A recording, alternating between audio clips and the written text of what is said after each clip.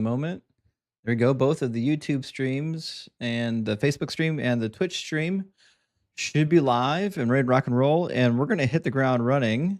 I've already got a guest in the guest box, and I've got 3 super chats. So let me grab these supers. We'll get our first guest in here right away. From the Christian Atheist, good to see you, Fred. Says, when were rock jokes the funniest? During the Stone Age, obviously. Doug is the rock of ages. Rock hard for Doug. Absolutely rock hard for Doug. Remember, Doug will rock your world. Don't take him for granted, friends. And Elteen, thank you so much for the $20 super chat. Big W, friend. So scientist number 1. What should we call this spider? Scientist number 2. Well, as you can see, it has long legs. So how about we call it long legs? Scientist number 1. Not kinky enough. Obviously, we need to add the daddy in there. Or should we call it Zaddy Long Legs? I never understood the naming convention. I'm with you. So happy for the 3 day in a row stream. Well, Big W, so happy you're here 3 days in a row. And from our friend Games Grand says, hey, Justin, was wondering if you can tell us what you think the reason for why Paul converted. Keep cooking, rock hard for Doug. Well, Games, I think he had a legitimate near-death experience. I think he fell off his horse, bumped his head, had a vision, probably baked out of endless guilt for what he was doing, if he was actually indeed persecuting anyone. And just like many people who have life-altering near-death experiences, he probably had one, you know? You fall off your horse and you bump your head really hard, some stuff's going to go down, you know what I mean? All right, let me pull in our first guest. It's going to be Faith Without Works Music. Welcome back. Dan, your microphone's muted right now. Can you hear me, bud? Is your audio 2 days in a row? Is your audio working, Dan? You're on the screen, buddy.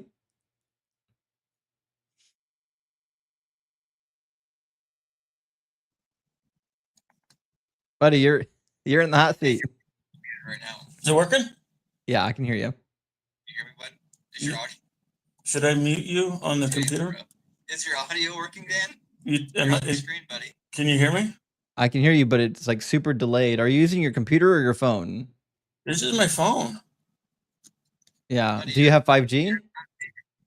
What? Do you have 5G? Yeah, I can hear you. Should I mute you on the computer? All right, so that's clearly not working. I can hear you, but it's like super delayed. Are you using your computer or your phone? Sorry, buddy. Try again tomorrow. Yeah. Bye. See you, buddy. Love you. One day he'll make it into the guest box. He used to have TikTok. He deleted it. Oops. All right. Looks like we got our friend Meek is going to come up here for a second. The Nightman comes says, happy Friday, Justin. Put on the apron and crack open a cold one. It's barbecue time. It sure is. The grill is fired up. It's at 400 degrees. We're ready to cook, or 500 and shit. I don't know. I forget. We're at 500 degrees.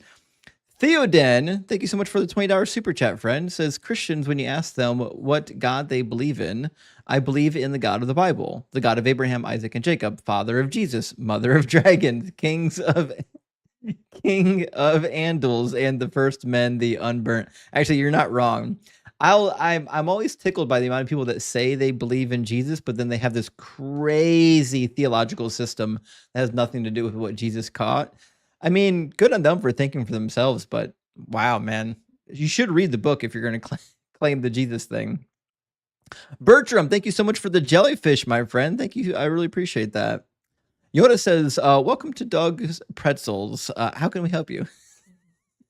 We really should do a background of just like a rebranded Auntie Anne's pretzel booth. I'd have so much fun. Robin says, happy Friday. Well, shit, happy Friday to you, Robin. I really appreciate the super chat. Thanks for being here. Thanks for watching. And last one from Straightforward said, thank you for a 3rd day in a row. Rock hard for Doug. Well, I could be wrong. Is today? I think today is my 4th day in a row. I don't know. I lose track of the days. But listen, I'm here, and thank you so much for being here. And let me grab this one. We'll get Meek right in the box. John Warnock, thank you so much for the super chat. Thank you, Big, for contributing to the beer fund. Hell yeah, I really appreciate that, John. Big W. That's going to go right into the Kraken fund. Thank you so much for supporting, friend. All right, let me get Meek into our guest box. How you doing, Meek? Hey, can you hear me? Yeah, connection's good. Okay, good. Yeah, I think you know I'm a friendly. I just Yeah, want to be quick. I didn't know if you saw this message I sent you. It's this art project that they tried to square a circle. You can look it up on Google. It's just called Squaring the Circle. Interesting. And yeah, it's a art installation project where on one side you look at it and it's a circle, and you walk around and it's a square on the other side, and it's just one piece that it's just like a perspective thing. I just thought you think it might be interesting. If you Google it, it'll be like a short video. That's fun. Yeah, because if you have three dimensions to work with, you can theoretically create a square circle. You just have to move around it to make it change form. Right. Yeah, I see it now. It's actually pretty neat. Right? Yeah. That's a good idea. Comes up. So you find it interesting. That is interesting. Thanks for sharing. I appreciate that, Meek. No problem. All right, man. And Big Dubs, good to see you, man. You too. Cheers. Have a good Friday. You too. Thanks. It is Friday. There's a lot of people probably finishing out the work week today. A lot of people just want to kick back and chill. So we're gonna do some grill and chill. Let me get Asmith into our guest box, and we'll get the conversation rolling. How you doing, Asmith? Hey, Justin, how's it going? Good. How you doing? I'm doing well. Just want to let you know I am a friendly. I just had a quick question for you if you had the time. Sure. Regarding the turn the other cheek rule from that Jesus was professing. Mm-hmm. My brother and I had gotten into a conversation regarding this, and I was wondering if there was any limitations to be put on this rule of turn the other cheek, because my brother reached the determination that this is potentially limitless to the extent that if someone were to try to say on a live view that Jesus said that you ought to just let that happen. And I wanted to know, like, surely there's a limit on that. Well, it's complicated because when Jesus spoke that verse, he didn't put a limit on it, right? But if we look at the rest of what Jesus says, it really kind of only muddies the water. Like when he was getting arrested, Peter took out his dagger and cut off the ear of one of the centurion, and Jesus said, no, we don't do that. So that's one potential feather in the cap for turning the cheek, even when the real threat is afoot. Although you could then say, well, he had to be arrested because he had to be crucified. So that doesn't really solve the problem. There is the post kingdom view, because he does talk about in Luke chapter 16 or 19, when he returns, he says, all those who didn't want me to be king over them, take them before me and slaughter them in my presence. So he's okay with violence at some point. I don't know when. Like, is he okay with violence only after he comes to judge? And before then, is there, you can't do violence? It's not entirely clear. So I don't fully know, because he says to forgive your enemies. Yeah, I was curious about that as well. And the conversation bled into this idea of the fact that Jesus, time and time again, had professed this idea of, like, there's glory or grace to be had in suffering, that this is a good thing. And so my brother went to so far as to say that all suffering in all its forms should be not only allowed, but encouraged, so that if you were to turn the corner and you see someone getting raped, for instance, you are like obligated to let that happen, because according to you, so that kind of suffering is good, and you should let that occur, because stopping it would stop the glory being done. Which is like obviously absurd, but I wanted to know, like, if, like, surely it's like that's crazy though. Right. So that's the thing, is it's not clear, and this is the problem you have. And I think the early church agreed that it was essentially limitless. That's why so many of them were willing to become martyrs, and willingly go to their death. And even like the early Anabaptists were completely willing to go to their death in the face of all violence. That's why they're pacifists. Jesus does say something really interesting in Luke as well. I guess today we're doing Luke. But in Luke 22:35, when he sends out the disciples, He says, when I sent you out with a purse, bag, or sandals, did you lack anything? They said, no, not a thing.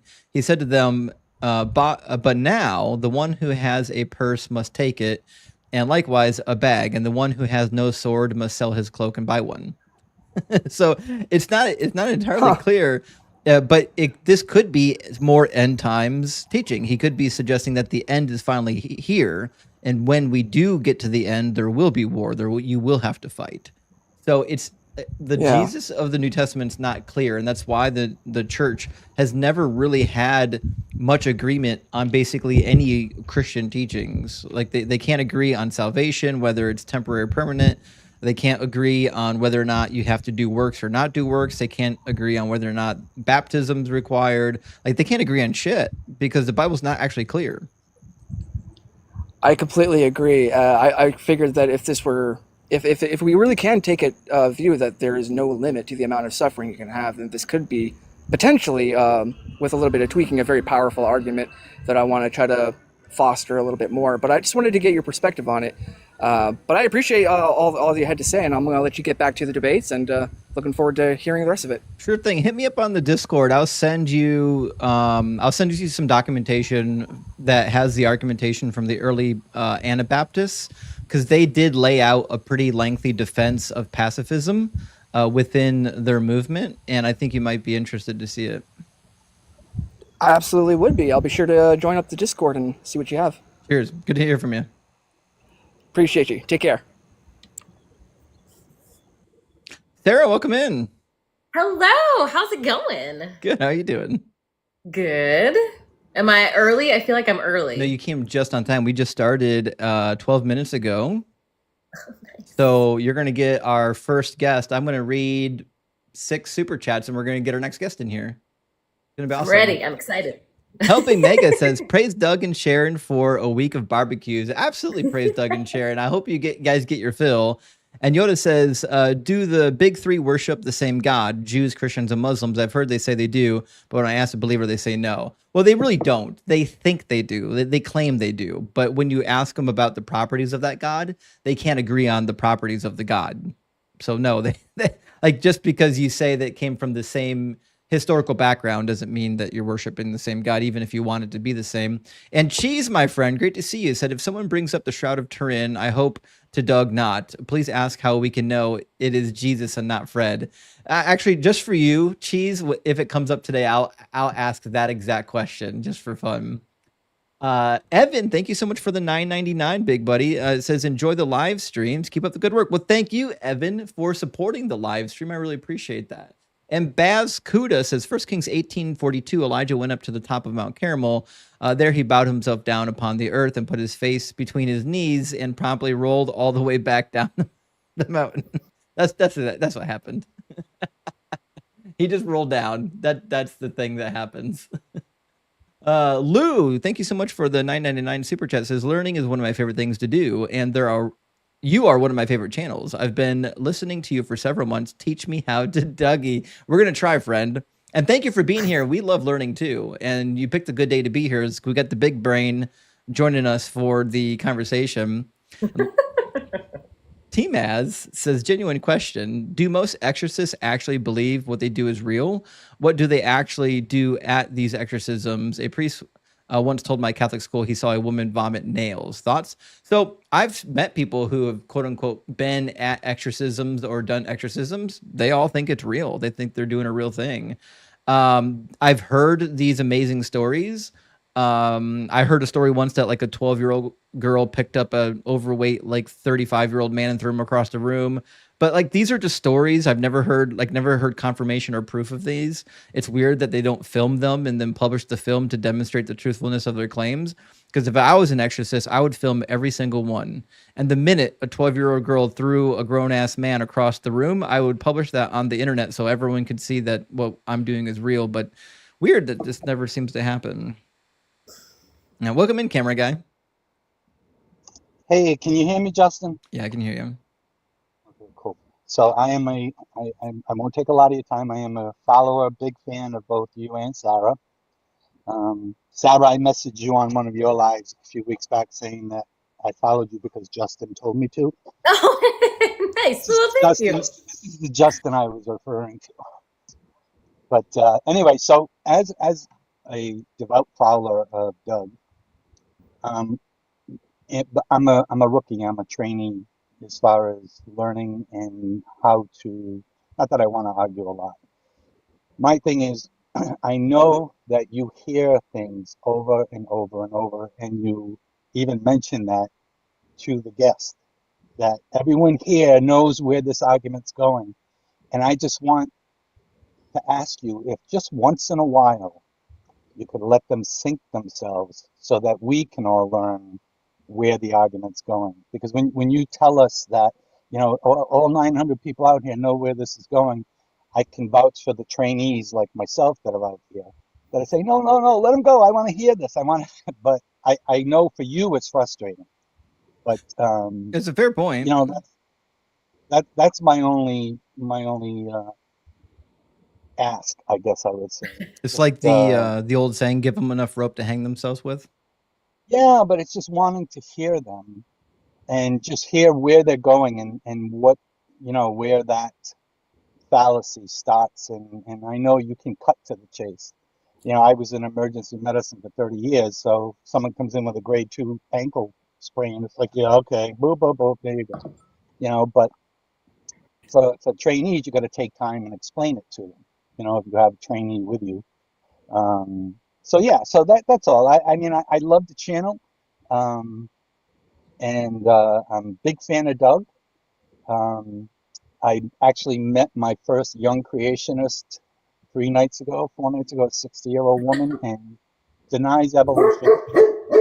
And I don't know if you've heard about this, but a fossil that was found, a full body fossil in the Grand Canyon, that was in all the layers. They found it in several different layers.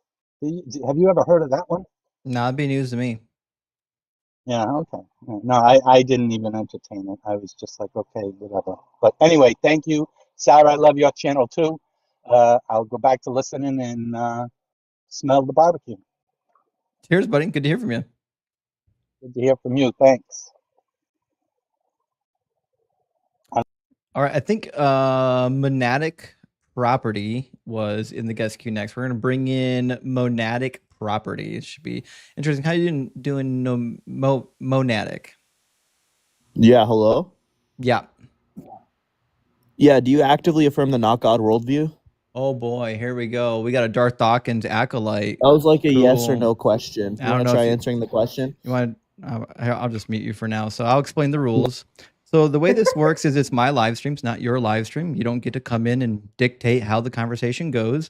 I realize that you would like to do that because you don't want to be held accountable for your beliefs. You want to run your Darth Dawkins script. Your script doesn't work here. So if you want to be an adult and have a conversation, we can have a conversation. But what I'm not going to do is sit here and watch you just crash out on the Darth Dawkins script. You're going to have to engage in some kind of adult dialogue. So if you're capable of doing that, go ahead and unmute yourself and we'll start the dialogue. Yes, sir. Let's start the dialogue. Cool. I assume you believe in the Christian God. Yes. Cool. Are you over 18? Yes. Cool. What would be a good evidence or a good argument for the Christian God being real? And keep in mind that presupposing he's real is not going to be a winning argument here. Yeah, a good argument would be a divine conceptualist argument. So it'd be like a deductive argument that entails the necessity of God's existence. And we'd be working under a perfect being theism framework, Sure. which just means that. Go ahead and give me premise Yeah, I'm one, then. arguing that God is. Yeah, premise one is that propositions are intrinsically intentional. I think propositions have to be intentional because, as far as I'm aware, only minds give propositions. Yeah, what do you think I mean by intentional there? Just to be clear. On purpose. That's not what that means. So intentionality in philosophy is referring to teleological properties. Monadic, no one gives a shit about philosophy words. If you can't use real people words, then you're in the wrong place. Well, you asked for an argument, and the only branch that studies logic would be philosophy. Okay. No one gives a shit. We're going to move on. We're not doing this today. All right. We'll get the next one in. We're going to do CMB TV. I was already dying. Yeah, though the entire audience was already wanting to throw tomatoes at him, so we're not doing this today. Ugh. I'll never understand why people think that they can walk into the space of average people and just start spitting words used irregularly and be upset when we don't use them that way. Well, I mean, it explains why their intellect is superior to ours. Oh, right. Yes. Yeah. Next time I see a Philbro come in here, I'm just gonna use nothing but engineering terms and make fun of him when he doesn't know my engineering terms. See how that goes over. Well, they dropped. We'll try again. Somebody will connect. Let's see if we can get Joni in the box. Maybe Joni. There we go. We got a connection. How you doing, Joni? How are you? Good, what about you? Very good. Thank you for asking. Joni, are you at least 18 and do you believe in some kind of a God? Yeah. Yeah. Yes, And which God do you believe in? I'm a Muslim. You're a Muslim. Okay. Muslim. What would be the most compelling evidence or argument for the Muslim God being real? Okay, so I think these people which try to convince you with Bible or Quran verses are just like talking to a wall, because to be a Christian or Muslim, first you gotta be a theist. My opinion. I'm not that. So you're an atheist, just to be clear. Yeah. Okay, so can I ask you something? You can ask anything you want to. You're being polite so far. Okay, thanks. How do you think that life was created? Not I don't the think it universe, was just life. created. I think it evolved. Yeah, but I mean the first organisms. I think the first organisms are pretty well explained by abiogenesis, and I think the building blocks for abiogenesis are pretty well proven at this point. In fact, we've got on 2 different meteors, we've found water, amino acids, and a protein. Yeah. But I mean, have we ever seen like now unorganic material, turning into organic material? Well, it happens think- over first of all, it's rare and it wouldn't happen overnight. And the fact that it could happen doesn't mean that it would live. Like even if, say, inorganic matter turned into living matter, there's no guarantee that it would survive the current form of the world, being that we live in a hostile environment full of living things already. But that really has nothing to but I do with also think the validity. sorry. So just keep in mind that even if you don't believe abiogenesis is true, it's still not an argument for your God being real or any God being real. Sorry, You would still have to provide an Genesis is, argument. So God of the gaps is not an genetic. argument. Yeah, okay. So I'm gonna turn to the theory of Big Bang. Everyone uses it, so I'm gonna do it. Fair enough. Give it your Okay, best. so what you think before the Big Bang? What happened? Nothing happened. It's What- an endless cycle, infinite regress in the past, and an infinite future in the future. Yeah, but like everything has a start. Nope. That's my belief. I mean, I know. like, It's not mine. yeah, okay, fair. Why would I believe But- that everything that's here was once nothing? No, I believe that it was compressed into a single point and with infinite density. Yeah, I don't know if that's really Yeah. the modern conception like the singularity. I do agree that it was condensed into a much smaller state, but like you get It's a wildly hypothesis, I mean, differing views think. on what the small state is. Like I've heard people say, well, it was the size of a bowling ball. I've heard some people say it was the size of like a pinhead. I've heard some people say it was like the size Smaller than of a a small dapper. city. The reality is, I don't think anyone knows. We're working on, I think the size of the whatever was here before the expansion, as far as I can understand, is built on a mathematical model. And I don't have the mathematic skills to test the model to know whether or not it works. All I can tell you is the universe Yeah. was once smaller. Yeah, but some people think it was nothing, which Wow. is like really stupid. I agree. My opinion. I don't know anyone who 'cause- thinks everything came from nothing. Yeah, neither do I. Because how can it be? Like, one of the theories is energy can be created nor destroyed, just transformed. Agree. So That's why it's eternal. Yeah, and okay, I came here like to argue with you, but I'm more agreeing with you. But I mean, that's what happens sometimes when you're being honest.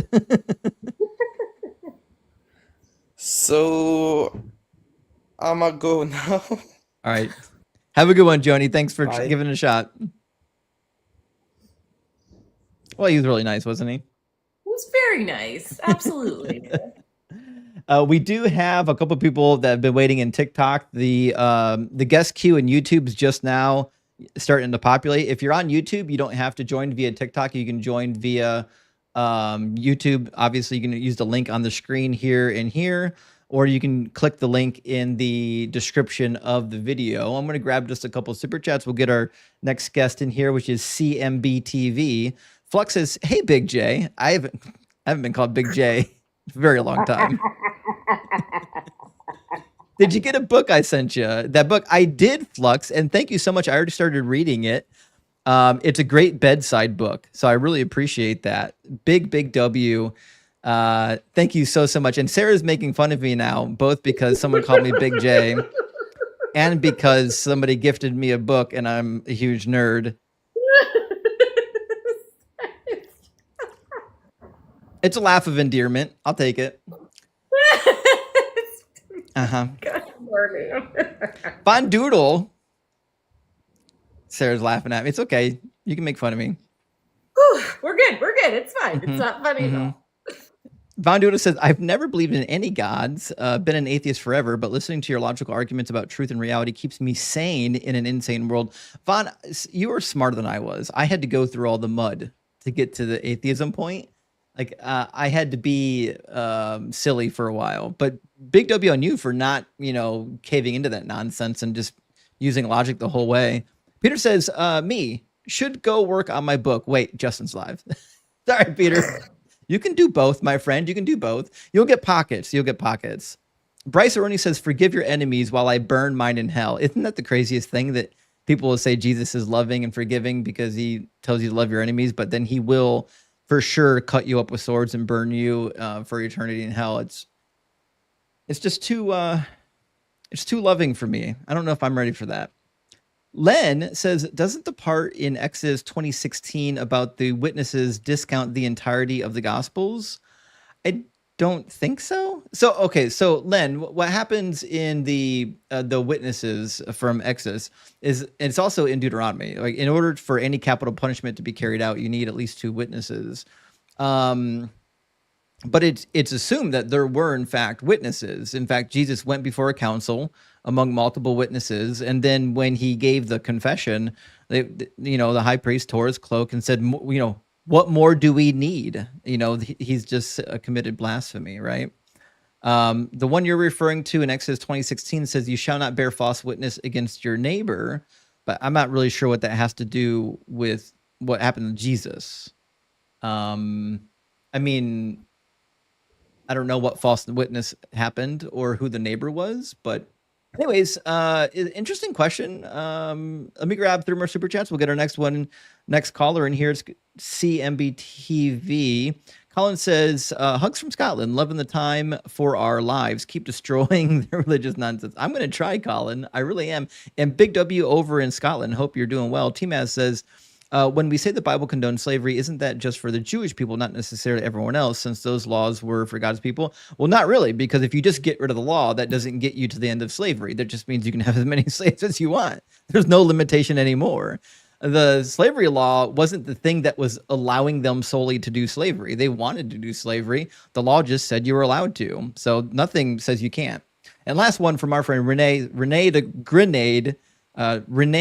Renegade. Sorry about that. Thank you for the $10 super chat. It says, "Happy Friday, Justin. My coworker claims that a rabbi told him that Leviticus 18:22 was about a man with a boy, not a man with a man. Is there any translation that says this, or is it total bullshit?" It's total bullshit. So it doesn't say a man with a child or a man with a boy. It says a man and a male. Zakar in Hebrew just means a boy, a male of any type. So even like the goats and the animals, when they slaughter the animals and one of them's a male, just refers to him as a zakar. It's just a male. That's all it is. I understand that some people would want to use the indefinite nature of that word and say, well, it's obvious, it's a different word, so it can't be a man with a man.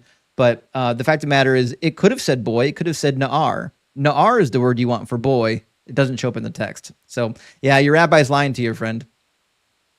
I get it, though. If you're a rabbi, you got to justify that shit. Like, you got to find a way. I think this is the second time trying to get CMB TV in here. I don't know if they connected the first time. CMB TV, how you doing?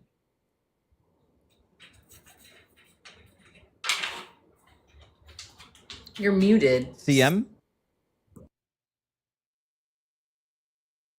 Is they up here by accident? What's happening right now? The CM is muted, so I don't know. Oh, I think it's got a bad connection. All right, CM, you got a really bad connection, which is probably why you didn't connect the first time you were up here. You got to connect to your Wi-Fi and try again, okay? Come on back and give it another try, okay?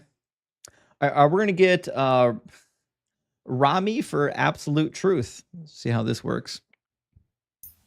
How you doing, Rami? Good. Rami, are you at least 18, and do you believe in some kind of a god? Yeah, Cool. I am 65. I believe in God. I believe that my forefathers believed, not necessarily they did it for the right things. They did it to the law. They brought the law so the people that they have, they can live better. 10 Commandments, Okay. law of the culture. Are you a Jew? But that was 2,500 years ago, 3,000 years ago. It had nothing to do with today. If you want to print something in color in a black and white printer, you can't. Rami, are you Jewish? Yeah, of course. Okay. Do you believe in the story as it's told? Like when you hear the story of Moses and the Ten Commandments and the other laws? It doesn't matter. What it matters is what it means. What do you get out of it? I agree. I think you can read it either For way. example, Hold on, Rami. Rami, hold on. I'm trying to figure out what you believe, okay? So do you believe that it was literal, like it really happened in history, or do you believe that it's just there for theological and educational purposes? Educational purposes. Okay, there we go. Do you believe that the laws are still binding? It sounds like you don't. I just said color printer. You don't have a color printer. You have a black and white, and you want to print color. You can't. Now, how are you going to print a 3D color on a black and white printer? Okay, so you don't think the laws of Moses are still binding? You're very smart. You catch on what I'm saying. Thank God I don't have to explain. You're extremely smart. So when I say, I open my mouth and you know what I'm saying. Okay, so you believe in the Jewish God, but you don't believe in the in a fundamentalist view. You think a lot of the Old Testament isn't literal. It evolved. It has evolved. Actually, Jesus was a Jew. He was a democratic kind of like liberal. Mm-hmm. And then what they did to it, just like October 7th, happened 2,000 years ago. So Rami, let's talk about whatever God you believe in. So I assume you believe in Adonai, right? God of my forefathers. God of my forefathers. I believe in this. Okay. Do you use Adonai or Hashem or Yahweh? What do you use? Adonai. Adonai, fair enough. They're all the same. Hashem is the name, you know. I know Hashem just means the name. Yep. And you know everything. You know everything. I can hear you. Yeah. Okay. So, what would be a good evidence or a good argument for this God being real? My soul, my nefesh. I have a nefesh. I have a soul. So and with that soul, you do have life. I have life right now. Okay. Now, especially for a 5-year-old, if you want to explain what life is. All right, so he's using a Hebrew word. Nefesh is used in the Hebrew scriptures to refer to the soul of a person, but typically it also refers to the life force of a person. So, but we agree that you are alive, and I'm alive, and Sarah's alive. We all agree on that. What I'm trying to 5-year-old. Do you want to do science, a Big Bang theory with the 5-year-old? Oh, buddy. Hold on. I'm trying to figure out why you think that this is not just a product of the brain.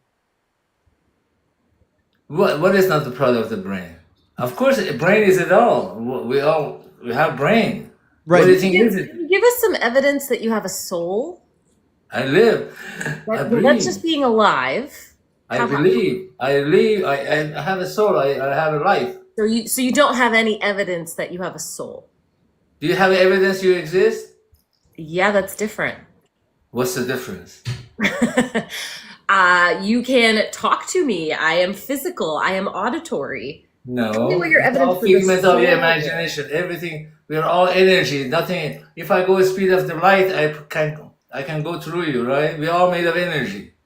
There's nothing exists.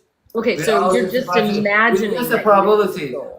To give it, tell it to a 10-year-old. Rami, did you say nothing We're all exists? confused. Huh? Did you just say nothing sorry? exists?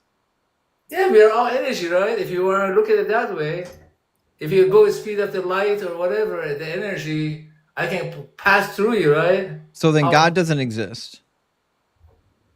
No, I'm just saying that if you want to look at it sciencely, by science, That's not nobody what exists. that's not what You're science gonna go teaches. crazy. You're gonna go crazy. So I'm asking what you believe, right? So we're asking for the argument that would end with human beings having souls. Do you have any evidence of that? Yes, I have a soul. What do you mean? I'm here. I am that I am. Can you Right? prove That's what that God you said. have a soul? That's what God said. Wait. Can you The prove that you Hebrews have a were the soul? first one. They started it. It doesn't mean that they want to exclude anyone. They didn't exclude anyone. Can They you were prove just that up you against. Hold have on. a soul? They were up All against right, bunch of. Rami, I know you're excited, but you got to take a deep breath. Sarah's trying to ask you questions. She's trying to have dialogue, and you can't have dialogue if you just endlessly talk. Like you have to, at some point, you have to engage in dialogue, and that requires a little bit of back and forth. So we know that you believe that you have a soul. We get that part. We're trying to figure out why. What's the evidence or the argument that would lead someone to believe that you have a soul? That's what we want to know. Let's see if this works.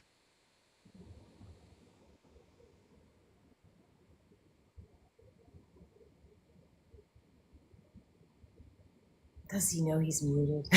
He probably doesn't. I don't think he's been on TikTok very much. I'm sorry, I can't hear you. Welcome back. Okay. So we're trying to have a little bit of dialogue here, and we know that you believe that you have a soul. We're trying to figure Correct. out what the evidence is that anybody has a soul. I don't have to bring evidence. Why would I want to have an evidence? Okay. If I otherwise, okay. If I don't All right. have What are one, we doing? okay. You want me to give you All right, evidence? I live. I spoke. I'm talking. Okay. I'm talking to you. I have a soul. I have a life. Okay. You're breathing. You're here. Oh All my right. god. Well, listen, No. it's been delightful talking to you. I think you might be in the wrong live stream, but thanks for coming up. We're going to move on to the next guest, okay? So I won the case, no? No, you didn't win the case. You literally forfeited the case. Why would he have to bring evidence? You imagine going to court and judge is like, present the case. And he's like, I don't have to present a case. How dare you ask for evidence? Good lord. People are wild. If you're watching on YouTube, you too can join in the conversation. There's a link in the description of the video and it's on the screen. You can join up. Let me grab our next guest. It looks like it's going to be Marin. Marin or Marin? Let's see if they can connect. How Hi, you do doing? you hear me? Yeah, I can hear Yeah, you. great. Let Is me it- say hi to my friend Living Faith. My correct sheet stitched my comments a few times. I recognize your name, yeah. Okay. Is it Yeah, Marin stitched or me my Marin? comments. Marin, I'm from Croatia. Marin. Okay, Marin. Do you believe in some kind of a god? Yes, Cool. absolutely. And which god? Can I ask you? I was listening to a few conversations before. First, sorry for my English. I not use it frequently, so it's not perfect. But I know to speak. You said that universe was condensed was smaller into some dot or something. I didn't Am say that, correct? no. But something like in that area. I said others say that. There are scientists and cosmologists who claim that the universe was once as small as like a beach ball. And I personally don't know how to verify that claim, but I do know that if you ask a scientist, they all have a different answer as to how small the universe was. Okay, it was let's say it was volleyball. Was any intelligence in that volleyball? I don't think so, no. Okay, then how intelligence rose from that volleyball eventually? One step at a time via evolution. But how? You're just saying very claim, hard. but Okay, but so you- we'll start out small. Do you know what a Venus flytrap is? what? Can you repeat? Do you know what a Venus flytrap is? Don't think so. Okay, so inside of a Venus flytrap, it's like a little plant that's got a mouth that closes and opens. And when a fly lands in it, it will rub on the sides of the plant. And if it hits enough of the little hairs on the inside of the plant will close, and then it will excrete some juices that will break down the fly, and it will consume. Oh, you got some, just like that. I have one. This is what Perfect. it looks like. We've got some. Ah, those are the little things, and they close. Yeah, they open and close when flies land, and now I want one. I feel a little bit jealous. So all of this behavior, though, it looks like it's intelligent. It looks like it's doing the thing because it's on purpose and it's got like a thinking brain. The reality is, as far as we can tell, it doesn't really have any brain. It's developed one impulse reflex at a time. Just like the hydrangeas in my garden bed, when the sun's out and it's too hot, the leaves will actually turn over, and wilt a little bit as to not get burned. So, but you build on that, right? A couple billion years of learning one reflex after another, and pretty soon you're a pretty powerful computing machine. But yes, but you are not explaining how that first, let's say, sign of intelligence came to existence. Well, first it wasn't called intelligence. Intelligence is when you have a whole bunch of processes going on at once. It started out with one process, and then two processes, and then three processes. Yeah, but question is, sorry for interrupting, but question is how that first process started. It's a chemical reaction. How? It's a chemical reaction. Do you know how chemicals work? Yeah, but the question, we can go a step back, how that chemical reaction happened, why chemicals even exist. Because chemicals do exist, and when they come into contact with other chemicals, sometimes they react because they're not stable. Yeah, but why? Because not all chemicals are stable. Some of them have an imbalance of protons and neutrons and other things, or protons and electrons and whatnot. Yes, but I can say same argument for to prove creator. Look, there is creator, and prove is this chemical that can create can react with these chemicals and this and that. Well, we can do it in a laboratory. Like, we can do the chemical reactions in a laboratory and verify that it works. Yes, but you don't explain the origin of those chemicals and why the chemicals have those properties and all that stuff. They have their properties because they are what they are. The same reason why your God has its properties. Saying it is what it is not scientific explanation. Well, we know for a fact that it is what it is. We know for a fact that these things do exist. What we don't know is that your God exists. But you also don't know how those chemicals exist and why they have. In my worldview, they existed forever.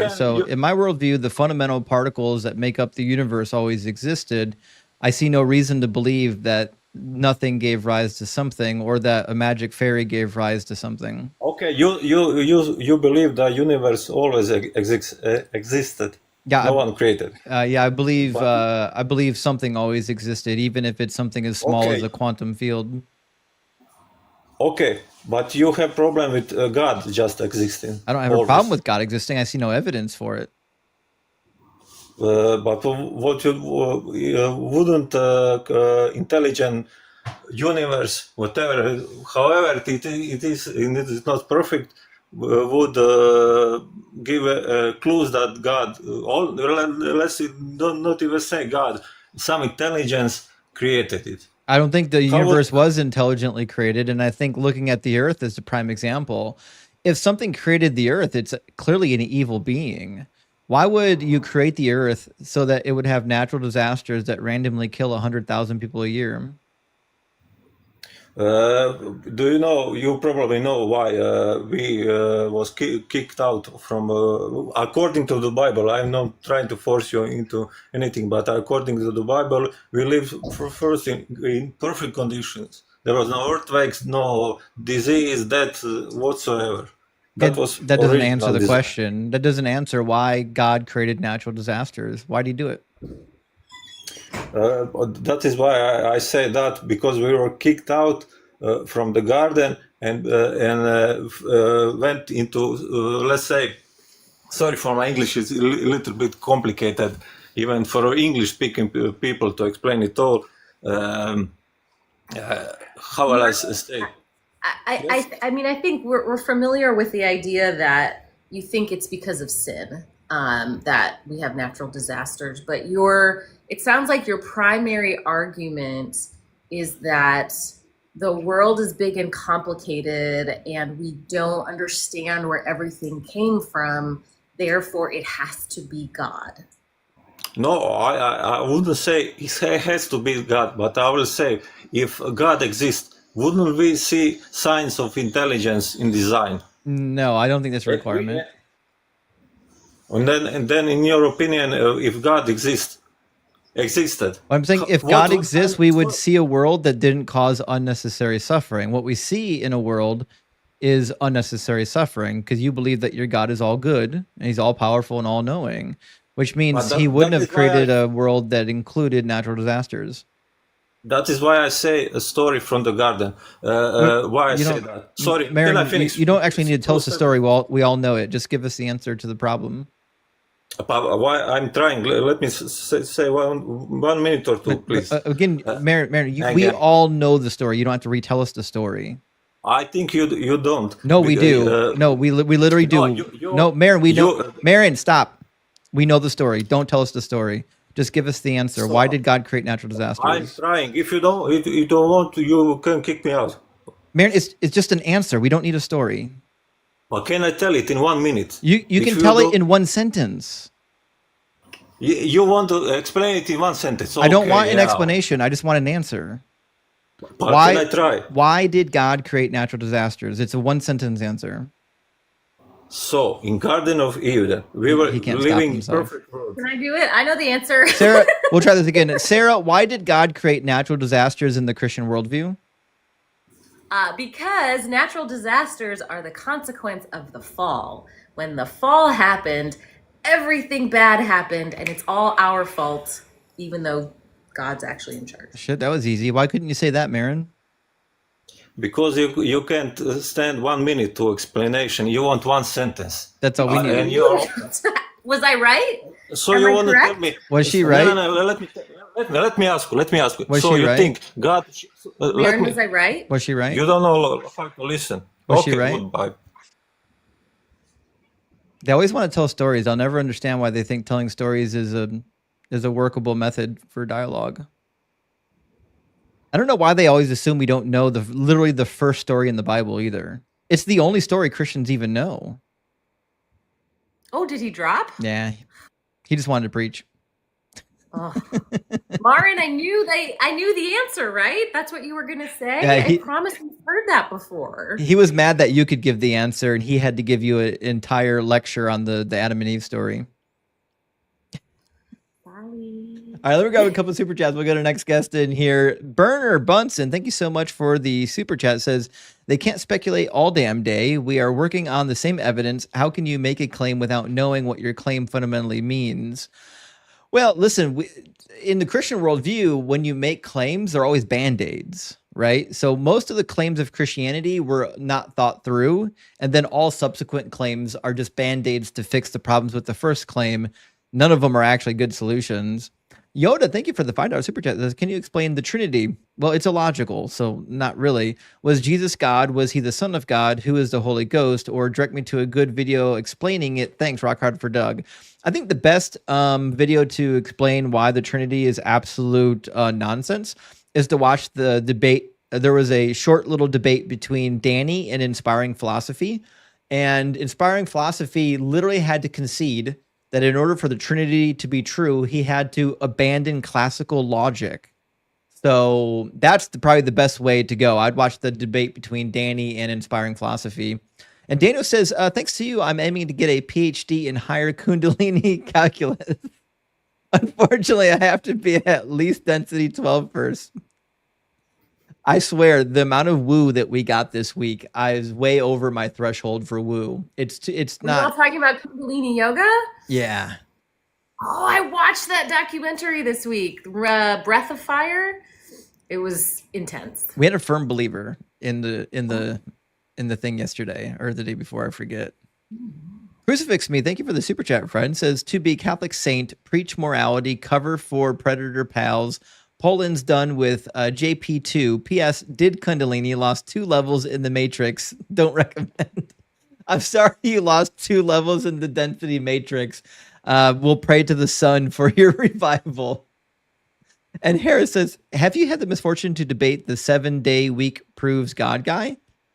No, I haven't. I don't think. I can't find where the Bible indicates that proves his sovereignty. Shale Doug. Hera, I've heard the 7-day week argument before. It's never been good, and it's never been by someone who knows the argument very well.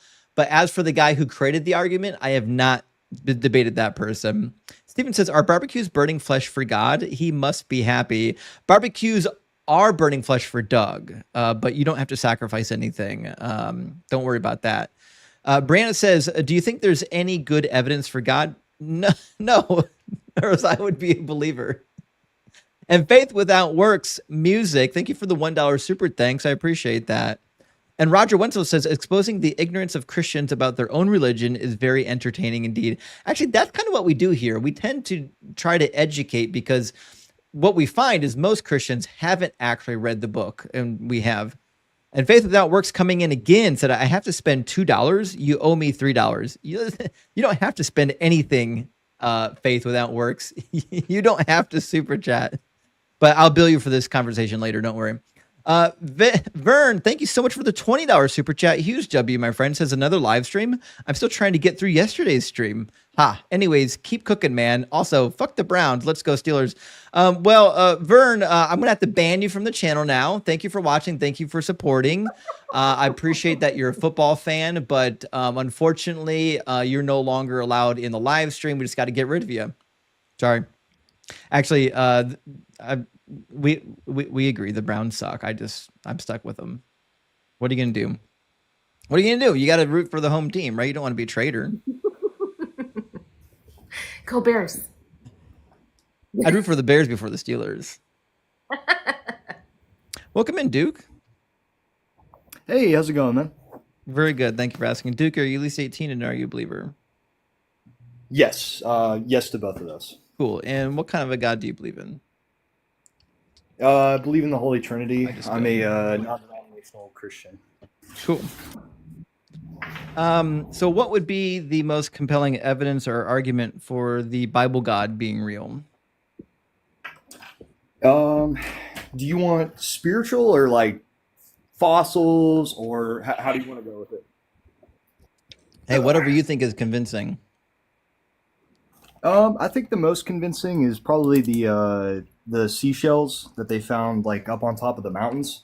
I think that is kind of alludes to there being some sort of flood at some point. Is that so? You think the flood put them there?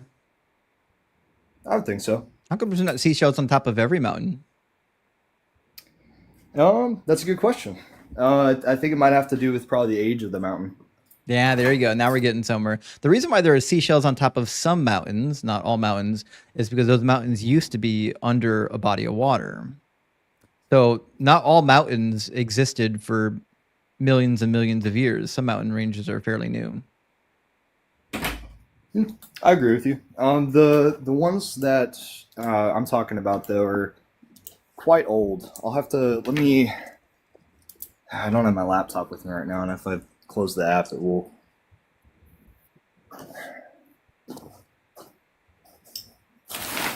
I assume you're referring to the Alps.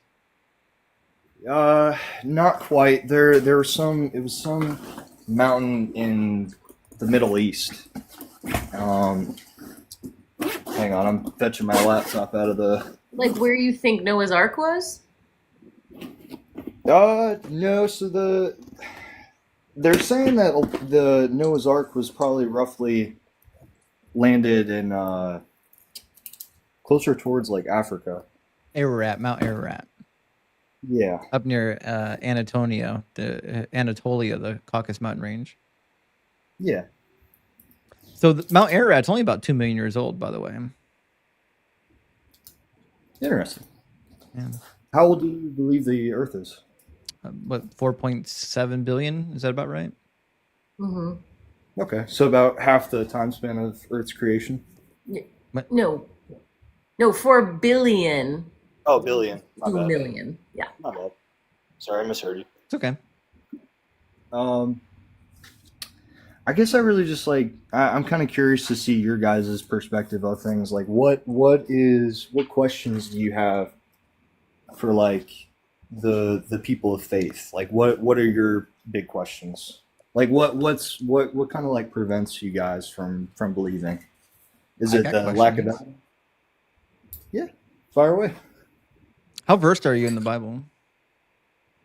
I'm not gonna be 100. I'm gonna be 100% honest with you. I'm not 100% versed in it. I've probably read about 3 or 4 books. I'm relatively new to the faith, so I'm still working on going through a lot of them. May I ask you why you believe it's true if you haven't read it?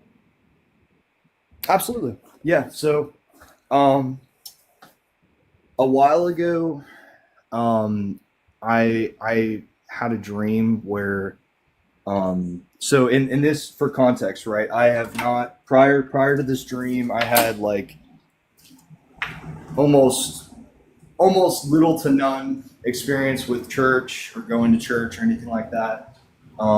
Very, very, like almost literally none, no experience with the Bible, like reading it. And I had this dream where I went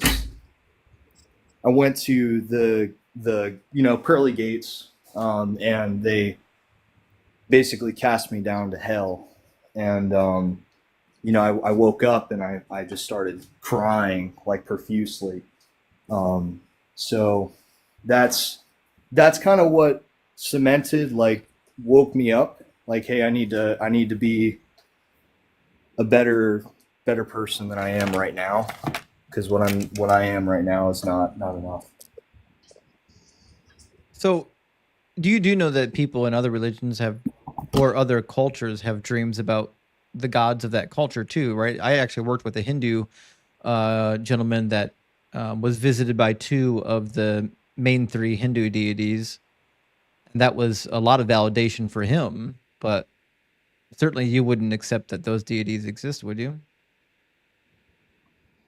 Well, so a lot of what if we go back to like the book of Genesis and stuff, a common theme is that there are these pagan gods, and the Christian God, right, Yahweh, he's upset that we go to these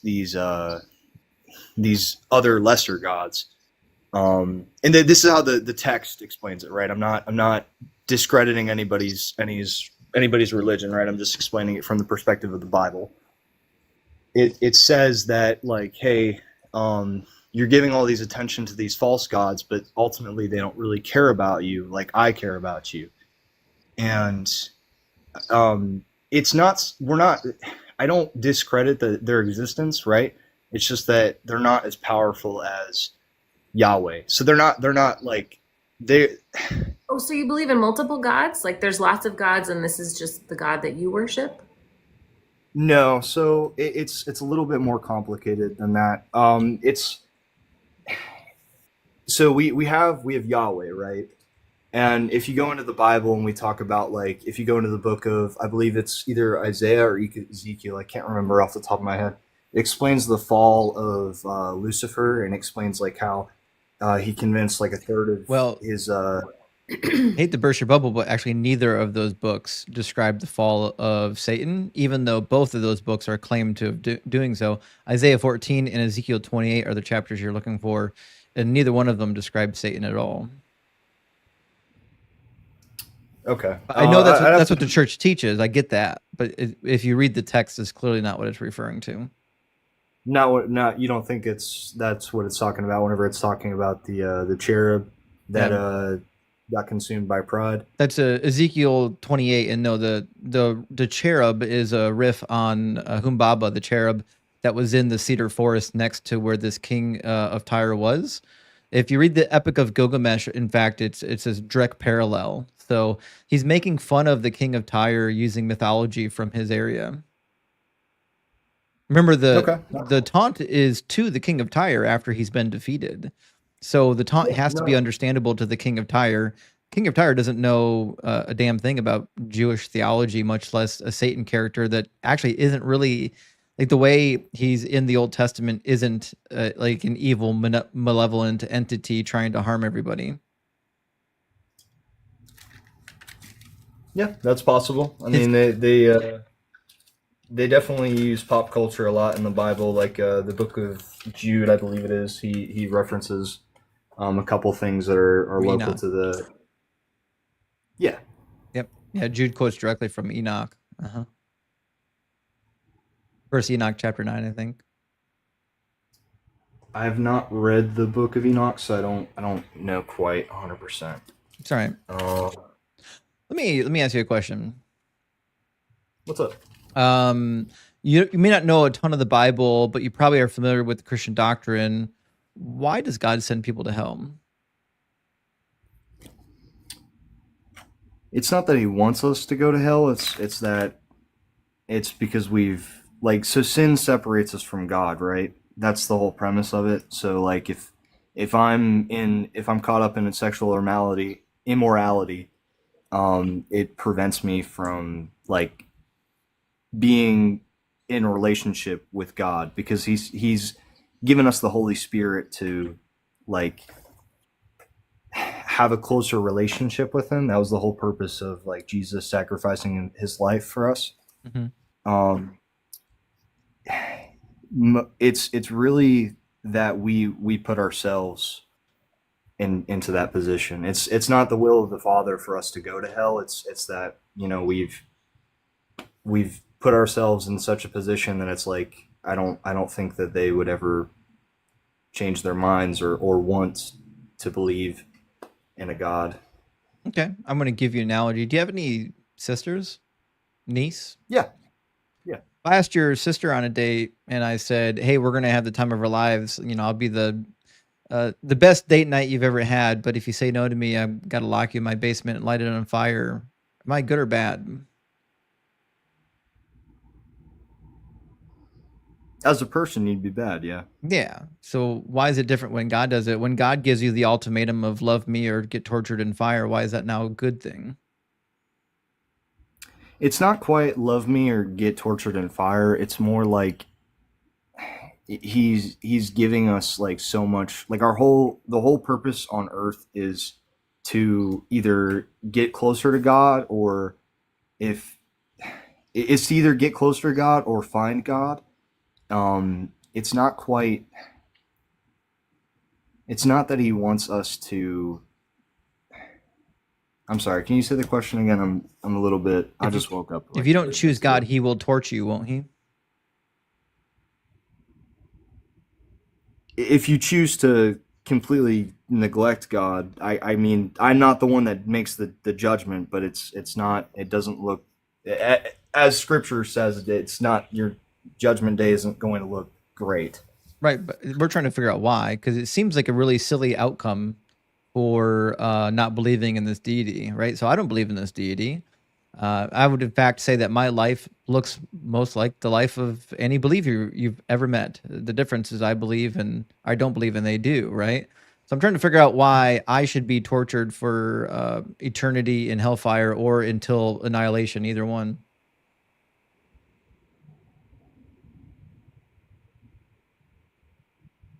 Have you tried asking God about it? Yeah, I was a Christian for 20 years.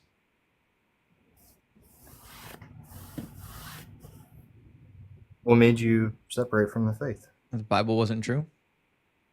And I think the point is, do you have the ability to determine, is this a just system? Is this a fair system? I think in this conversation, a lot of times we hear from Christians, well, it just is what it is. Like, I don't make the rules. I just have to be part of the system. But I think, well, I hope that you would not bow down to a tyrant. You would not worship someone you thought was bad. And so there's this disconnect between what you're saying God does and yet somehow your own sense of justice. No, so God's not a tyrant, right? So whenever he casts Lucifer down to earth, right? Because he rules the earth today, right? Why? Why would he put Lucifer in charge of the earth if he's bad? Because he doesn't.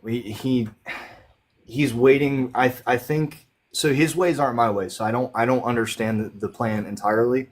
But I think what God is trying to do is line up the earth to be in a position where his son can take rule over the earth.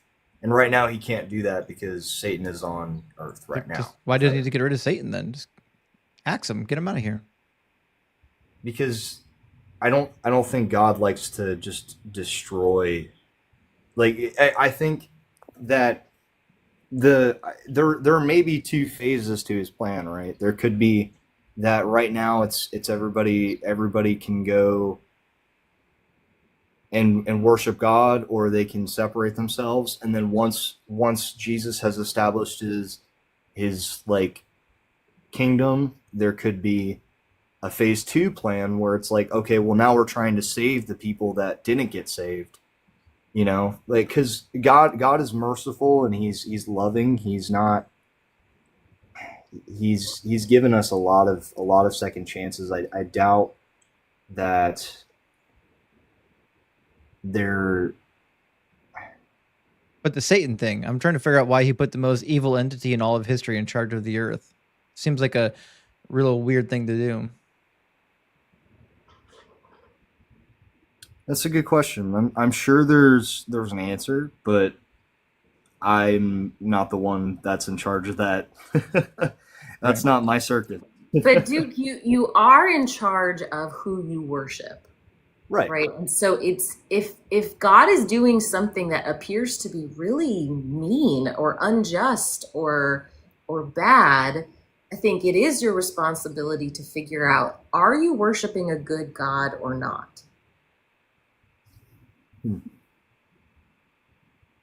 I'll give you an example from a different religion. Okay, so like have you read through the Quran?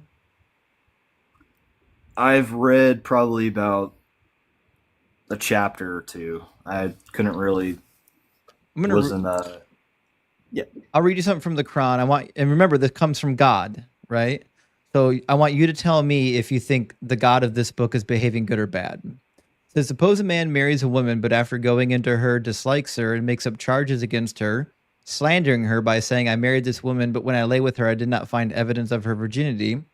The father of the young woman and her mother shall then submit the evidence of the young woman's virginity to the elders at the city gate.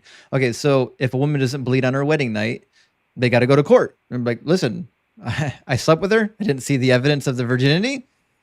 You told me she was a virgin. She said she was a virgin. Where's the blood, right?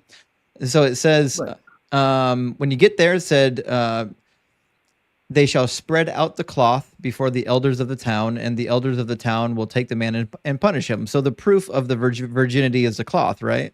Whether or not she bled on the cloth. Okay. Now, if the man is found to be lying, he gets to pay a fine, and then they have to be married for the rest of their life. If the woman is found to have not bled on the sheet, It says, if, however, the charge is true that the evidence of the young woman's virginity was not found, then they shall bring the young woman out to the entrance of her father's house, and the men of her town shall stone her to death because she committed a disgraceful act.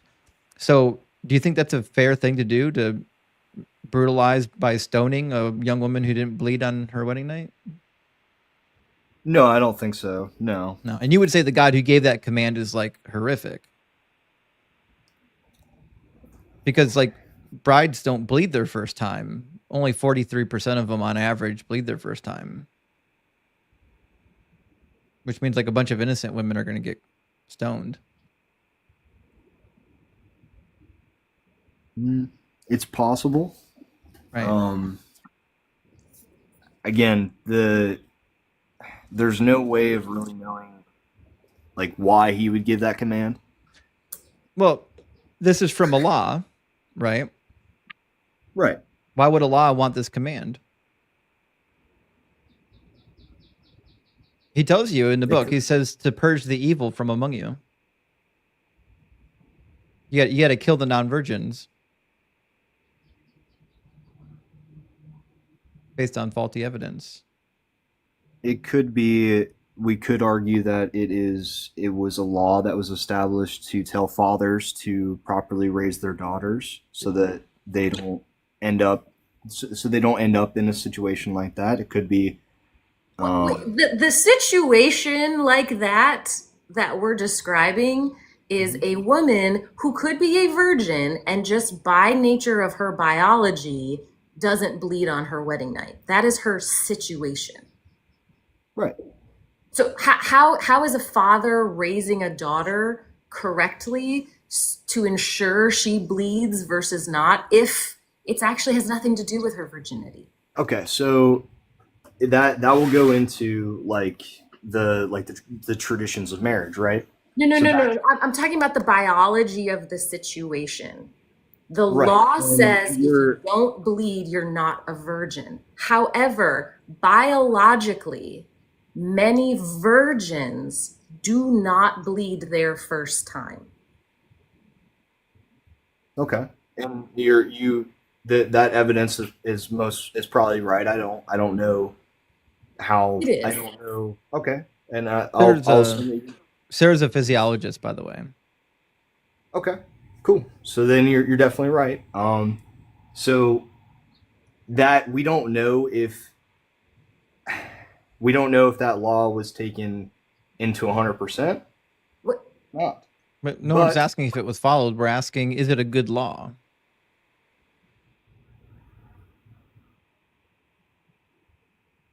I don't know the context behind the law or not. That's one of the things that Is there any context in which that would be a good law? Yeah, that's what I'm trying to figure out. Like, I don't know of any context that makes killing innocent women good. No, it's not that. So it's not the context of like. Right. So we tell stories. We tell stories that are really bad to protect people, right? And This is a story about a god. Is this god a good character or a bad character based on the story? If he was giving that law to protect people, then yes. No, it's hurting people. It's What do you mean hurting people. It's killing innocent women. Okay, so again, if we go back to the traditions of marriage, right? It's the father's responsibility to make sure that the daughter is seated in the proper hands of a husband. This was back then, right? But dude, just pause for a second. Pause for a second. Okay. We're not saying that that's not happening. What we're saying is that at least half of the women would not have bled their first time and still be innocent and get killed. That's the problem. Can you give me the Bible quote that you're referring to, specifically the verse? I told you it was in the Quran. I think he's on to you, Justin. That's why he's defending it. Yeah, I was curious about that, or if he just didn't hear me correctly. So, dude, just so that we're on the same page, this is a law that says if you don't bleed on your wedding night, you die. And half of the women who are virgins, so who have done nothing wrong, who have followed the law, whose fathers have done what they were supposed to do, everything they've done is correct, they will still not bleed on their wedding night. And so the God who wrote this law is condemning innocent women to death.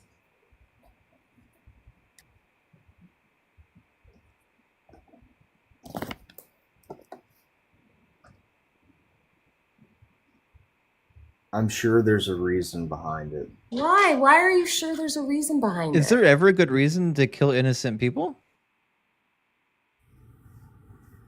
No, I mean, if you can spare as many lives as you can, then you should. But if there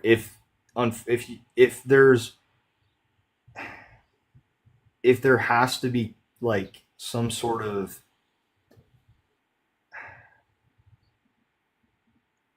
I don't know, because his ways aren't my ways. I don't that's not something that I'm supposed to fucking. But dude, you are supposed to decide if this God is good or bad.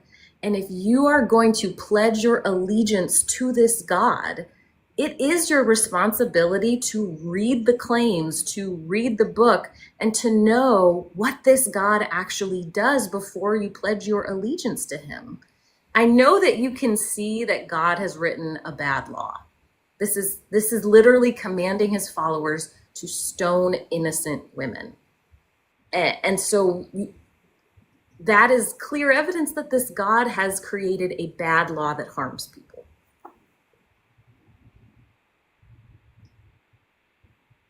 I think that there was some sort of purpose behind it. Why? Why do you think that? Why have you decided that God is good before reading about God?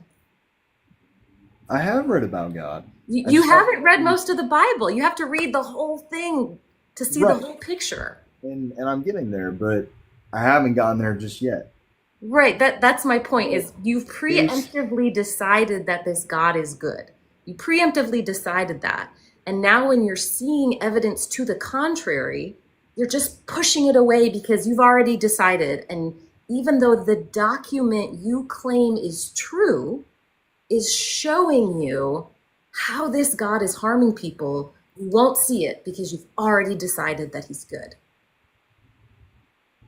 Because I've had a relationship with God. That's, you don't need to, the Bible, yes, you need to read the Bible 100% so that you can understand the context of a lot of things, right?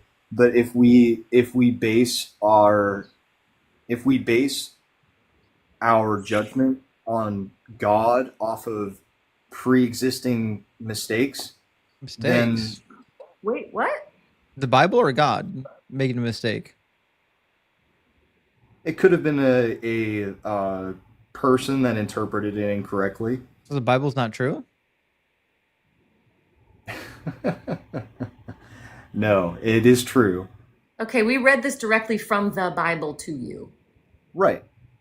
But we don't understand the context at which God has dished out this command. I do. There's a lot of information. Okay. Would you I've like read to the elaborate? entire Bible. Yeah, this is one of the laws of Moses. It's in Deuteronomy 22. It's among the sexual purity laws. And God tells you to do it because he wants you to be pure, because he walks among you in the camp. Deuteronomy 23. It's a purity law. That's it. It's not even a good one.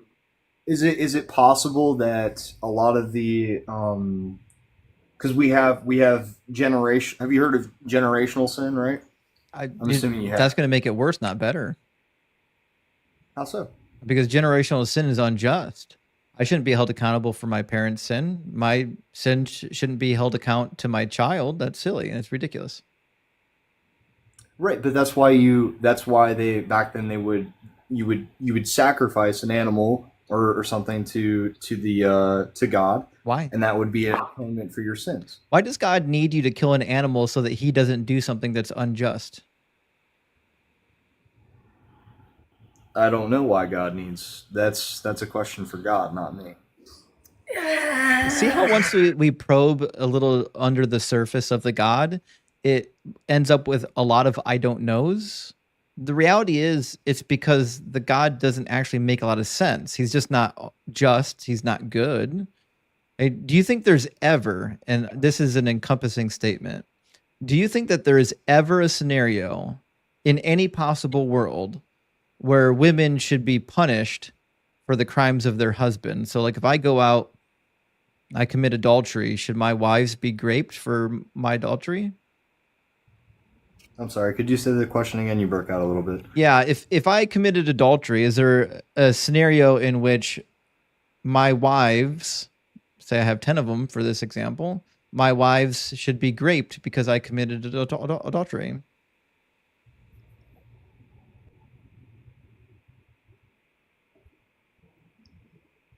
The fact that you're hesitating is upsetting. It is upsetting, for actually. me- The answer should be for me, no. The question is why would you have 10 wives? That's the main You question. better ask David. Yeah, if you think that's the Yeah, problem, that's- you've got a huge That's problem. concerning.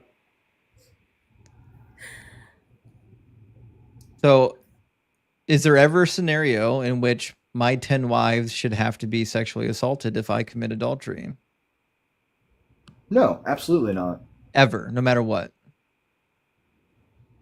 No, You read the story of King David yet? I haven't gotten to that point. No. I'm going to read you a snippet from 2 Samuel 12. So in 2 Samuel 12, God has to deal some kind of punishment to David for sleeping with Bathsheba. And he decides on two different things, right? He's going to do two different punishments. The one punishment you probably know of is the child born between him and Bathsheba gets sick and dies 7 days later. The second half of the punishment, which people tend to forget, is that he has 10 of David's wives raped. He says, "Thus saith the Lord, I will raise up trouble against you from within your own house, and I will take your wives before your eyes and give them to your neighbor, and he will lie with your wives in broad daylight. For you did it secretly, but I will do this thing before all Israel in broad daylight." And then if you fast forward to chapter 16, it happens. Absalom, the child of David, storms the palace, trying to defeat his father, take him off the throne. And in a display of force over his father, he takes 10 of David's wives up to the top of the palace and sleeps with them in front of all the onlookers. Do you think they deserved it? The wives? No. Yeah. Right. So when I read in Deuteronomy 32:4 that God is just in all of his ways, and then I read in 2 Samuel 12 where he punishes innocent women for the crimes of the husband in the most horrific way possible, I just conclude that this God is contradictory, and I don't believe that contradictions exist. Do you believe that as human beings that we would abuse the grace of God if there wasn't serious consequences for our mistakes? I don't think the consequences need to be unjust consequences, so I don't think the question's relevant. It doesn't matter if the consequences are in existence. I don't have a problem with consequences. I have a problem with the consequences being unjust. Like if my child goes to school and punches somebody in the nose, what I'm not going to do is say, because you punched this child in the nose, I'm going to have all your siblings get punched in the nose. That's not how that works. That's not how justice works.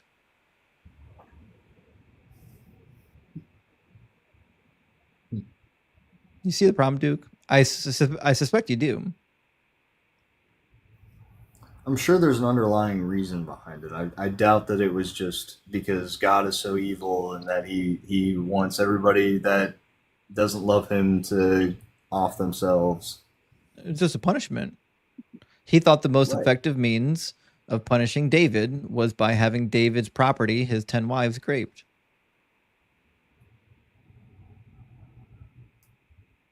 Why didn't he just punish David? Why didn't he just kill David for his sin?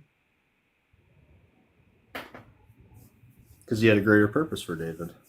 Ooh. I'm not saying that the women's death were discredited, right? Not saying that wasn't horrible, right? But could God have not found somebody else? He probably. The question is would have David cared if he had killed anybody else? So he's using your argument is that he allowed David's wives to be assaulted, right? So this is raped. That's what's happening to them in order to make David feel bad enough. That is totally ignoring the women as people. Yeah, I was under the impression that women were sentient thinking agents with feelings and rights as well. Okay, well, here's my question for you. When did I ever say that women are awful, idiotic pieces? I didn't say any of that. You just said that they used the women for a greater purpose, that the women were used to make David feel bad enough. That's what I have a problem with. Right. But we have to go back to what times were back then. You're looking looking at it from a perspective of today, which is not whenever we're looking over historical stuff. Like how you were relating the things to pop culture before, right? We were talking about Ezekiel and Isaiah and how they were referencing things of importance. I'm sorry, you're saying that that assault was okay back then. No, I'm not saying that. Well, that's what we're talking about. I'm saying that he could have used there's right. We have pop culture things in really awful ways and really good ways. Again, this was something God directly commanded. This was God said, this will happen. Do this. God could have punished David in any way he wanted. And God's choice was to assault his wives. That was the punishment. Is it possible that God was prophesizing what was going to happen? Because God cannot interject with the free will of horrible people. Well, first of all, no, that's not what happened. And yes, he can. He does it all the time in the Bible. In fact, it literally says in Thessalonians that he sends a lying spirit so that people don't believe. So yeah, God invades on people's free will all the time. In fact, Romans chapter 9, Paul makes a case that you don't have free will and lays out the case for why God does it. Violate people's free will, but none of that's really relevant here. What's relevant here is that God is doing something that at its core is unjust by every definition of the word justice. And as it turns out, I don't think that women should be casualties to teach a man a lesson.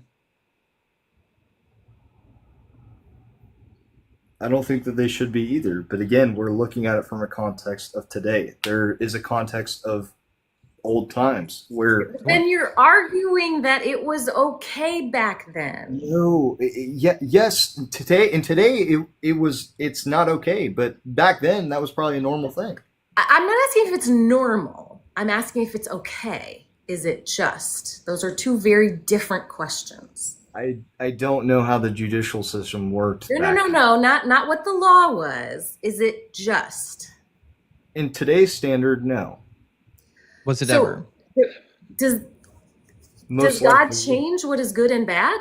Like God said, yeah, this is great, good choice. And then he changed his mind like, ooh, whoops, just kidding, assault is bad. No, I don't think that he changed his mind. I think that there was a purpose behind that. So back then, in Bible times, God thought that assault was wrong. We know because Deuteronomy 22 says that SA is wrong. So God did something he knew was wrong. It was not God himself that did that. It was most likely individuals that he knew were going to do it regardless. And he that's not true. We'll read it again, verse 11. Thus saith the Lord, I will raise up trouble against you from within your own house, and I will take your wives before your eyes. Remember, this is a punishment for David's actions. God's punishing David. So God's causing it. Mm-hmm. Duke, this would be the right time to be honest with the passage and just admit how horrible it is.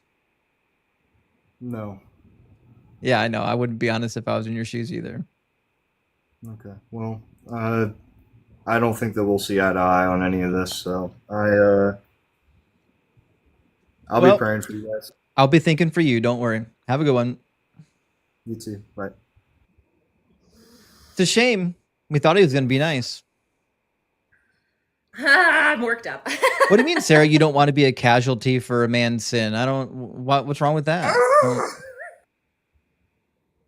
I mean, I understand why he has the cognitive dissonance. So I, on one hand, I know that when you believe something so strongly and suddenly this new piece of information comes at you and you don't know what to do with it, I can understand that part of it. But man, it's pretty easy to say that SA is wrong. Like that shouldn't be that hard. It seems like that would be the easiest admission you could make is, yeah, we shouldn't be essaying women for crimes of their husband. That you shouldn't have to think about that at all. Yeah. Well, I'm going to read a couple of super chats, friends, and we'll get right on into our next guest. We've got Justin, one. I gotta go. Oh, there. Thank you for joining me. Sorry, we had to end on that note. I know, it's like, nope, I gotta go take a walk. I need a break. I can't. Fair enough. Guys, make sure you're following Leaving Faith on YouTube and on TikTok. She's awesome. Thanks, friends. Are you doing Salty Saturday tomorrow? Yes. Oh, hell yeah. Yes, I will. All right, guys. So, yeah. Tomorrow we're at Sarah's place. See ya. See ya. Salty Saturday is awesome. Artin, thank you so much for the super chat, friend. Says, isn't it amazing that despite everyone having a camera on their phone, there are still no verified pictures of miracles or Bigfoot? So this is what I've been saying. If in fact the thing was true, in a world where literally everybody has a cell phone with a camera on it at a moment's notice, we should be capturing this nonsense. Unfortunately, we don't actually capture it. We do get some forgeries though every once in a while, or like crop circles. Animal Farm says, just remember, kids, to listen to absolute winners like Eliana from yesterday's live who think burning children as a punishment is swell. Animal Farm, I'll never, obviously she's getting clipped, but I will never understand how someone can come to that conclusion. I was shocked as much as you. Just flabbergasted. My flabber was gasted, friends. Glam says, do you smell what what Doug is cooking? Stay rock hard for the Rock of Ages. Which Bible version is the best for the cheat sheet? Well, Glam, thank you so much for the question. Thank you for supporting. I typically use the NRSVUE translation. That's the New Revised Standard Edition. I typically, when I'm at home, read from the New Oxford Annotated Bible. I'm on the 5th edition. But the 6th edition is supposed to be out this year, finally, thank Doug. So keep your eyes open for the 6th edition. I think you'll really, really enjoy it. TG, thank you so much for the super chat. It says, Justin, next time a Philbro calls, tell them to eat lots of chocolate so that when they smell their own farts, it would be pleasant for them, not for us. Yeah, absolutely. Absolutely. I'm with you on that one. And Doug says, hell yeah, another day, another Justin Cookout. Well, big W, Doug. Thank you for being here, friend. And a $20 super chat from Bryce Aroni. Thank you so much, friend. It says, Muslim apologetics never give an argument for Allah to an atheist because it can be rationalized without presupposing God. Always start with a general theism, which is not how any Muslim arrived at Allah. Philbro first. Actually, Bryce Aroni, that is the case. In fact, the Muslims will admit this. Whenever you're debating the existence of Allah or debating the Islamic faith, they want to immediately run away to something other than Islam and go to general theism because they know they can't defend Islam. And Mitch says, God created Satan, lets him be in Eden to trick his new creation. Humans get tricked, and now he justified killing everyone at a time. So loving. Yeah, you're right, Mitch. It's crazy that the situation we're in is his fault, but we get punished for it, according to the story. Silver Surfer, thank you for the $5 super thanks. I appreciate that, friend. And Bryce Aroni again with a $20 super chat. Big W, friend. He says, the problem with Rami is he was probably using nephesh to refer to life rather than the Christian definition of soul as internal essence. So your question about evidence didn't make sense to him, as life is self-evident. You could be right, Bryce Aroni.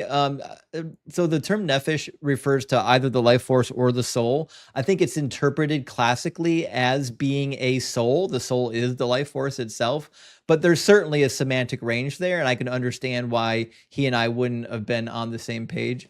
Godwin says, dinosaurs had intelligence. Funny how nobody likes to talk about the hundreds of millions of years that size was more successful than intelligence. Actually, that's a very good point. There's a lot of intelligence in the world, and sometimes we don't even recognize it as intelligent. DJ Diaper says, always the same. You don't know how. Well, theist, you don't know how either. The Bible tells you your God did it, not how. So that's the case. All they really have is God of the gaps. So the reality is, like, if we're just doing God of the gaps, I can just say, well, shit, it was a naturalistic force. I don't know how, but that fills my gap. Like, problem solved. Murin, thank you for the $5 super chat, says, I don't build the faith, but I'm here for the deconstruction rave. Love your summer schedule. I can listen at work. Well, thank you so much, Marin, for listening, and I hope you have a good time at work. And thank you also for supporting the channel. I really appreciate it. And our friend Rock Hard for Doug just sent out 5 Deconstruction Zone memberships. Big W, Rock Hard. I appreciate that. And Doug Brown says, we'll try this again, is by far my favorite Justinism. You know what? I need to do more. I need to do more Justinisms and create a vocab book, like Ian has his own vocab book. Nightman, my friend, thank you for being here. Says, I broke the Matrix because I am the one. My name is Neo.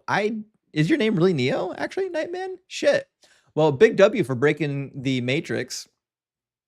And Josh, my friend. Oh, did I just miss what? Renee. Sorry, Renee. Renee the Renegade says, what do you think is more likely to happen first? Jesus' second coming or the Cleveland Browns championship? Go Birds. And as crazy as it sounds, obviously it's going to be the Cleveland Browns winning the championship because Jesus ain't never coming back. Good question, though.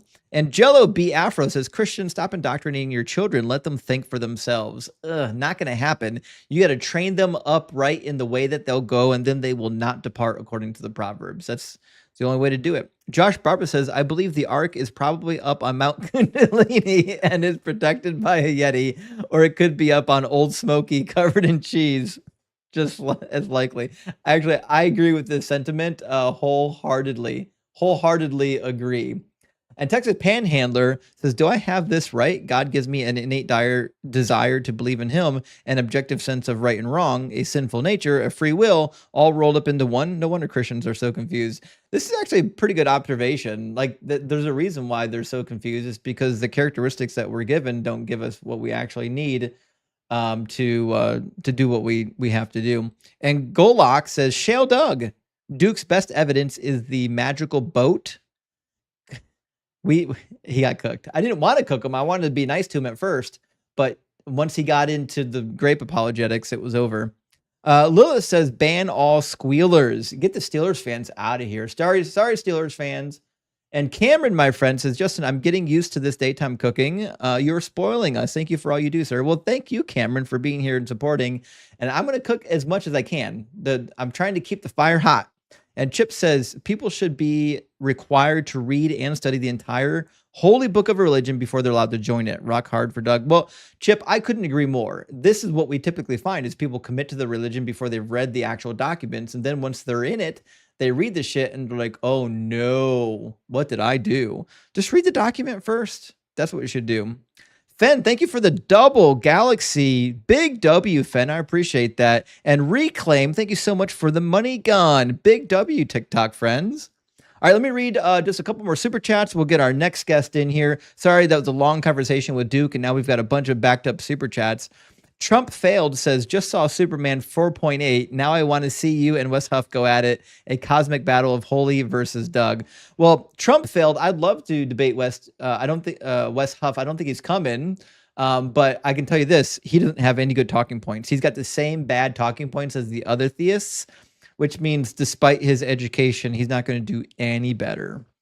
Carnage Asada, my friend, thank you so much for the $9.99 super chat. Great to see you today.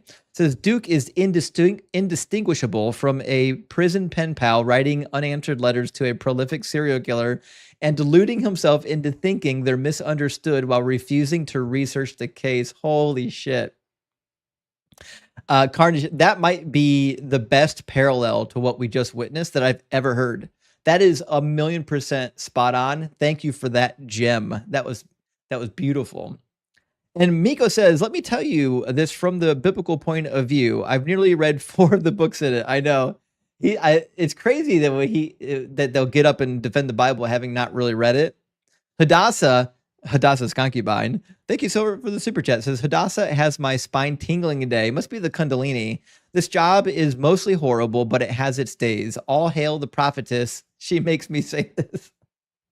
I apologize that you're Hadassah's concubine, but at least you're in her books. She at least writes about you, so you'll live on for, well, as long as the books live on. Melanitis says, I'm thinking about getting a desk mat from your shop. Convince me that I should. By the way, do you ship to Poland? Shout out from Poland. Well, Melanitis, you should get it if you want it. I'm not here to convince anyone to get anything from the shop. If you want it, you should get it. And as far as I'm aware, it will ship to Poland. But if not, you can just use the deconstruction cheat sheet. You don't have to get the mat. Alex says someone needs to explain to Duke that women were in fact still people back in Bible times. Yeah, isn't that crazy that like when men are pressed on some of these passages, they resort to this subconscious mindset that they're not real people. It's so weird. Erzmont says, Duke, you got Sarah upset. You effed up. Yep, that's right, Erzmont. He fucked up big time when you upset Sarah. Now you know you really screwed up.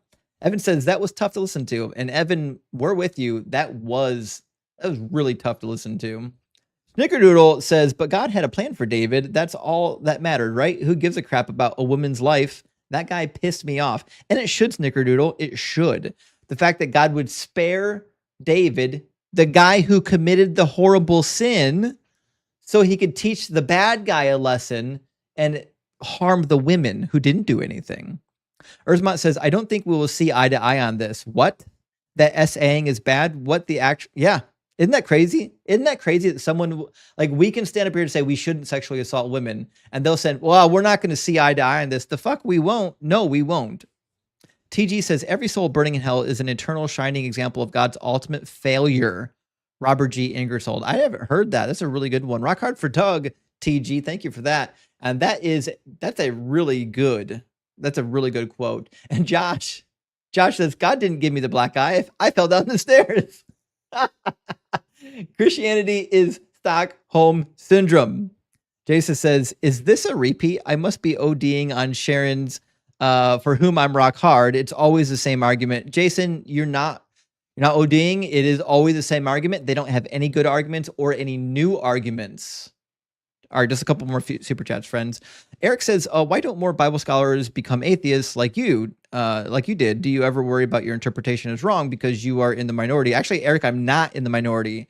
So that's where people get confused. I'm not in the minority. The majority of Bible scholars I've ever met are technically closet agnostics. And that's the truth of it, because they don't believe the Bible word for word. There are very few fully educated people, especially in the Old Testament, that believe it's literal. Space Lord said, step 1, set up in a fallen world. Step 2, step 3, profit. Actually, that is the case. Give all your money to the church. Colin says, why is there such a vitriol hatred from Islam and some Christians towards my queer community? Is it justified in their books? Well, Colin, I don't know if it's justified in the Quran, but it is in the Bible. Leviticus 18 and Leviticus 20 and Romans chapter 1 all condemn it. You might also be able to lump in Judges chapter 19 as well. Kenneth says, bait and switch. We did it. Rock hard for Doug. I tried the bait and switch, Kenneth. I tried so much. I tried. I think he caught on to me. Nightman comes and says, Sarah is so awesome at these conversations and showing the cognitive dissonance that all these Christians have. She is. She's awesome at these discussions, by the way. She's amazing. She always adds value to every place she goes. Rainbow Wolf says, thus saith the Lord Doug, I shall send my rock rough and lichen rock, and they shall smite the apologists and bring calamity upon their industry. That's a good one, Rainbow. That's a good use of words. And we are shattering the industry. That's happening for sure. Josh says, guest has head up keister. Yeah. Lack of O2 to brain. That could explain it. Yeah. He couldn't breathe properly because his head was so up his rear. Skeptic, good to see you, my friend. Says, dude, Jim Jones' ways aren't your ways either. Your special pleading makes you look like a monster. Yeah. Yeah. Special pleading for what he was pleading for too is the worst. Carlos, my friend, thank you for sending out 10 Deconstruction Zone memberships. That's huge, Carlos. Great to see you today, my friend. I've got 3 more super chats from Dave. Dave says, this guy is horrible. I pray to Doug he gets rocked. Your patience is truly amazing. Well, thank you, Dave. I appreciate that. And it's hard listening to these clowns. Jason says, I'm sure there's a good reason for atrocity. Yeah, there's always a good reason. I can't tell you what the reason is, but I'm sure the God has a reason. Well, you don't know that. And last one from David Burke. David, thank you so much for the $20 super chat. It says objective morality. A Christian jury should not convict mothers who kill women who killed their children because God told him to children because God told them to Deanna, Laney, Lori, Valo to name two. Okay. David, I think I followed you. Yes. There was a woman who executed her children because she thought God told her to. And according to the Bible, you can make the case that that was something God would do. You can make that case and that she's not crazy. The Bible has that amount of allowance in it. So there is that. Holy shit. I got so many super chats, guys. I apologize if we're going to get backed up. But I'm going to get the next caller in here and we'll try to catch up after the next call. We'll see what happens. All right, we've got OLE with us. How you doing, Ol? Hey, good evening, Justin. How are you? Good. How are you? Good. I am above 18. Very good. Are you a believer? I only believe in the one rock, the dog, of course. Shell dog. Yep. Yeah, of course. No, actually, I was raised Catholic, but nobody in my country is kind of practicing their beliefs. It's in Europe, in Belgium. So it's very strange to hear all these crazy people calling in. I'm not used to them.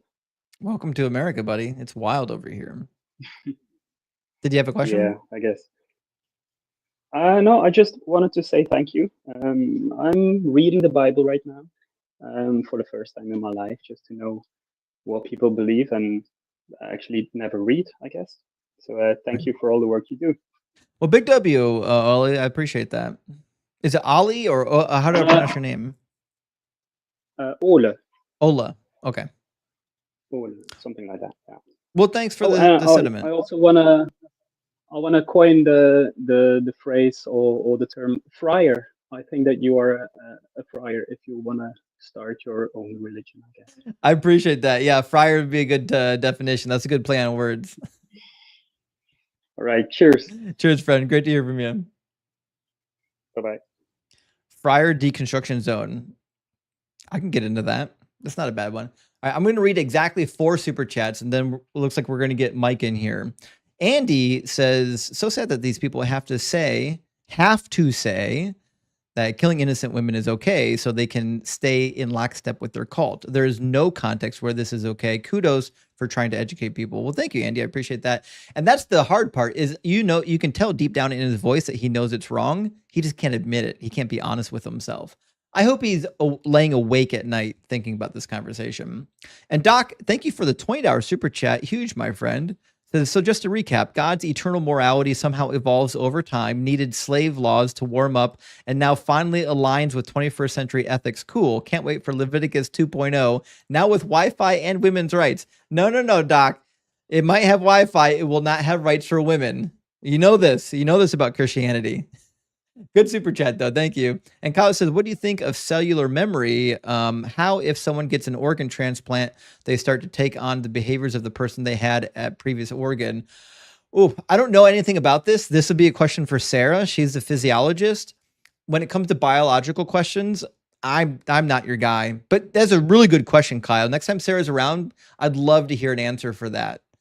And Mike, thank you for the super chat, my friend. Thank you for the $10. He says, what's your take on the Good Samaritan? Was always taught in the church that means everyone is your neighbor, but it seems like your neighbor is who has mercy on you, or Jesus just dodged. Okay, my take on the Good Samaritan is that he's saying even your enemy is your neighbor, right? Because the Samaritans were essentially kind of at odds with the Jews. So that's my take on it. I could be persuaded to believe something different if a good argument appeared. I haven't heard one, but that's my take on it. We're going to get Mike in here. How you doing, Mike? Hey, am I up? Yeah, I you're can't up, hear. buddy. I can't see anything. Okay. I don't know if you'll be able to see anything, but you should be able to hear me. Oh, I hear you just fine. Just fine. First time coming in, I've watched your stuff a little bit. Not in great length, but I'm an atheist. I didn't know if Christians got first dibs or what the deal was, but Well, typically this is a debate stream, so we try to keep it to debates. But if you have a question, I'm Happy to answer it. I did, and I was curious of your title. If it's on purpose, do you ever get called out for it being a reversal of the burden of proof? Yeah, that's why I have the phrase "prove me wrong," because Right. so when I say your God is imaginary, there are two things happening here. I'm saying your specific God is imaginary, Right. and almost all Right. specific gods I can debunk. That's not even hard. The only God that Yeah. you really can't debunk is like the deistic God, but that's nonsense because the deistic God doesn't give a shit if I believe in him. Right. Right. Exactly. It's completely different premise in the Right. first place. So So that's yeah, why I I say get it. your God, not a God, because I mean theoretically Right. there could be an argument for a God. It Fair also enough. prevents people from running away to the deistic God, even though I know they have a real God. Gotcha. And I was told by somebody now, and I can't. Maybe it's just I can't get it through my head, or I'm not understanding it properly. Like deism is a subset of theism. It's part of theism, but I don't see how that clicks in my brain. It just doesn't click right. Is that correct or I no? don't think so. I mean, deism is Right. a very specific God concept. It's more like Spinoza's Yeah. God, and the deistic God Sure. is almost akin to just a force of nature. Right.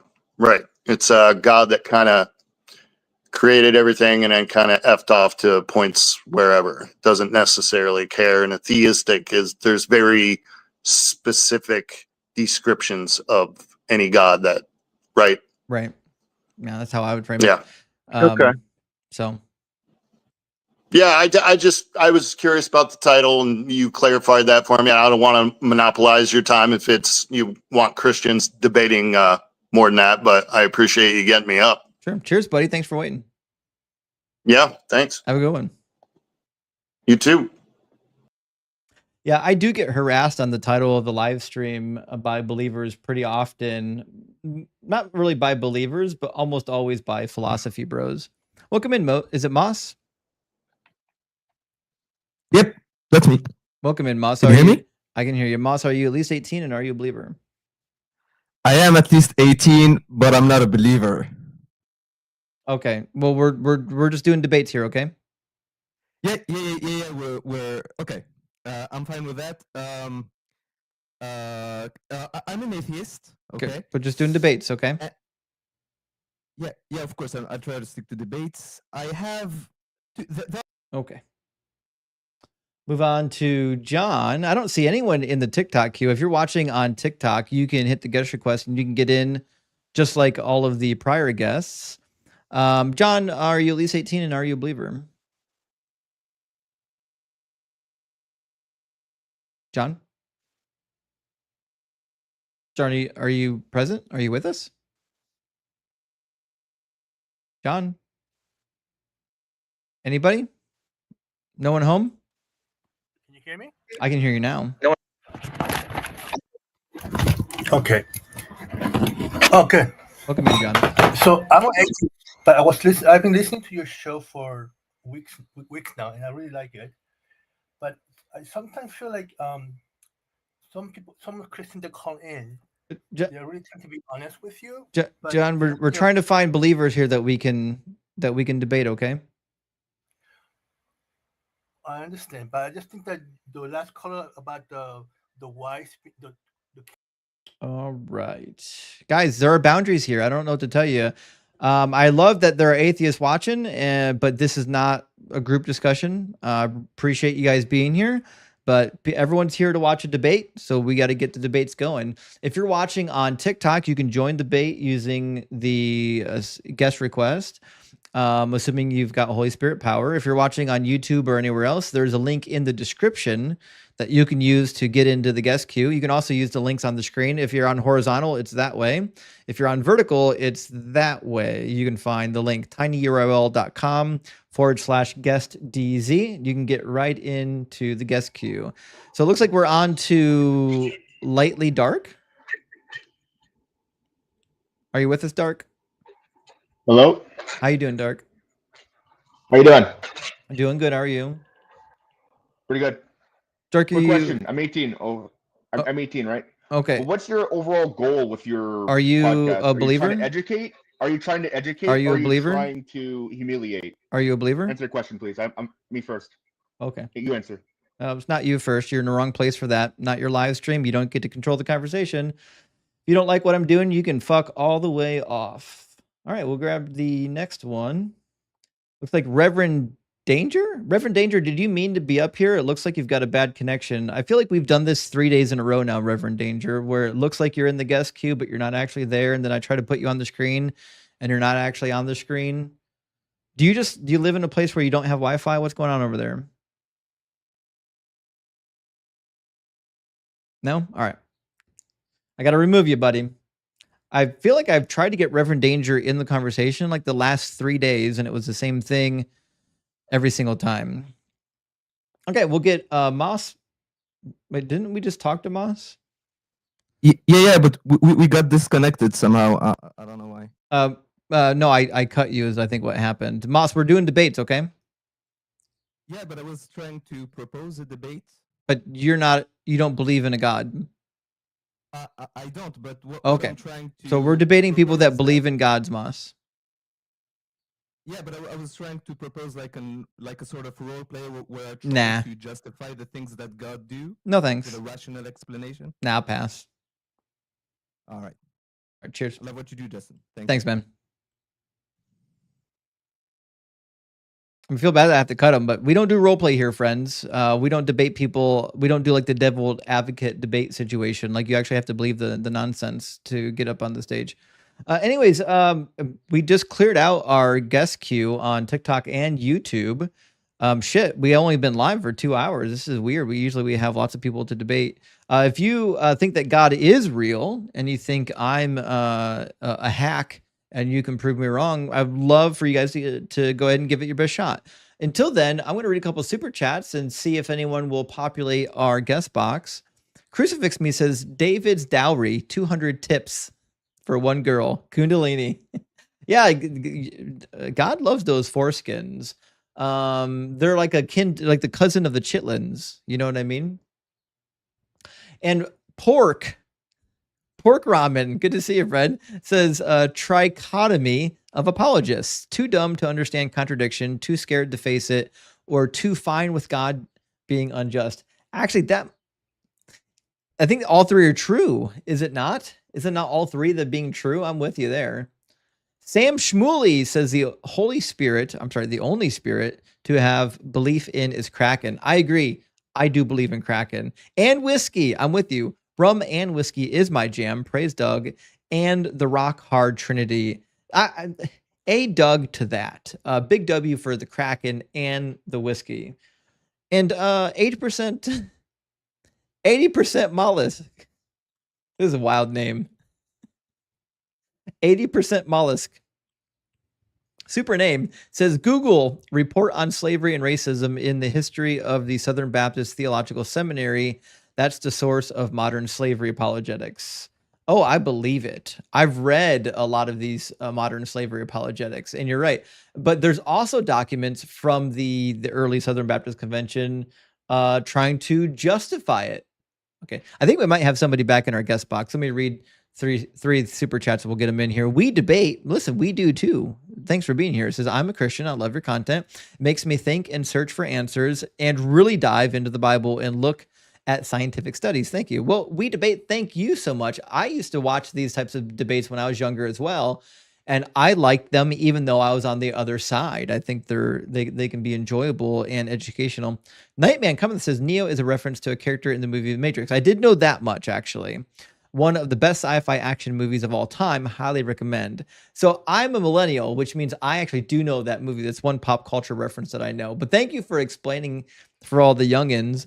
And Ellis Campana says you need to add the Mortal Kombat whoopsie anytime theists start digging their own grave. Maybe a Doug animation. Oh my gosh. This is so true. All right, while I'm talking to the next guest, I'm going to go download that sound bite of the Mortal Kombat whoopsie. We're going to get John in the guest box. How you doing, John?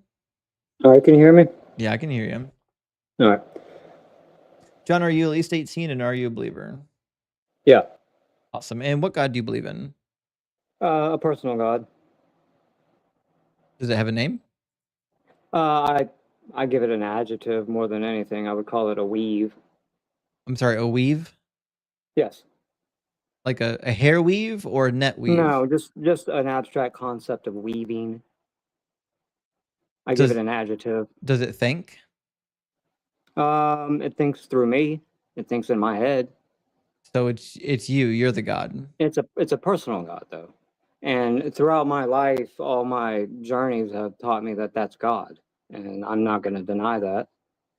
Do you think it could just be an inner voice? Absolutely, absolutely, but I'm not willing to concede that after a lifetime of learning.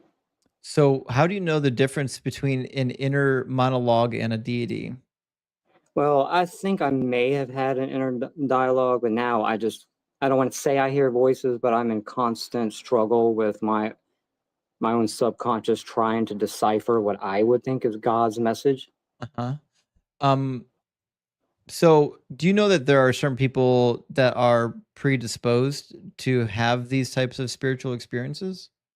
Absolutely. I'm pretty old. I'm 45. I'm not a student of philosophy or religion or anything. I'm the type of person, I've read the Bible front to back. I harped on religion a lot, which is obviously part of my problem. I mean, revelation, and I've looked at other people's philosophies throughout my life. Not taking in the full information of it, but getting a good understanding of it. And it's just like I said, I just have a belief in God. Sure. No, I know you believe in God. I'm trying to get to the bottom of why you think what you think about God. Okay, I was raised in the Catholic Church. I wasn't confirmed or anything, but I've always held those Christian ideals with me, I guess, even though I'm not Christian. Mhm. Right, but you don't believe in the Christian God. You believe in No, the no, God I don't that's believe living Jesus inside is of a you, right? deity. No, no, no. Okay. All right. So then the question that I'm still trying to figure out here is how do you know the difference between a God and an inner monologue? Like what would be a reason to believe that it's Hold on, my actually AC is kicking on. Let me cut it off.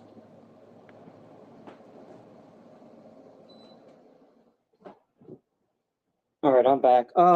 Like I said, I think I've had an inner dialogue before that I was confused by, and I confronted it.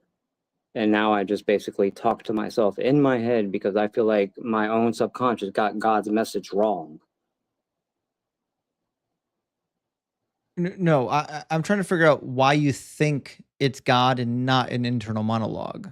I Because feel like I I have an just told internal you that. monologue. I don't think it's God. Yeah, I don't think mine's just an internal monologue. Right, that's what I'm asking. Like, why do you think that it's God rather than an internal monologue? The voice itself would not be God. It would be all nature and my thoughts combining in my subconscious, trying to spit it out and tell me. Okay. But I feel that's coming from God. All right, let me back up. What test could you run to determine if somebody's inner monologue was in fact from a God? How could you verify it? There's two things that I've heard of. I'm sorry, but well, I believe in astral projection and stuff like that. It's difficult to prove astral projection because once you're on the spot, I mean, it's going to obviously interrupt the chemical processes that allow it. Yeah. Have you astral projected? So if you can astral project, then I believe that it's more than just an inner monologue, because if you have an inner monologue that's telling you stuff to do and you can't do anything, nothing's really happening. But if you can do things like astral project, then there might be something more to it. Yeah. Have you astral projected? I've never, I mean, dreams are dreams. I'm not going to sit here and say I flew my spirit around, but it feels like it sometimes. But I believe in astral projection. Oh, okay. Even though you've never done it. I think I have. I wouldn't call it that because I could easily call it a dream. What's I'm the not difference a scientist. between a dream and an astral projection? I'm not a scientist. I haven't studied it. Sure. Why would anyone believe that this stuff is true? They shouldn't, but I do. What shape do you think the Earth is? It's a sphere. It's a good start. How do you verify that there's God causing your voice? Um, through all the philosophy, how do I verify?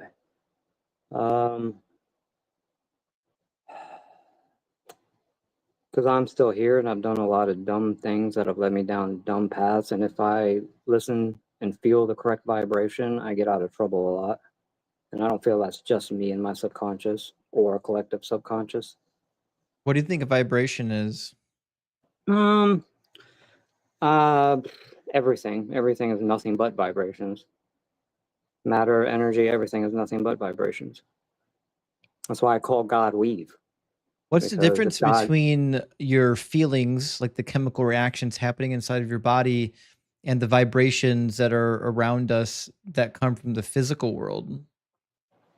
I think you look at the double slit experiment with the particle and the wave duality. It's not a part. It's not necessarily. It doesn't have to be a particle. That's just a placeholder for our observation in space. Photons So act like everything's a a wave to me. wave.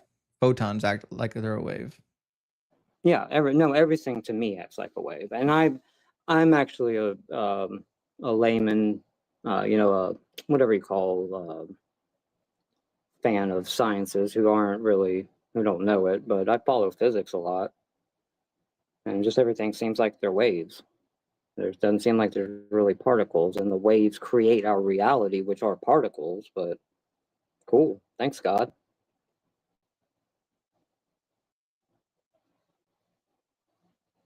So still didn't answer my question, right? Because it sounds like you just feel it, right? Do you have Right. any way to test any of these beliefs, or is it just your feeling? Well, absolutely not, because if God is holding our universe in His hand, then how the hell could I communicate with Him on a personal basis? Well, what I'm trying to figure out is why you're putting a God in this thing at all. Like you're presupposing that there's a God without any evidence.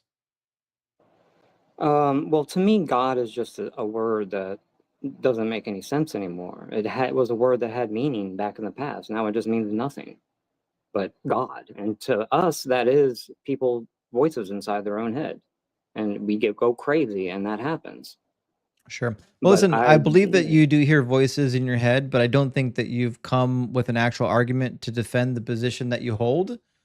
It sounds like it's just something you feel, and unfortunately, okay. just because you feel it doesn't mean it's true. Because I could just Well, feel that then, it's not true. then I'll give you something. I feel like the farthest I've ever gotten is the Rosicrucian path with the demiurge. That's as far as I can ever get.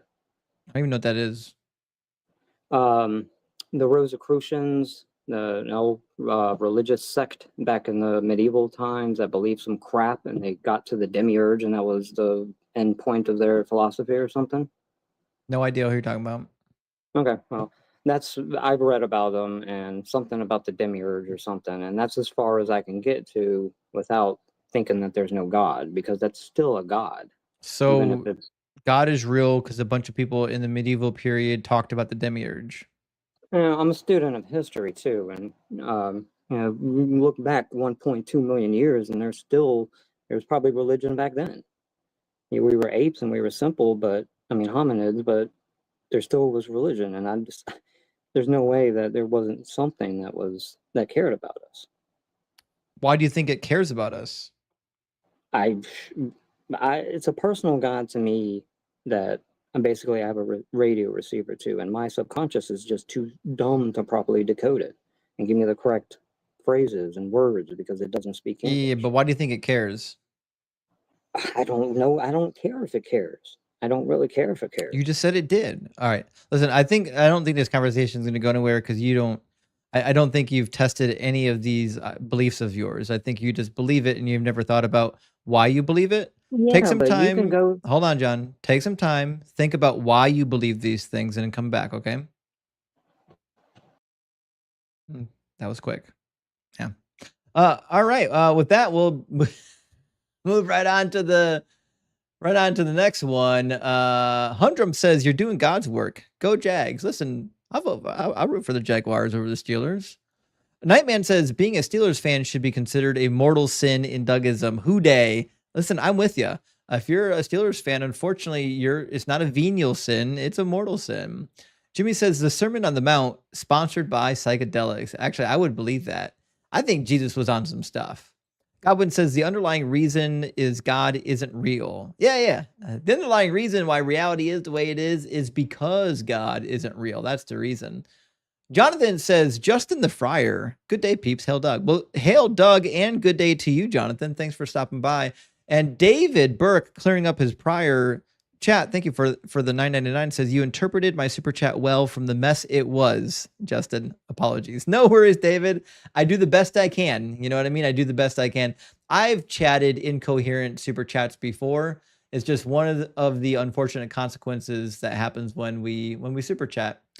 McDubbin says King Solomon had over 500 concubines, and the Bible had deemed him the wisest man to ever live. Don't understand what Duke was going on about. So McDubbin, this is a fair point, and I've pointed this out before, where if Solomon's the wisest man in earth, how come he didn't know that having so many wives, especially foreign wives that practice foreign religions, would be bad? How could he not know that? It's crazy. Overly Polite Rebel says, how does one claim morals come from God while simultaneously saying modern morals can't be applied to biblical texts? These can't both be true. I'm with you. If you believe that there are, in fact, some kind of objective moral claims, you can't say that they change over time. That would make them subjective. That would be absolutely, completely silly. And Brianna says, God does horrible thing. I'm sure he has a reason. Yeah, I'm sure he has reasons. I don't know what they are, but he's got them. Dr. Pizza, my friend, thank you for sending out 5 DZ debates memberships. I appreciate that, Dr. Pizza. And last one from our friend Elton. Again, Elton, thank you so much for the $10 super chat. Says, try framing it this way. If your wife hooks up with another man, should she be taught a lesson by you being publicly essayed against your will? Christian dudes can't handle it. This is the question I should have asked. I should have turned it around and said, if your wife commits adultery, should you be punished for it? They would never say yes to that. Very, very good idea. In fact, before this live stream is open, we will have another opportunity, or before the live stream is closed, we'll have an opportunity to hit that one again. All right, we're going to get Yehoash and then Fine Research in here, and then we'll bump over to the YouTube queue. Welcome, Yehoash. Hello. Wait, are you live streaming on YouTube? I'm live streaming on TikTok and YouTube. Okay, so are you aware of the parable of the mustard seed? Yeah, I don't know if I would call it a parable. It seems to be more of a analogy. But Yeah, well, basically, Jesus is talking about how of the mustard seeds, people with faith, people believers, their faith is not sown on a solid foundation. So in the first that's first not the right signs of parable. You're it's referring going to to wither away. You're referring to the parable of the soil, the good and the bad Yeah, soil. parable That's not of the the mustard seed. No, there's not mustard So seeds in that. and so that You haven't read the that's Bible. that's your problem right there. That's actually not Is my problem. because My problem is that the your Bible's not faith wasn't true. sown on. Yeah, you'd be wrong. So my problem is that the Bible's not true. Can you demonstrate that it is true? Okay, You want to and read some Bible so with me? well, well, Are you scared to okay, read the Bible? let's Do you not have the Holy Spirit? okay, let's go beyond the parable So, of the mustard so seed. you then. don't have the Holy Okay, Spirit. so the Bible So is do you want to is just stop not. talking? Do you want to read the Bible with me? Yes or no? Yep. Cool. The Bible is a historical book. The Bible is a book of wisdom. The Bible is a book of prophecy. So whatever you want.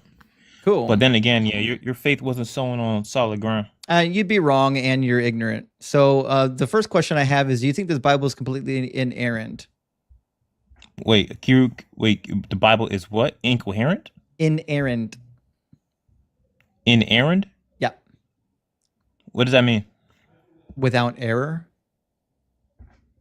So, what types of error do you see in the Bible? I asked you your belief. Do you believe that the Bible is without error? I'm not too sure where you're getting at. I'm not But getting at anything. I'm trying to figure out what you believe about the Bible. All I need is the answer. Do you, as a human being who has opinions, believe that the Bible is without error? So, what was your foundation of faith? You can't answer the question. First sign of trouble that it withered So away. you're going to answer the question or I'll kick you. Do you believe that the Bible is inerrant, yes or no? Is I'm not too sure what you mean. Okay. Okay. For You're a waste of time and a waste of space, I would presume. We'll move on to somebody who has something to actually say.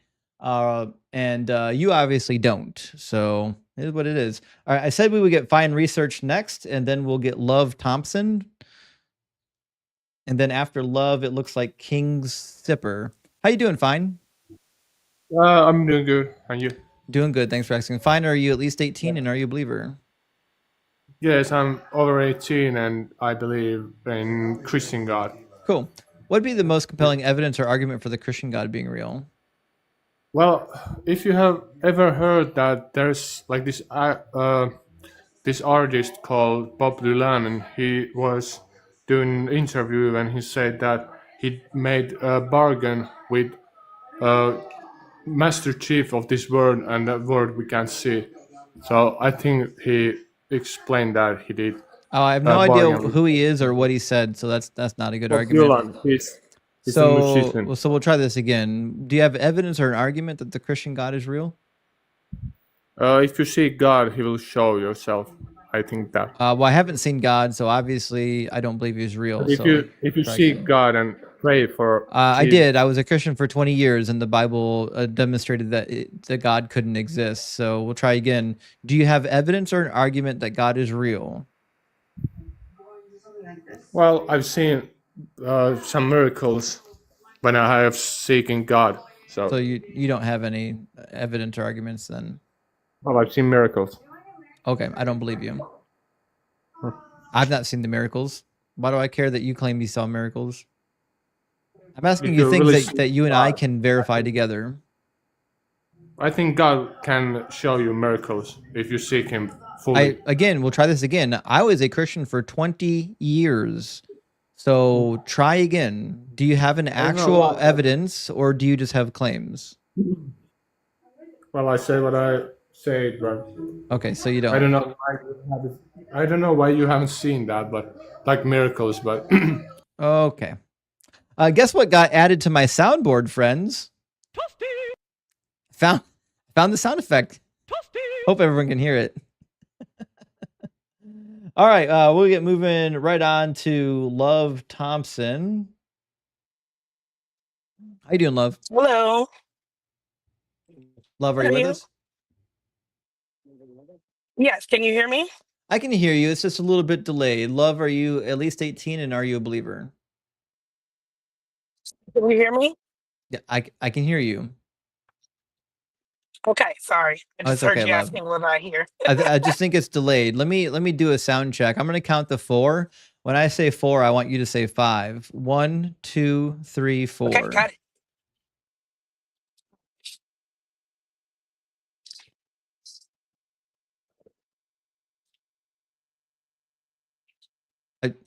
Love, I don't think your connection's strong enough to do this conversation. I don't think you're hearing everything I'm saying.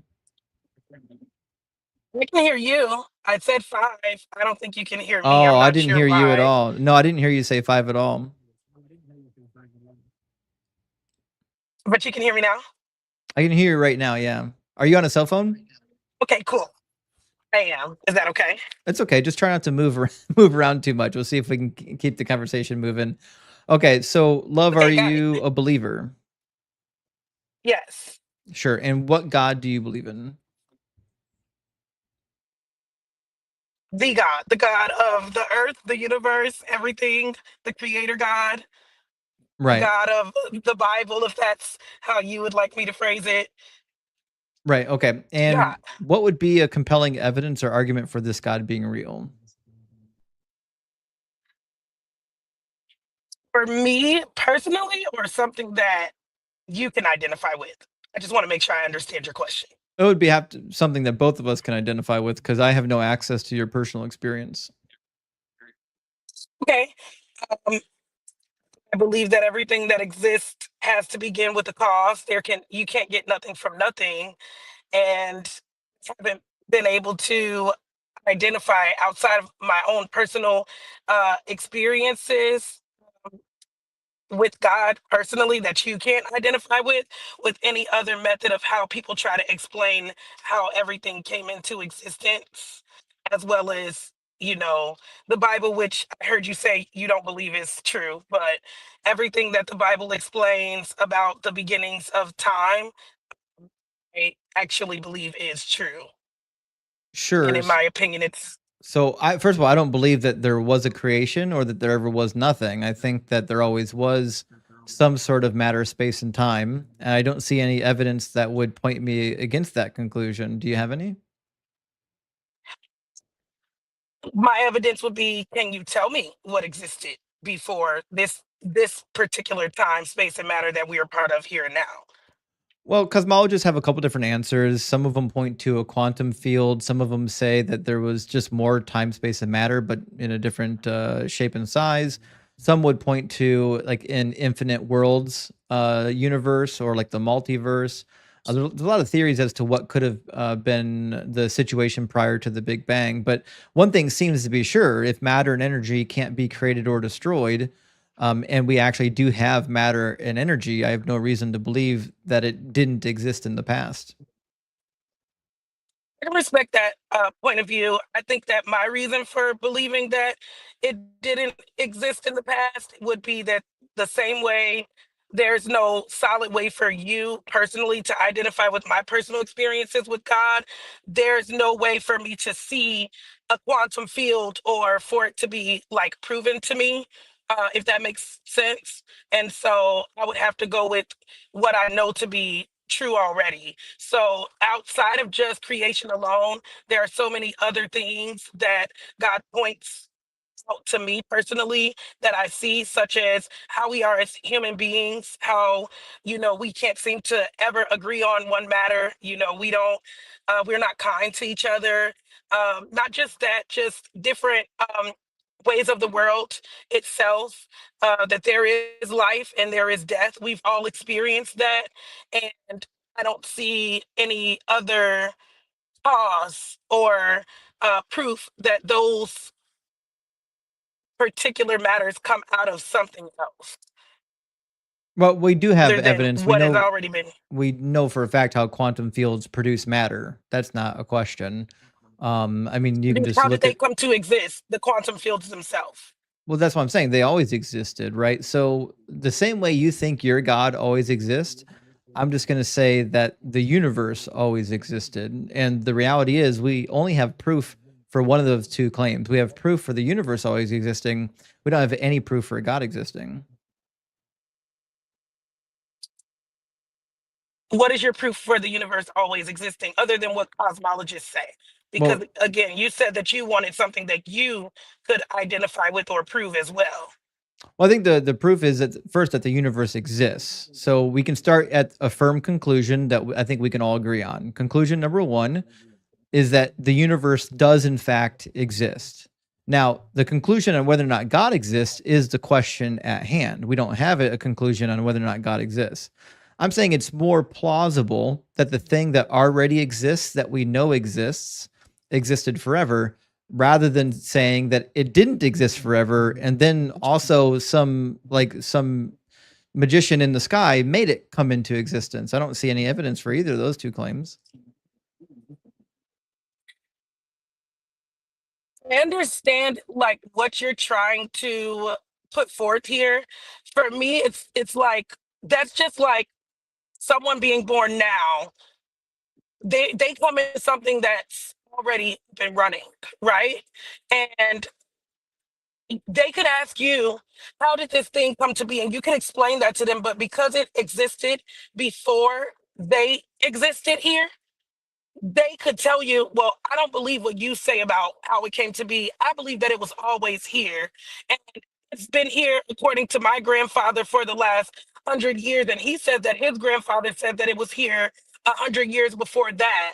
So it's like basically all of this stuff is still going to eventually come down to word of mouth. So then the other form of proof would then, from my side at least of the argument, be the Holy Spirit.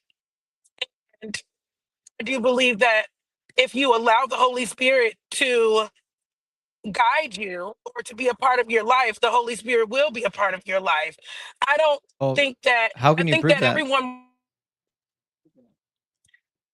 I can only prove that pertaining to my personal experience That's and right. the other things that I've seen other people, the other ways of change that I've seen other people experience as well, that can add some proof to there being a Holy Spirit. The Do you same think way there we are people can't who see disagree with air. that claim? I know that there are people who disagree with that Okay. claim. There are people who Dude, disagree with I don't. claims. Hold on. We're gonna get somewhere, okay? Do you think that there are people who tried the same thing you tried and didn't get the same result? Actually, if I'm being honest, I'm one of the people who tried what I tried at the beginning of my life and didn't get the result that I thought that I should get. And I walked away from God. I'm willing to be honest about my life. And I know from the experiences that I had outside of having a relationship with God, it totally had no thought of ever returning to God. I went through times in my life where I didn't believe that God was real, and I had 1,000 questions. And ultimately, one day God showed up in my life in a way that I can explain to you, but I can't promise you you would believe it. You see what I'm saying? And that's okay with me. You get where I'm coming from? But I know So, for a fact within. so love, just hold on a second. I know, like, you probably have a really compelling personal story, and it was very I powerful don't to need to tell you you. my story. But what I'm saying is that a lot of people tried exactly what you did with different results, which means it's not really What was a their result compelling. exactly that makes it that makes God not real because they got a specific result? What is that specific result? Well, there are two things. One is that you can ask God slash the Holy Spirit to present themselves to you, and then it just doesn't happen. That's the first problem. Now, the secondary problem is that you're going to come in and say, well, obviously they weren't sincere, or they didn't mean it, or some other nonsense like that. And to you, I would say, how in the world could you possibly know that? You can't read minds. Well, excuse me, before you speak for me, I am not your typical whatever the world has in their view as a Christian. I don't do that. I don't speak for people, so please don't speak for me. I can't tell you that you were not sincere. I can tell you that it may have happened in a way that you didn't, which is not what you were looking for. I can't tell you you weren't sincere when you invited God into your heart. Okay. That's not my Does place. God know what it would take to convince every person?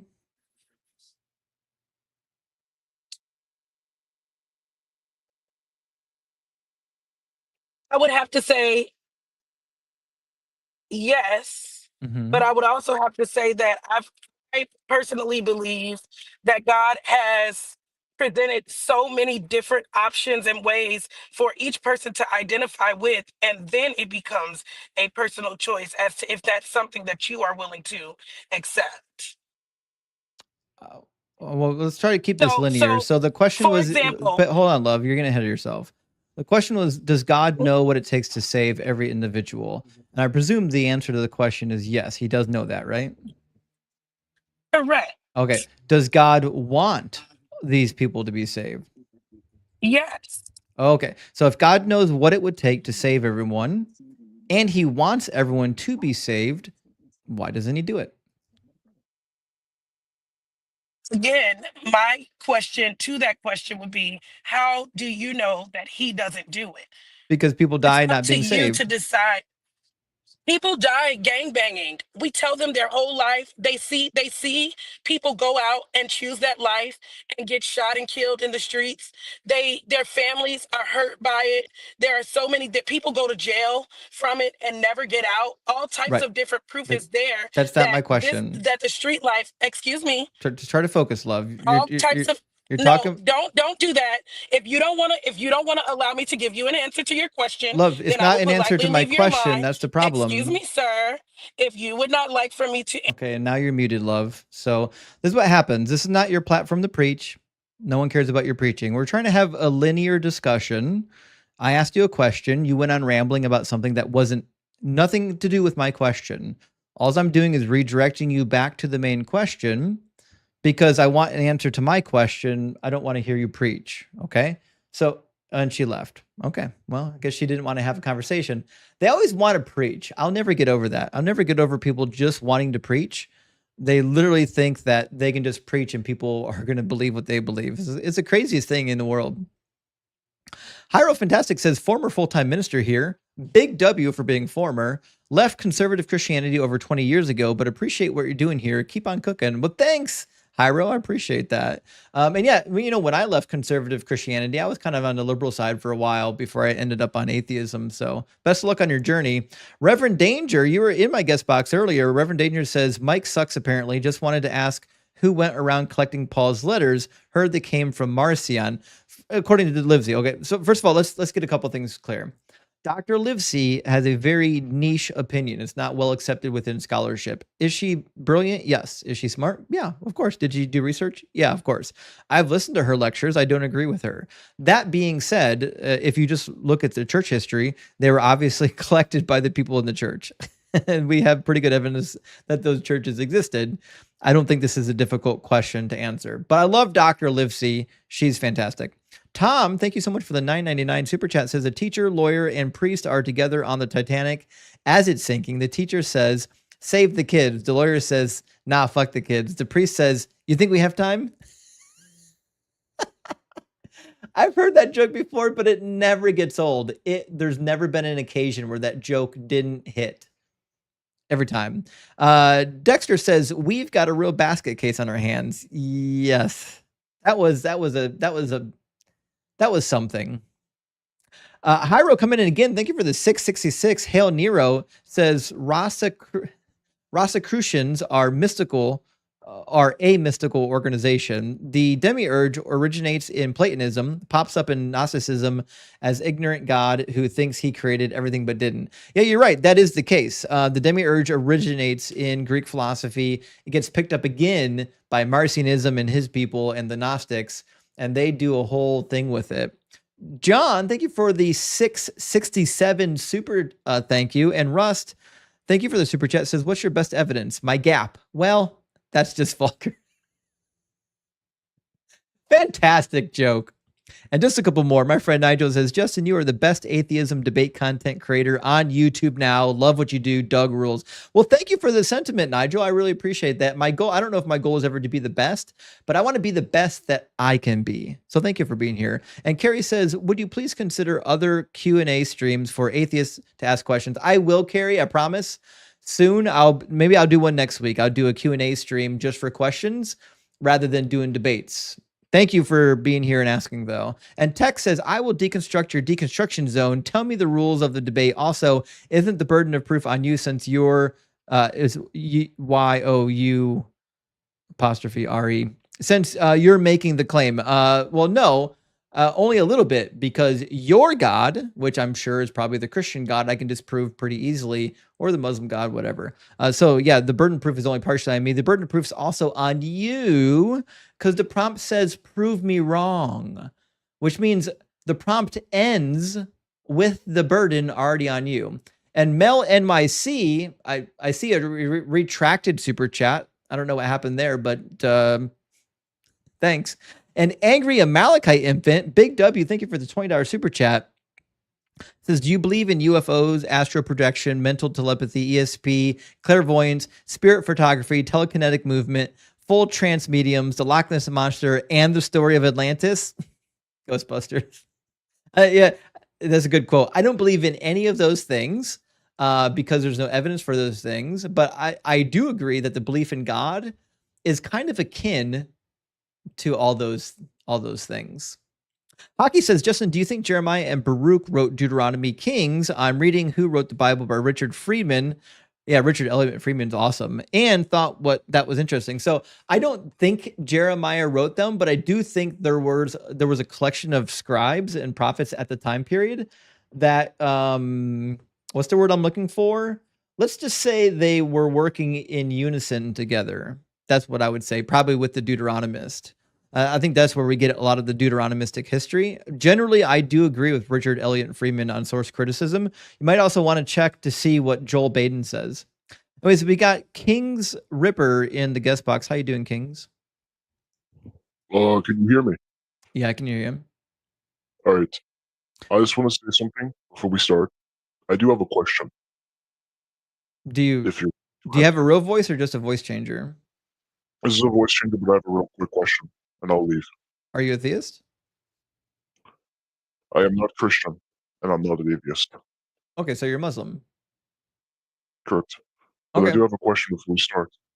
I mean, are you gonna have a conversation with me, or did you just want to ask a question and leave? Just an ask the question, if that's okay. I mean, are you asking a question and leaving, or are you asking a question and then arguing with me about it?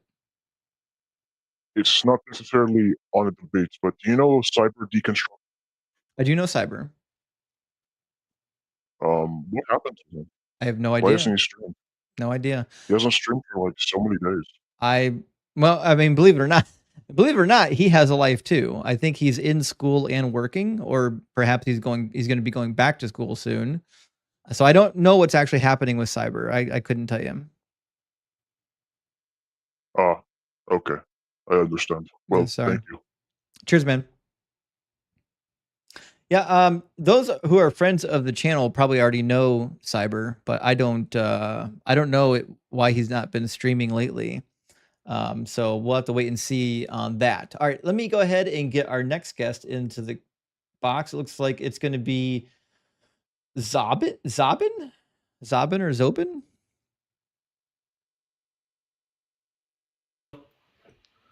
How you doing? Is it Zobin or Zobin, or how do I pronounce your name? It's Zobin. Zobin. But yeah, it's okay.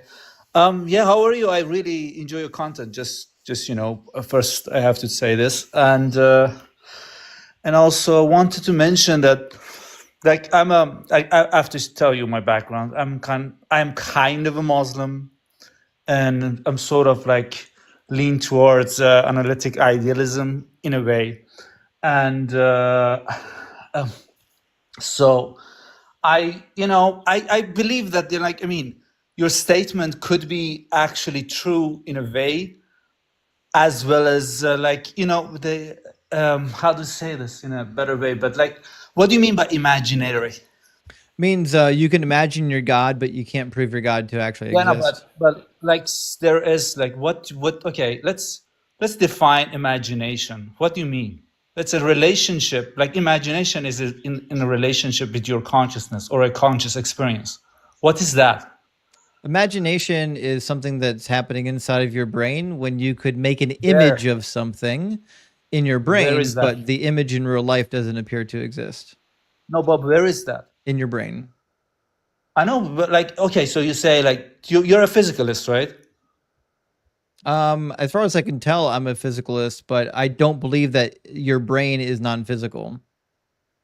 No, but what do you think reality is? Is it made of matter? Are you a strict materialist? I mean, as far as I can tell, materialism makes the most sense. If you think that there's something other than material, I'm certainly open to it. Keep in mind that I would count like quantum fields and quantum particles to also be material. I mean, you could. I mean, there is no if you go deep down that rabbit hole, there is no real proof or evidence that reality is made of matter. It could be made of proof or evidence that we're not brains in a vat. No, but exactly. So there is no you can get down to solipsism and all sort of things. But right, that's the problem. Is solipsism cuts both ways. Like it could defeat my worldview, but at the same time, it defeats your worldview. That's what I'm asking. Can you tell me where exactly this imagination happens? In your brain. Can you tell me this this is the set of physical attributes of the brain that actually creates the imagination? I can tell you it happens in the brain, which is what neurology teaches. If you need more information than that, you came to the wrong place. You should ask a neurologist, not me. Are you familiar with Donald Hoffman interface theory of perception?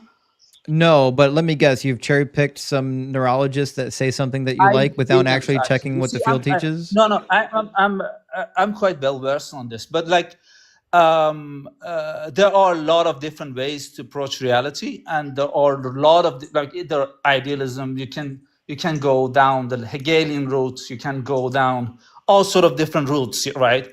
I just wanted to ask you, I think maybe, like, here's the thing. I'm kind of an agnostic deist. So, excuse me, sorry, I have to go somewhere. Okay.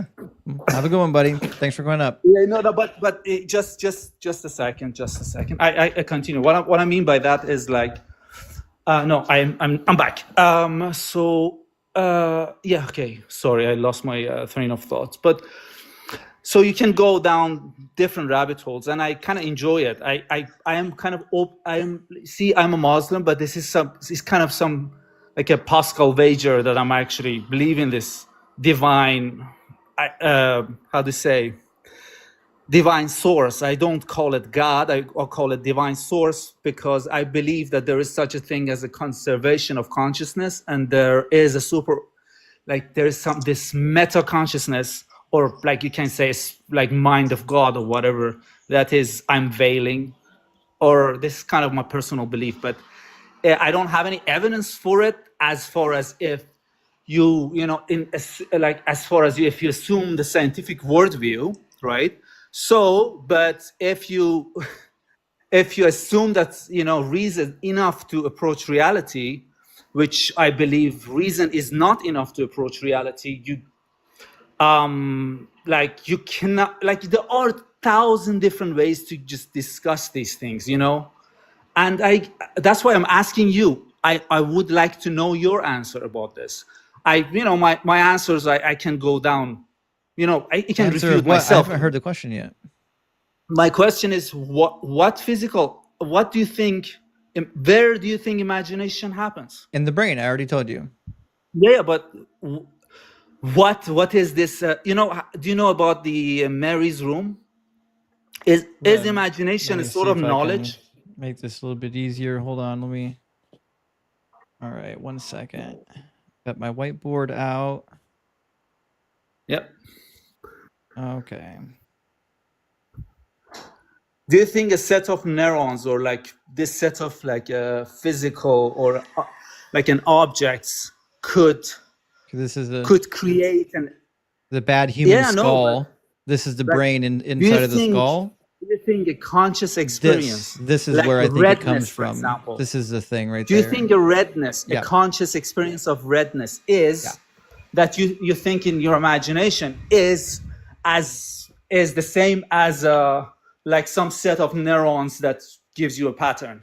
Yeah. Do you think that equals? Yeah, when your body interacts with the world around it, it triggers patterns of neurons and synapses firing in your brain. And then that pattern can be stored in your brain. And then when you recall things using your memory, that same pattern and firings happens in your brain, which is why whether I'm dreaming about ice cream or whether I'm eating ice cream, the same regions of my brain are lighting up. Okay, let me make posit another kind of example. There is this like a famous thought experiment called Mary's room, and Mary basically is a person who lives in a black and white world. She only experienced black and white world, and then she only knows about redness. Just the knowledge, like she knows everything about redness. Yes, So I'm the aware memory, how this like, works. in her memory and in her neurons, she has everything about redness, but she has never seen redness. Right? Because She your had never neurons seen is the color remembering red. feedback from visual apparatus, right? So when you visualize, hold on, Zabin, when you visualize something with your eyeballs trigger a pattern inside of your brain. That pattern is retained and remembered. So if your eyeballs have never visualized red, it has no way of storing that pattern in your brain. Here's the thing. Here's the other thing. This is actually a real philosophical thought experiment, and maybe I'm not qualified to actually go down that rabbit hole, but people have been talking about this for a long time. It's not like you can answer it just with few words. Just, I think it's good to go read about it. But what I mean by that, if she hasn't seen the qualia of redness, even if she has all sort of memories or all sort of information about redness, she could not understand what redness is. So she's never experienced it. Our brain Yeah, exactly. stores actual experiences. And so if you haven't Exactly. So experienced you'll confirm Zabin, my hey, piece. stop talking over me, Zabin. Yes, okay. If you've never experienced redness, you have no way of conceptualizing redness because the pattern in your brain has never been initiated, which is why, for example, my mother is colorblind, but she used to see color when she was young, which is why sometimes her dreams are in color and sometimes they're not. But people that are born colorblind don't see color in their dreams because they've never seen color in real life. Your brain is a storage apparatus and it can only reproduce what it has actually seen. Yeah, but that's not the question. The question is not that she is not colorblind. She is. She has every information about redness stored in her brain. She does not. Right? That is the question. Zabin, she does not. No, but she does. No, she doesn't, Zabin. Again, let me repeat the Mary's room problem. Zabin, pay attention. Let me repeat if you've she never seen lives red, in a black and white room, but she knows everything about redness. I gotta mute you. We'll try this again. If you've never seen redness, you don't know what it's like. You lack the ability to know what it's like because the way redness works is you have to perceive a particular wave of photon. You need an actual frequency of photon to be absorbed by your eyeball and transmit that to the brain. That's what seeing red is like. No one can describe it to you. No one can tell you what it's like. If you haven't seen it, you don't know what it's like. That's like asking what color is the sound of smell. None of that makes sense. You're crossing over things that don't cross over. But listen, this conversation has been absolutely brutal and it's not going to go anywhere. So I got to move on to someone with better arguments. And I know that Muslims love the qualia argument. It's not a good argument. I know you're an ex-Muslim or deconstructing Muslim, but you got to do better. That's not a good argument. All right, come back sometime with a different argument, okay? That was brutal. Zakul says, I had a personal experience with Lord Krishna and Lord Ganesha. Am I justified in converting to Hinduism? Because I'm going to do it anyway. Zakul, you're killing me today. Listen, I mean, for most people, that's a justifiable reason. It really is. Snickerdoodle coming in again. Thank you so much, Snickerdoodle, for a $10 super chat. It says, as a child, I know I used to have that vague feeling that even while I thought God cared about me and loved me and answered my prayers, that it did not make any sense to me why others went through bad stuff. So this is a really good point, okay? So Snickerdoodle, one of the things that gave me pause when I was a deconstructing believer was this idea that I thought God was good to me. And I was thinking about a friend of mine. I was having a conversation with a friend of mine that was upset that it seemed like God wasn't good to him. And all he wanted was evidence. And he was frustrated that he couldn't get it. And I halfway in my brain thought, well, God only reveals himself to people who like he really thinks, are sincere. I was going to say the old bullshit, right? I stopped myself midway and I was like, no. This is a person I actually know who I know is sincere. That's a bullshit answer. And then that got me thinking, well, what about all the children that are dying from bone cancer and their prayers aren't being answered? Like once you stop saying God is real because he's real to me and you look at other people's lives, then it becomes really difficult. Viper says, currently deconstructing. Well, thank you for being here, Viper. Thank you for the super chat. Says, your stream is helping me short circuit years of painful waffling. However, chat keeps asking me to worship Doug. Maybe I'm still a believer.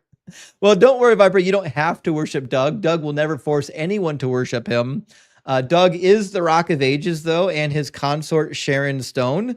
They are the firm foundation, the grounding for all grounding, but you don't have to. Dougosaurus Erectus says, question, what's your best evidence? You are doing it wrong. I'm about right, actually. Thanks, Dougosaurus. Thank you for the 666. Hail Nero. And Voltage says, as I told my chew wieners, praise Doug. I don't know what a chew wiener is, but praise Doug anyways. Thank you, Voltage. And Daniel thank you for the 999 super chat. Says God's more worried about who's sleeping with whom rather than feeding starving children. That's the truth. He's way more concerned about what you're doing with your tallywhacker than why there are 3 million children that are going to die of starvation this year. And just a couple more super chats, friends. Doc says Christians keep dropping the call. Maybe upgrade from Holy Spirit dial up to faith fiber with better bandwidth for divine revelations. Well, you know they're on that mega mobile most likely. That's going to be a real problem. And we used to joke about mega mobile, but now it's a real thing. So buckle up, friends. Kevin, thank you for the super chat. Kevin, why is that Dr. Kip? Is that Dr. Kip on your screen? Anyways, you are too good at your job. You are working yourself out of a job. Kevin, I appreciate the super chat. I don't know if that is the case, but I understand what you're saying. If I deconvert all these people, eventually I won't have anyone left to deconvert and I'll be out of a job. But I'm going to try, Kevin. Thank you so much, buddy.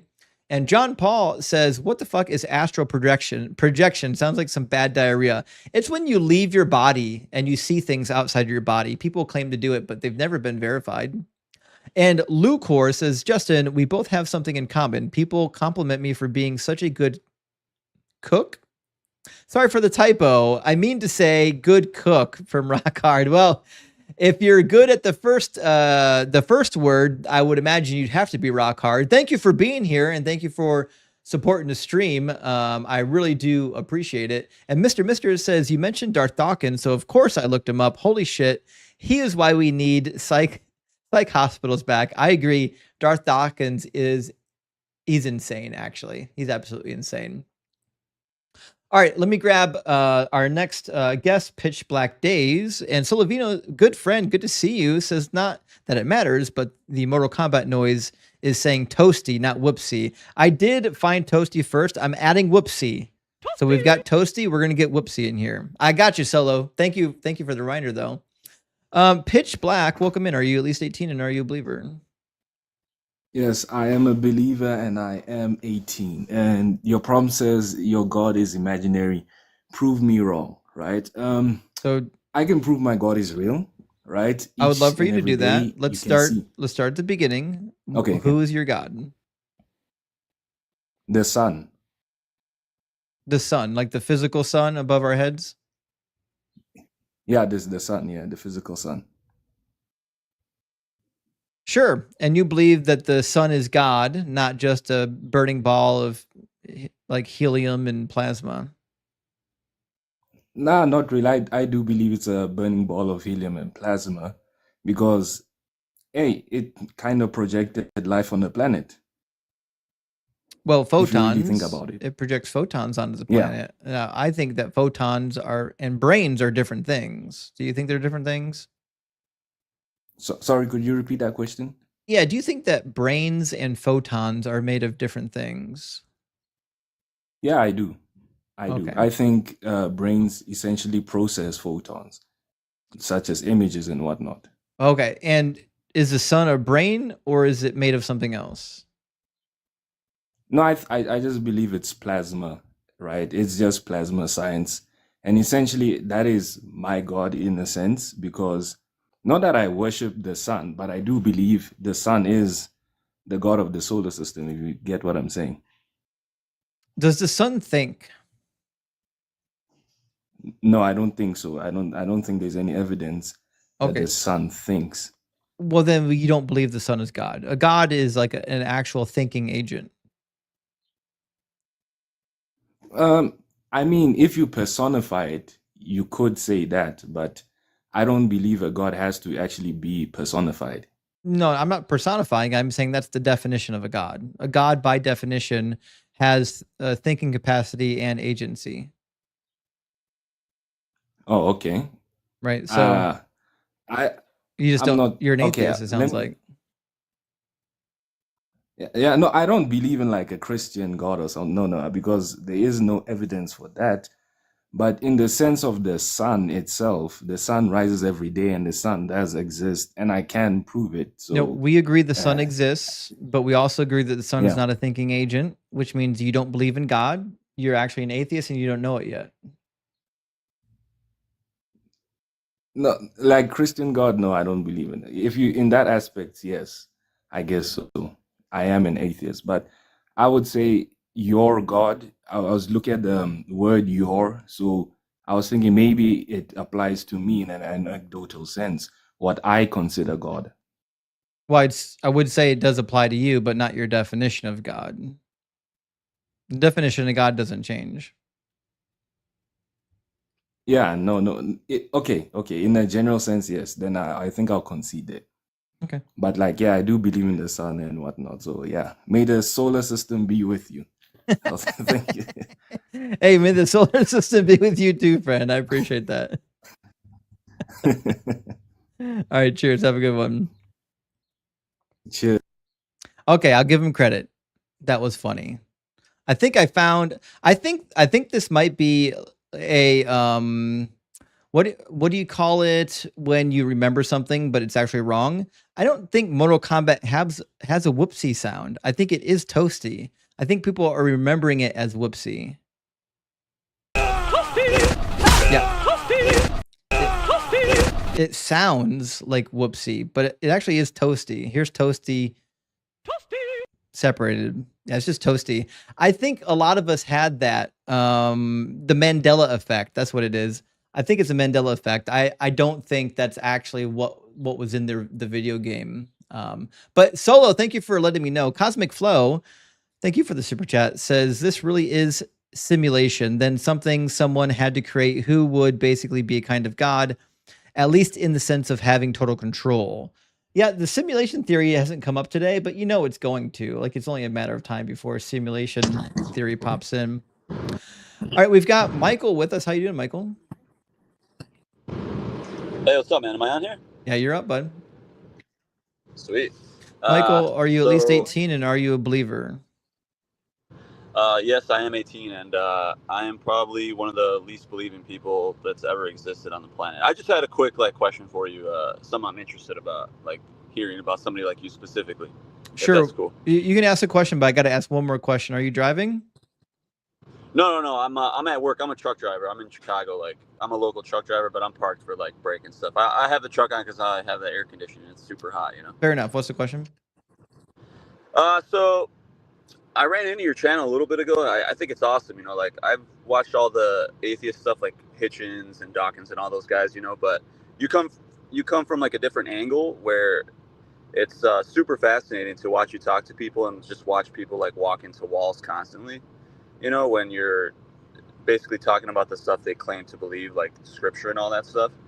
I was going to ask you other questions, but I watched a podcast with you and some other guy where you basically told your whole story of how you deconstructed and stuff.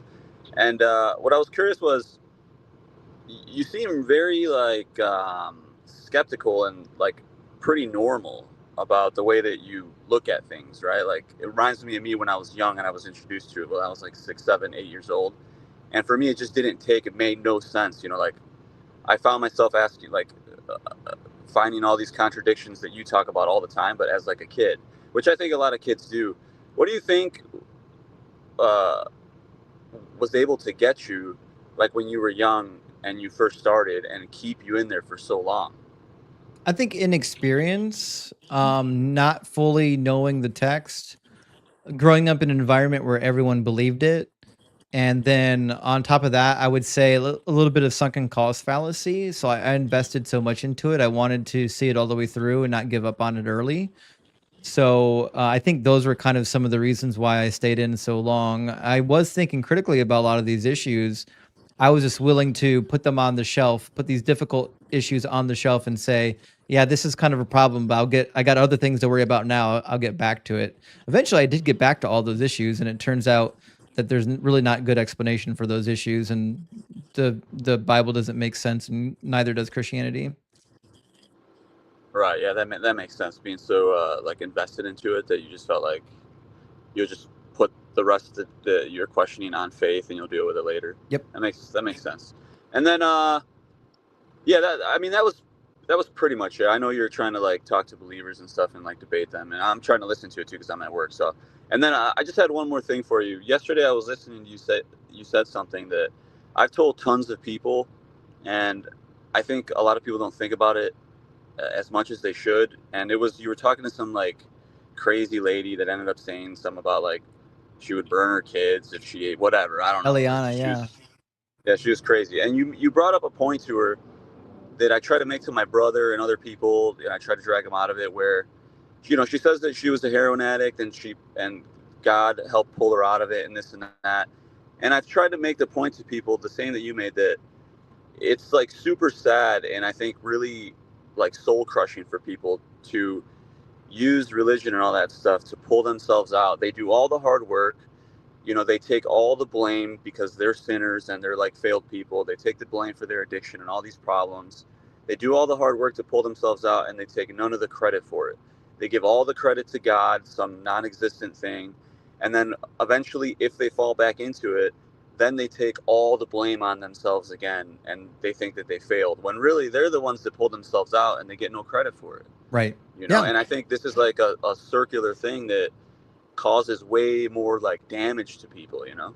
Well, they've been trained to think that way. They've been trained that everything good comes from God and everything that's bad is we did it. We made that problem. Right. It's pretty messed up, you know? Pretty But anyways, crazy. man, I appreciate your time. I send you some like chats and stuff when I can. It's the first time I've been up. I'm not the guy that you're trying to talk to because I'm like, I don't know, I'm like somebody that's just never understood how people could believe this in the first place, you know, since like 5 years old. You were smarter So than me, Michael. I don't think I was smarter. I think I just kind of have like a little bit of a, like maybe a slight bit of like autism, you know, like maybe I'm slightly on the spectrum. Mhm. So like certain things, I just don't see them like other people see them. Like I think sometimes I think too practically. And when I was a kid, I found myself, when I found like stuff on YouTube, like Christopher Hitchens and all these guys, I found myself asking the same questions as like a 6, 7-year-old, you know, like who made God? If God made everybody, who's God's God? Or, Yep. you know, like things that just make no sense, you know? Yeah, But for sure. yeah, man, thanks for your time. And I'll be checking in everyone. I'm a truck driver, you know, so I listen to a lot of random stuff. Oh, thanks for stopping in. Be safe, man. You're the man. Thanks. Cheers, Michael. Dubs to the truck drivers. It's hard work. I gotta be honest. There's a lot of jobs I wouldn't want to have. That's a tough one. I wouldn't want to be on the road all day. Ugh. I'm glad that somebody's doing it. Obviously, I wouldn't want to do it. All right, we're gonna get the next guest here from the YouTube queue. So we'll grab our next in.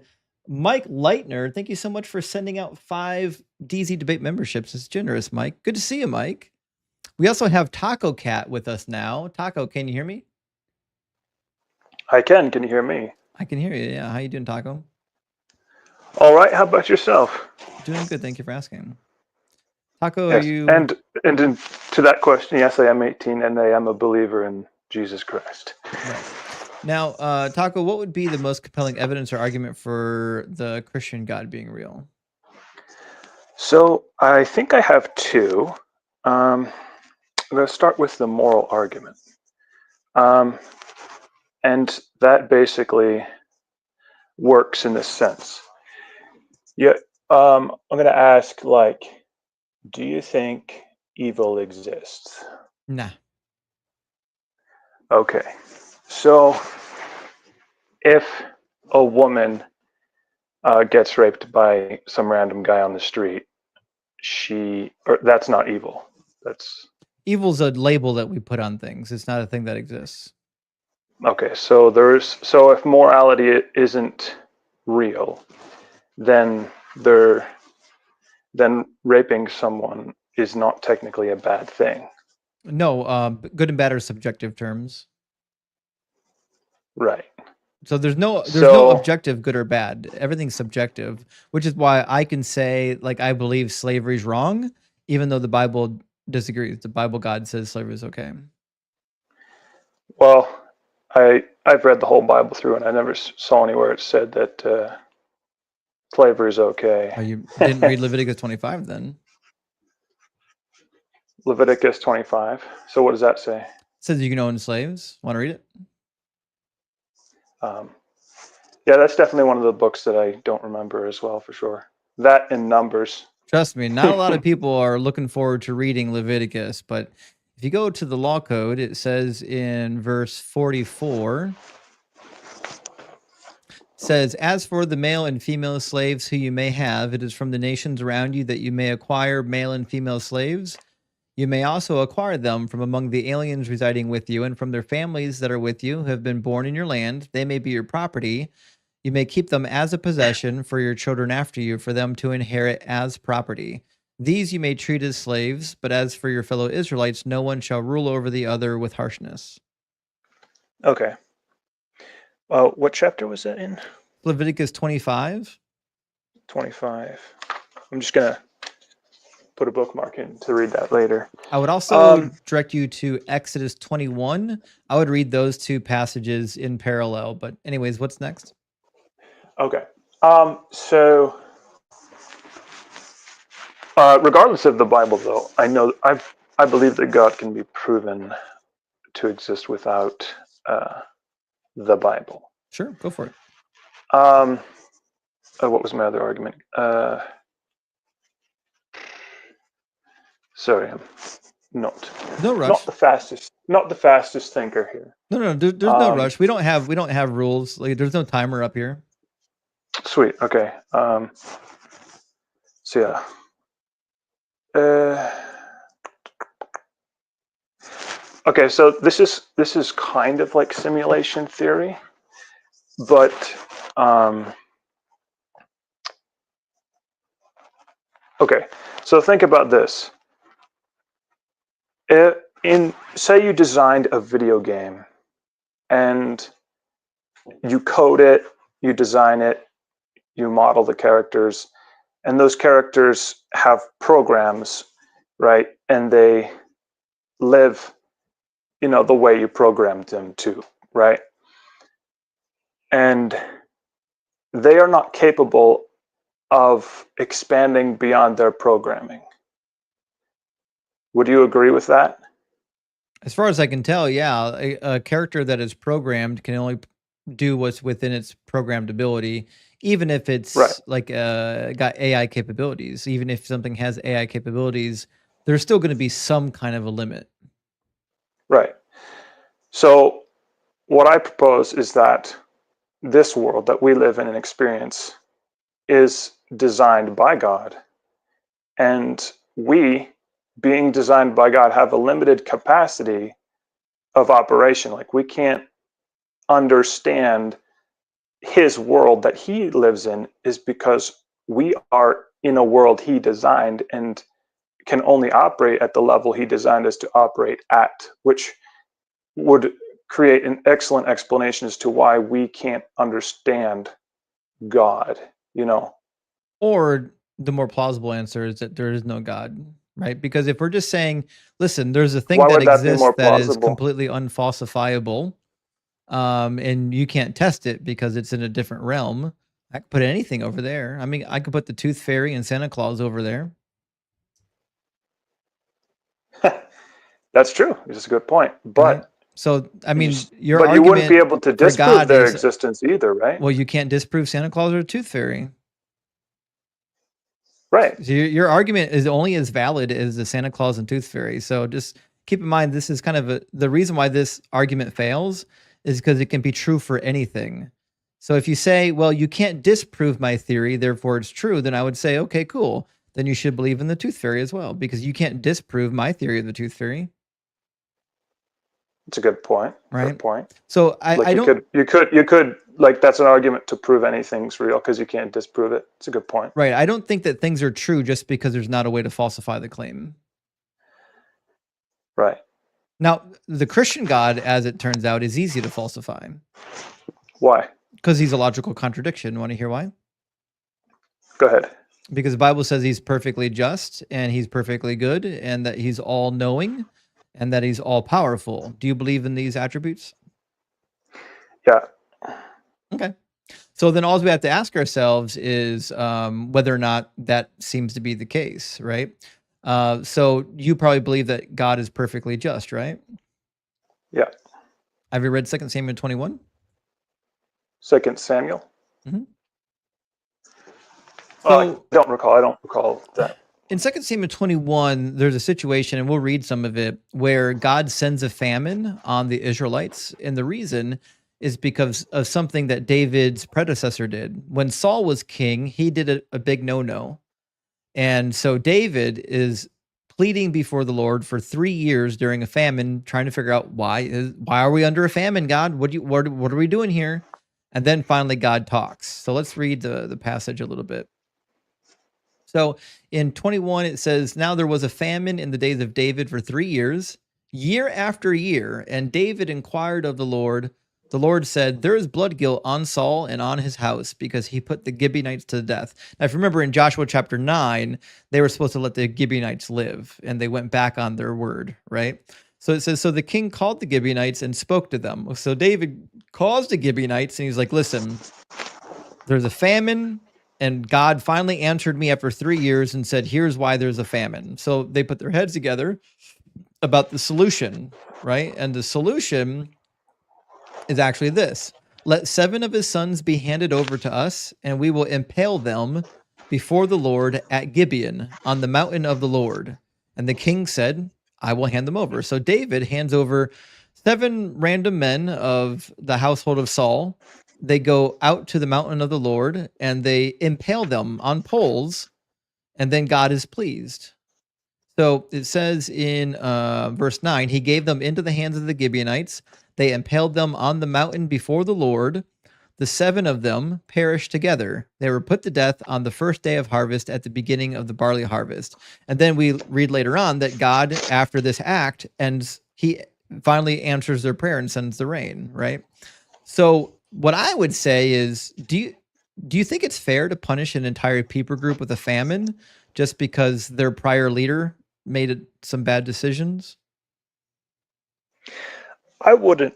I mean, yeah, I wouldn't say so. But how would I know that there wasn't something deeper going on? I mean, obviously, at face level, that would be, like, no way, So I can see your point. Could you remind me where that is in the scripture again? Yeah, it's 2 Samuel chapter 21. Chapter 21. Right. Okay, I'm going to bookmark that too. So if we're asking if God is just, I mean, I've got lots of examples that demonstrate that he's not just by the fact that he punishes people for crimes they never committed all the time. So, I mean, there's a very interesting comment I do have to say about that. And that's in the beginning of time, when Adam and Eve sinned against God and they were, removed from the Garden of Eden, they, all of his posterity were cursed and they didn't do anything, right? Yeah, that makes it worse, not better. right, yeah. So how do you come up with an answer to that? Well, I don't think there is a good but answer. what I realize, what the technical reason for why that actually happens is because Adam was a legal representative of the entire human race, in the sense that, so as he was cursed, we were also cursed. If Donald Trump committed a war crime, should all of Americans be cursed because of it? Like, so if Donald Trump decides that he's going to, I don't know, march down into Mexico City and take all of their guava, and then come back and murder people along the way who disagreed with what he was doing, is that something that all Americans should be punished for? Yeah, of course. I mean, of course not. When you think about it in an individual sense, right? Like, so he goes and decides to do that. Like, that's not fair that we get punished for it too, right? But the reason why he was I don't know why exactly. I read this idea in a book called, what is it? The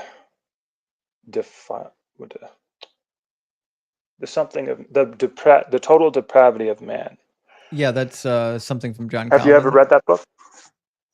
Yeah, I would It's pretty disagree with it pretty hard. But that would explain why everyone is condemned to sin, even babies who haven't done anything, and why we all suffer. I don't think explains that. No, I don't think it does, because it still doesn't explain why God set up a system that was unjust. Like describing the unjust system is not the same as describing why the unjust system exists. Right. So about that, right, being an unjust system, it wouldn't have been unjust had Adam and Eve not sinned. Like, it would have operated effectively the way it should have, right? It's like Would a you agree wife with that? abuser saying, you made me hit you. I didn't want to hit you. You made me hit you. That's not what I meant. What I meant was, like, he made Adam the legal representative of all Why? of humanity. Why though? He didn't have to. Well, I mean, I don't know why, but let's just Well, for the then- moment say that that's the case. But that is the problem. But hold on, let's let me finish my point, and then we'll go back to whatever that is. He made it. Assume he made it that way, right? He made Adam the legal representative of humanity, and assuming they had never sinned, it would have functioned perfectly, and no one would have ever suffered and had any problems, right? It would have just been heaven on earth indefinitely. So Well- that system is something that we suffer from, not because God made that system, but because we fell. No. Okay. So I'm an engineer by trade, right? So like all of my machines have to have a failure mode. When somebody does something wrong or the machine malfunctions, there's a failure mode. And I actually have to make sure that when my machine fails, that it doesn't explode and like kill a whole factory of people, right? So like God knew exactly what would happen when Adam and Eve sinned. He knew that they would sin. In fact, he planned it according to Ephesians chapter 1. And so the failure mode that was enacted when Adam and Eve sinned was still his fault. He didn't have to make that the failure mode. He could have made the failure mode anything he wanted to. He could have made the failure mode getting tickled by a feather. That's true. So yeah, that's a good point. Did you bring up? Although I wouldn't say it's God's fault. I would say that so he put the responsibility in our hands. He knew we were going to disobey him, but it didn't make him, or he didn't make us choose. We chose ourselves. Even though he knew we were going to choose, it still doesn't mean that he made us. So it's I didn't say that. technically not his fault, right? No, I think it is his fault, right? Because he's in charge of the consequences. We're not asking if God forced us to sin. No one's asking that question. We're saying what would be the appropriate reaction to somebody sinning, right? So if my child sinned, imagine I have a household of 10 kids. If one of my children sins, I'm not going to curse the entire household. That'd be silly. Yeah, it would. But like I said before, the system would have worked fine if we hadn't sinned. You know what I mean? Well, that's irrelevant whether it would have worked fine if nobody had sinned. God obviously planned for people to sin. Ephesians chapter 1 says that the elect were chosen before the foundation of the world in Jesus Christ. So yeah. Before God created That's us, a he knew verse. somebody would sin. Well, yeah, obviously. And so I mean, if he knows all, you know what I mean? yeah, if he created human beings knowing they would sin, then it's not like what's happened after the sin is like plan B. Obviously, he knew it was going to happen, and he decided Right. what would happen as a consequence. He could have made the consequence anything. Yeah, that's true. Well, actually, the Bible does say the consequence is death, which is just the inverse of life, right? It seems to be that. That So seems to be the case. that's what that is. Yeah. So one way I do like to think about this issue is God, at the beginning of time, God wanted to make a species of free creatures who could decide to do whatever they wanted to do, right? And he looked Can I push at back on all that? the different. What's that? What's that? Can I push back on that just before you get too far into it? Sure, go ahead. Because I don't think he created a bunch of people where he wanted them to do what they wanted. Because if you don't do exactly what he wants, he'll throw you in hell for eternity. Okay. Not doing exactly what he wants, just not doing anything. Well, you know what? I guess that might as well be put that way. I mean, he will do it. Like if you commit even one sin, you go to hell, right? Right. So he designed a world for us to live in, and we can do anything that he designed us to do. But if we do anything that he didn't design us to do, then we get punished. Right. So I see what you're saying. There's a pretty strict set of parameters too, because like even thought crimes are a crime according to Jesus. Like if you just look at the woman in lust for 5 seconds, you're in hell now. Yeah, the predisposition of humanity is to sin, though. What if we're predisposed to sin? That means it's God's fault that we sin. No, because we are cursed by lineage. By God. Because by Adam being the legal representative of all of human posterity. And who set that up? Was it God? It was. It means God's the one that ultimately decided that would be the case. He did, but like I did make a point earlier, is that that system wouldn't have been a bad thing if we didn't choose to sin. It doesn't matter. God knew we would sin, and then he decided he would do something that was unjust when we sinned. And if we're designed with a sin nature, that means we have to sin. So that does bring me back to the point I was going to make earlier, is that at the beginning of time, God, knew that we were going to sin, right? And he looked and he wanted to create, a species who had free will. Even though he so let's just say he sat there at the beginning of time and he looked over all these different variations of the world he might make. And he chose the one that had the least bad happening in it. I know it sounds weird, but what I'm trying to express through that is that creating a species of free-willed people is not possible without them sinning. It's gonna happen. Okay, so if that's the case, if God creates human beings with the only inevitable result that they will in fact sin, and then he says, when you do sin, I'll torture you for all eternity, even though you can't help it. You have to sin because you're human. That's not just. But at the same time, at the beginning of time, he did plan for that and created and planned to have Jesus die for our sins so that we can be reconciled to him. Only if you believe the nonsense. I don't believe the nonsense. Right, but why wouldn't you? It's not true. Well, wouldn't it be worth it if it was true? I don't think so. I wouldn't worship a God that thinks it's okay to own slaves and rape women. Okay, well, why is that a bad thing if you don't believe in absolute morality? Those things aren't bad. It's a personal choice. I personally wouldn't worship somebody that intentionally harms people. Right. Now, if you do, if you say, listen, I will worship somebody who intentionally harms other human beings, go for it. You're welcome to do that. Just know that like they're going to be tracked by the government for a while. Right. I mean, obviously, I don't believe that's who God is, but those are those verses you provided me with are some good stuff I'm going to have to study up on. I appreciate that. Yeah.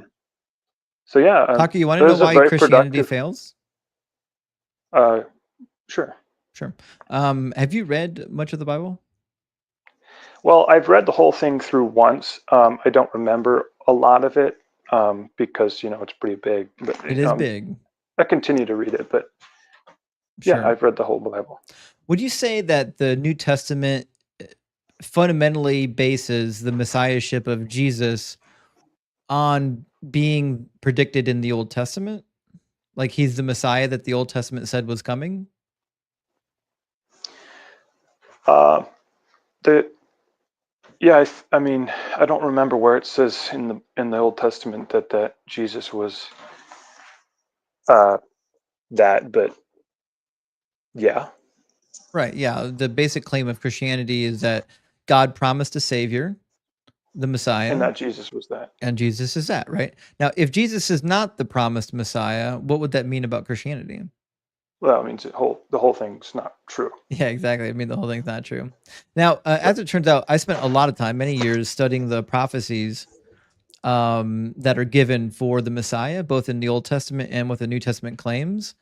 And I don't think Jesus fulfilled one prophecy, not even one. And so if he didn't fulfill even one prophecy, he certainly can't be the Messiah. And you want to see an example of what I'm talking about? Sure, give me some more verses to study. Sure. Sorry, excuse me. Don't worry. We're going to pop down to Isaiah 7. So Isaiah 7 is the quintessential passage that theoretically predicted the virgin birth of Jesus. What Bible translation are you in right now? New King James Version. Fair enough. I don't know what the New King Isaiah James... verse 7? Well, we're going to be in Isaiah chapter 7. Oh, chapter 7. Right. And I don't know how the New King James is going to read because I don't typically read the King James. But What are you reading from? I'm going to be reading from the NRSV, but my guess is your King James is going to read different from mine, and I'll tell you why later. So in the beginning of the chapter 7, verse 1, it says, "In the days of Ahaz, son of Jotham, son of Uzziah, king of Judah, King Rezin of Aram, and King Pekah, son of Remaliah of Israel, went up to attack Jerusalem, but could not conquer it. When the house of David heard that Aram had allied itself with Ephraim, the heart of Ahaz and the heart of his people shook as the trees of the forest shake before the wind." Now, if you're not familiar with the Old Testament, there's some stuff happening here. So what's happened is King Ahaz is the king of Judah, and the kingdom's already divided. We've got the northern 10 tribes and Judah and Benjamin in the south. The northern 10 tribes had an alliance with the Arameans, and they actually want to go down into Judah, dethrone King Ahaz, and put in a different king that is more favorable to the Ephraimite Aramean alliance. Now, it doesn't work. They mount an attack, but they're actually unsuccessful. But nevertheless, Ahaz and the people of Judah, they're pretty damn shook. They just went through a failed attack, and they're like, shit, maybe they'll be more successful on round number 2.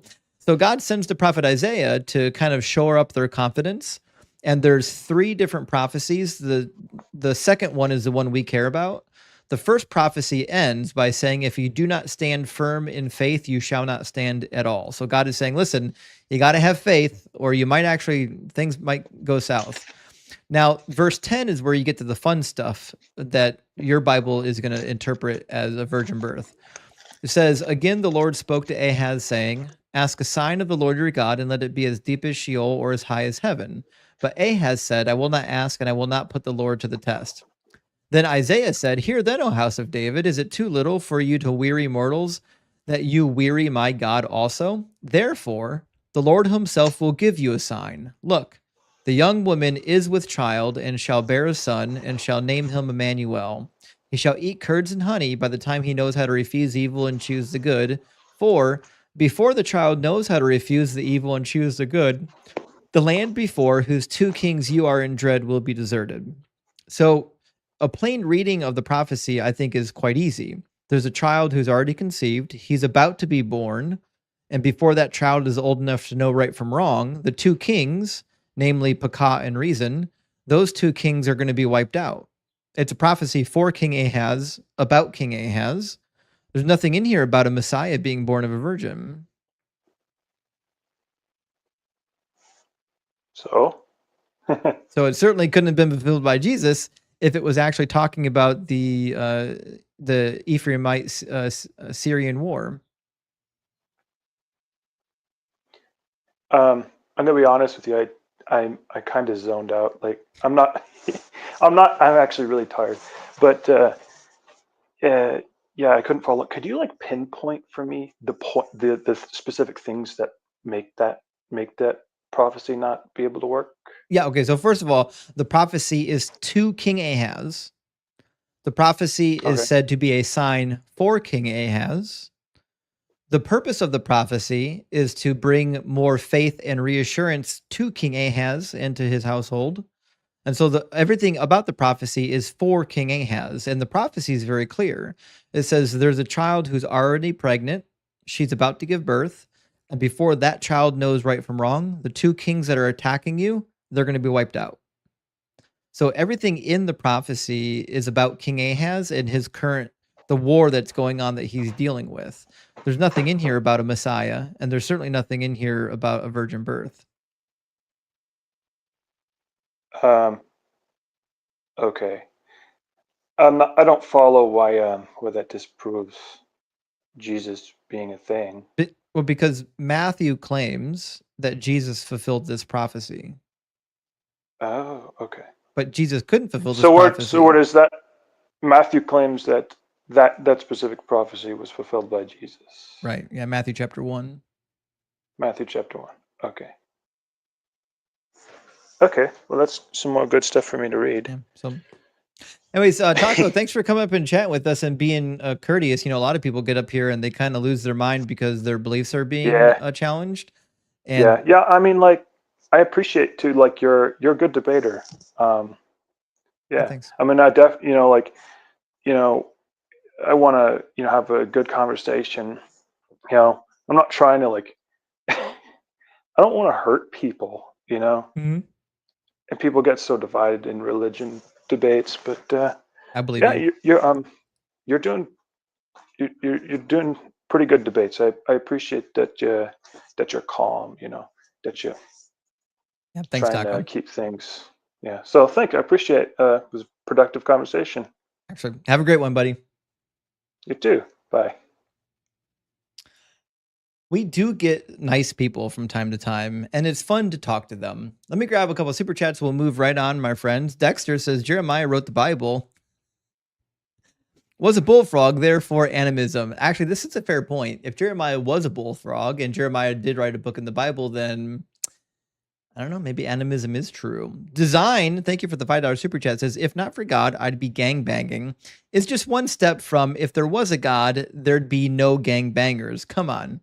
Actually, this is a really good point, Design, because he's suggesting that God saved him from life of the streets, but like he doesn't save so many others. Like there are so many people that are out there on the streets begging for this God to be apparent, and he's nowhere to be found. It's gone, Josh Barba says this Muslim word salad tastes like it's full of pork. Oh my gosh, was it ever? Yeah, that was a rough word salad. I think he was a nice enough guy, but boy, that was tough to listen to. And Hyro, good to see you again. Thank you for the 666. My screen name is Hyro Fantastic. A play on Hierophant. Oh, on the Hierophant card in the tarot deck. And because I'm fantastic, you're fantastic too, Justin Fantastic. Well, thank you, Hyro. I appreciate that. I don't know anything about tarot cards, but big W for deconstructing from the religion and finding something that works for you. And also, thank you, SFP IVATER. Thank you for the super chat. Theist, give me evidence that atheism is true. In other words, give me evidence that you don't believe that God exists. How the F will I do that? So this is the point we do pretty regularly, which is you can't prove that nothing exists. You have to start somewhere, right? Like you can't prove that the tooth fairy doesn't exist because in fact the tooth fairy doesn't exist. Music by Artemis. Thank you for the super chat. Says Justin, you realize you've created an alternate universe where by the year 3000, everyone on the planet will be worshiping the rock of Doug. Hail Doug. Actually, we've talked about this, Music, and I think you're right. When archaeologists look back in the year 3000 and find what we're doing, some people are going to convert to Dougism. It's going to happen, friends. Just remember, Doug loves everyone, no matter what they believe. Atheo Ricard 2, thank you for the $10 super chat. He says, since I don't know how TikTok works, is it viable at all for you to go to theist lives and engage with them there? I come across them all the time and run around in circles when I use their arguments. Theo, I have a pretty strict rule about how I do my debates. I don't go into believers' lives and debate them for a couple reasons. One, because it's a waste of my time. I spend almost all my time streaming here. And why would I go to somebody else's live stream rather than building up my own channel? The other thing too is when you're in one of those live streams, typically, and you're making good points, they just kick you. Number two is I think that if we just leave them all fucking alone, their live streams will die and they'll have to come to us. The only reason why these Christians have live stream debates is because atheists are showing up watching. Why? Stop doing it. Stop watching theist live debates and make them come to us. Put them on our turf, on our playing field. Stop giving them any of your attention, your time, your views, or anything of that nature. They don't need it. They've got God. Dan, thank you for the super chat. Says, forget Shark Week. Justin is barbecuing for Woo Week. Holy shit, has it been a Woo Week, Dan? My goodness. It's the amount of woo it must be in the daytime. Somebody said it was the full moon. Dan, I don't know if that's the case. It could be the full moon, but if that's the case, I think the full moon is another form of woo. So Voltage says, on my last chat, Chihuahua Wiener. There we go. Chihuahua Wiener or a Dachshund. Actually, I love a Dachshund hound. But yeah, a Chihuahua Wiener is roughly a Dachshund hound, I believe. Thanks for clarification. Carlos says he's going to try and justify some insane stuff. Carlos, you know they're going to. They can't help themselves. They're going to justify all kinds of stuff. But that last guess was pretty nice. Marcus, my friend, thank you for the $5 super chat. Great to see you. It says, Adam, first man, lawyer for all humans, creative if ridiculous. Regardless, I always love hearing a new argument. I'm with you, Marcus. I love hearing a new argument. At least they're thinking, right? When they just repeat old bad arguments, that tells me they're not thinking. Somebody told them an answer. They never thought that it was a good or a bad answer, and they just repeated the shit because they're not thinking. But people who are thinking try to come up with unique answers. But Zach K, thank you for the $9.99 super chat, says the Mortal Kombat sound is saying toasty. That's what I thought. I think the actual Mortal Kombat sound is toasty, not whoopsie. It sounds like whoopsie, but it's toasty. Just a couple more super chats, friends. We'll get our next guest in here. Good Juju, thank you for the super chat. Says, Justin, please allow my friend to debate you. You blocked or kicked him talking philosophy or something. I'm begging you to run through his arguments.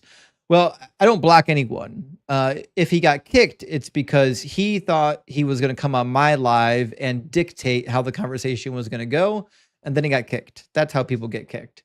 So if you don't want to get kicked, don't come up on my live stream dictating how the conversation is going to happen.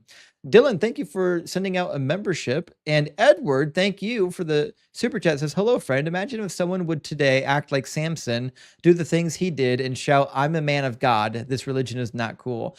Actually, that's the point. If somebody did what the Bible characters were doing, we'd lock them up. If somebody walked around with a jawbone of an ass trying to murder a whole bunch of people, it would not go well. It wouldn't go well. Bruce says, dying in a gangbang would be a hell of a way to go. Praise Doug. It would be a hell of a way to go. And I'm glad that his, supposed God got him out of it. Newsy, thank you so much for the super chat. Says, I was never a Christian. Why am I out of bounds to doubt the existence of Jesus? Most characters of the Torah are fiction or composites. What's the difference? Newsy, I'm with you.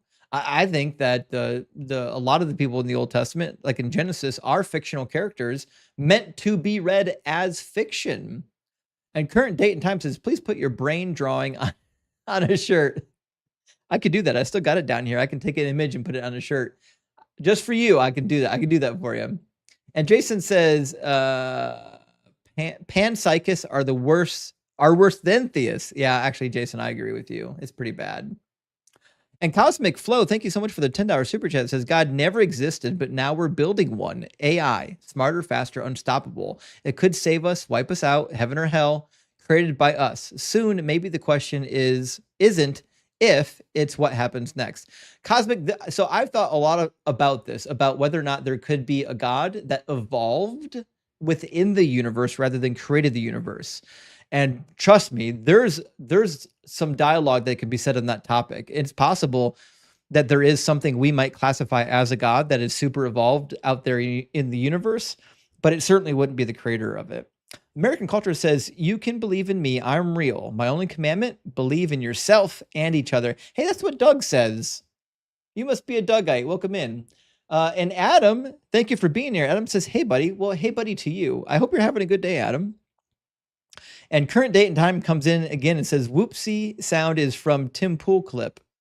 I don't know much about the Tim Pool clip, but I do know that the whoopsie sound from Mortal Kombat is, I don't believe it's whoopsie. Circles and Sound says, Justin, you are my new comfort source that I come to whenever I get preached at or have to have lost more brain cells listening to Christians. Thank you. Well, Circles, I appreciate that. Thank you for letting me know. And I'm sorry that talking to these Christians are so painful. Most of these conversations are pretty rough. Sprawley says, Your Honor, my legal counsel did not know right or wrong. I'd like to move for a mistrial. That's the case, actually. Adam and Eve didn't know right from wrong yet. They didn't know good from bad until they ate from the tree, which means punishing them for doing something they didn't know was wrong is crazy, much less punishing all of humanity. Space Lord says, if sin is inherited and if Adam had not sinned, but everyone can sin, we have to hope every one of our ancestors never sinned either. Not helpful. So this is a good point, because if God will curse everybody because of one person's sin, then it didn't matter if Adam and Eve sinned or not. Eventually somebody would sin, and eventually God would have to curse all of humanity. So you end up in the same bad spot. Skeptic Quest says, Taco, could Adam and Eve have done other than that which God foreknew? If yes, then God is not foreknowing. If no, man has no free will. Skeptic Quest, we almost got to the free will topic. We didn't get quite around to it, but I agree with you. God can't change his mind if he's all-knowing, and if he's all-knowing and he knew they would sin, they couldn't do anything otherwise. Adam says, you got the morality, bro, right in the Bible. Toasty. Yeah, actually, the Bible morality is fucking toasty, because he will light you on fire for nothing. Samuel, thank you for the $5 super thanks. And Ehud, the leftist, great to see you. Thank you so much for gifting out 5 deconstructions of memberships. Guys, the memberships are the backbone of the community that really helps keep things running smoothly. I super appreciate all the support through memberships. And of course, you get the cool chat emojis, and you get access to the deconstruction cheat sheet. And Bryce Aroni, thank you so much for the $20 super chat. It says, God did not want free will. He allowed the evil serpent inside the garden, especially to coax Eve by telling the truth. If God wanted free will, he wouldn't need to send a serpent to manipulate them into making the wrong choice. So this is just true, Bryce. If God really wanted us to have free will and wanted us to make our own decisions, then he wouldn't have put the serpent in the garden to cause Adam and Eve to sin. I mean, we could take from the story that they weren't as likely to sin without the serpent. But if they were as likely to sin with or without the serpent, then the serpent is redundant. We don't need the damn thing. Carlos, thank you so much for the 10 deconstructions of memberships. Big W, my friend. Thank you so much for your generosity. And with that, I think we are ready to move on to our next caller. Let's grab J.R. Ted from the TikTok queue. How you doing, JR? Good. How are you? Doing good. Thank you for asking. JR, are you at least 18, and are you a believer? I am 18, and I am on the fence. Cool. Okay, so let me ask you, I'm going to ask you a hard question and then an easy question. Sure. The easy question is, what's causing you to doubt?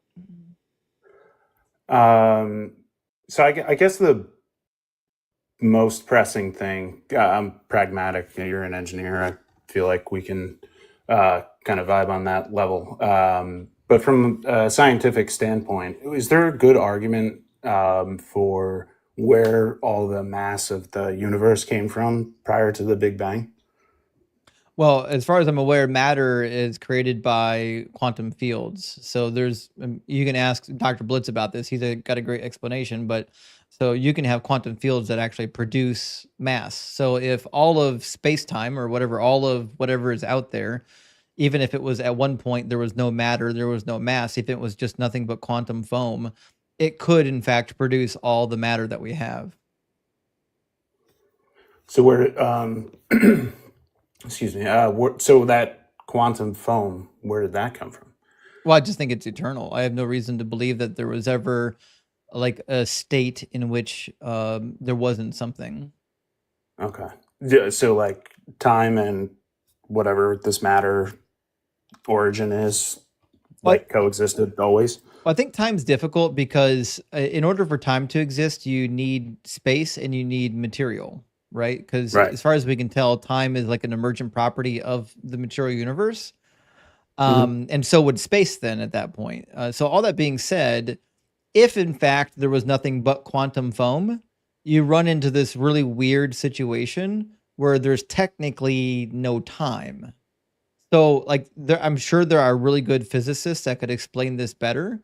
But to me, it's head spinning. That's why I've never really been a big proponent of the quantum foam idea. I believe in the Big Bang, Big Crunch model, which is that all the matter and stuff in the universe has been in a constant cycle of Big Bang, Big Crunch. It just always existed. Yeah, I would say so. That's my viewpoint. I agree with like Sean Carroll and Roger Penrose and others who believe in the cyclical universe. And I just think even if you take the limited information that we have, I just think it makes more sense. So, for example, basic analysis, right? Which is you can't get something from nothing. Easy. Right. But we have something. So if we can't get something from nothing and we have something, then it just seems that there always was something. And then So, like, irrespective of any sort of religion, would you be open to like just that there was some sort of creator to even make that foam or matter, and maybe that creator made all this and just let it ride? well, I don't see what that solves, right? So if there always was something, then there's no need for somebody to create the something. If you follow that logic backwards, then nothing comes from nothing. Mm-mm. No, because it always was. So you think just time and matter was just always there? That's my belief. Yeah, I think there always has Okay. been time, space, and matter. Is there like a good argument? Is this like both disprovable? I mean, I don't think there's a disproof for it yet. I mean, the only thing you can do is posit theories and say, well, before the Big Bang, there wasn't anything, but we don't have any evidence of that. There's no evidence that there was nothing before the Big Bang, Okay. right? So And if there's like humanity, common knowledge, belief, whatever, would the burden of proof be on disproving it or proving it? what do you mean? Proving what? So like, for all of humanity, there was like basically in every civilization, there's some sort of worship to a creator, for, as long as humans existed. So would the burden of proof come or be on disproving God's existence or creator of any sort, or proving it? I think a little bit of both. So, for example, if you're a Christian and you say that the Christian God is real, I mean, the burden of proof is going to be on you. Now, if I'm making a claim here, my claim specifically is that your God is imaginary, assuming that the people I'm talking to have a specific God, like Allah or Vishnu or Jesus. And I actually do have arguments that lead with the conclusion or end in the conclusion that the God isn't real. So, like, I can actually back up my claim. Now, that being said, the theists who get up here and talk to me, they actually can't back up their claims. So, I mean, I think there's a burden of proof going both ways. I would only add one more thing, though, is then when we're talking about things that we clearly don't have evidence for, there's always going to be, it's always more reasonable to reserve judgment on the thing existing. Like if I said there's an invisible teapot circling Earth, it's just been in orbit for the last 500 years. Like I think the most logical thing to do is say, yeah, that doesn't seem right to me. I'm not going to believe that until I see evidence of it. Yeah, and I think just in general, from like a scientific perspective, burden of proof usually goes on proving the thing exists. I agree. I think it gets a little muddy when there's tens of thousands of years of precedent saying otherwise, and not to say that makes them right, but to change or disagree with that much collective wisdom, to me it muddies the water. That's all. I mean, I do agree with you. I mean, asking people to prove non-existence is a silly thing because things that don't exist don't leave evidence. Right.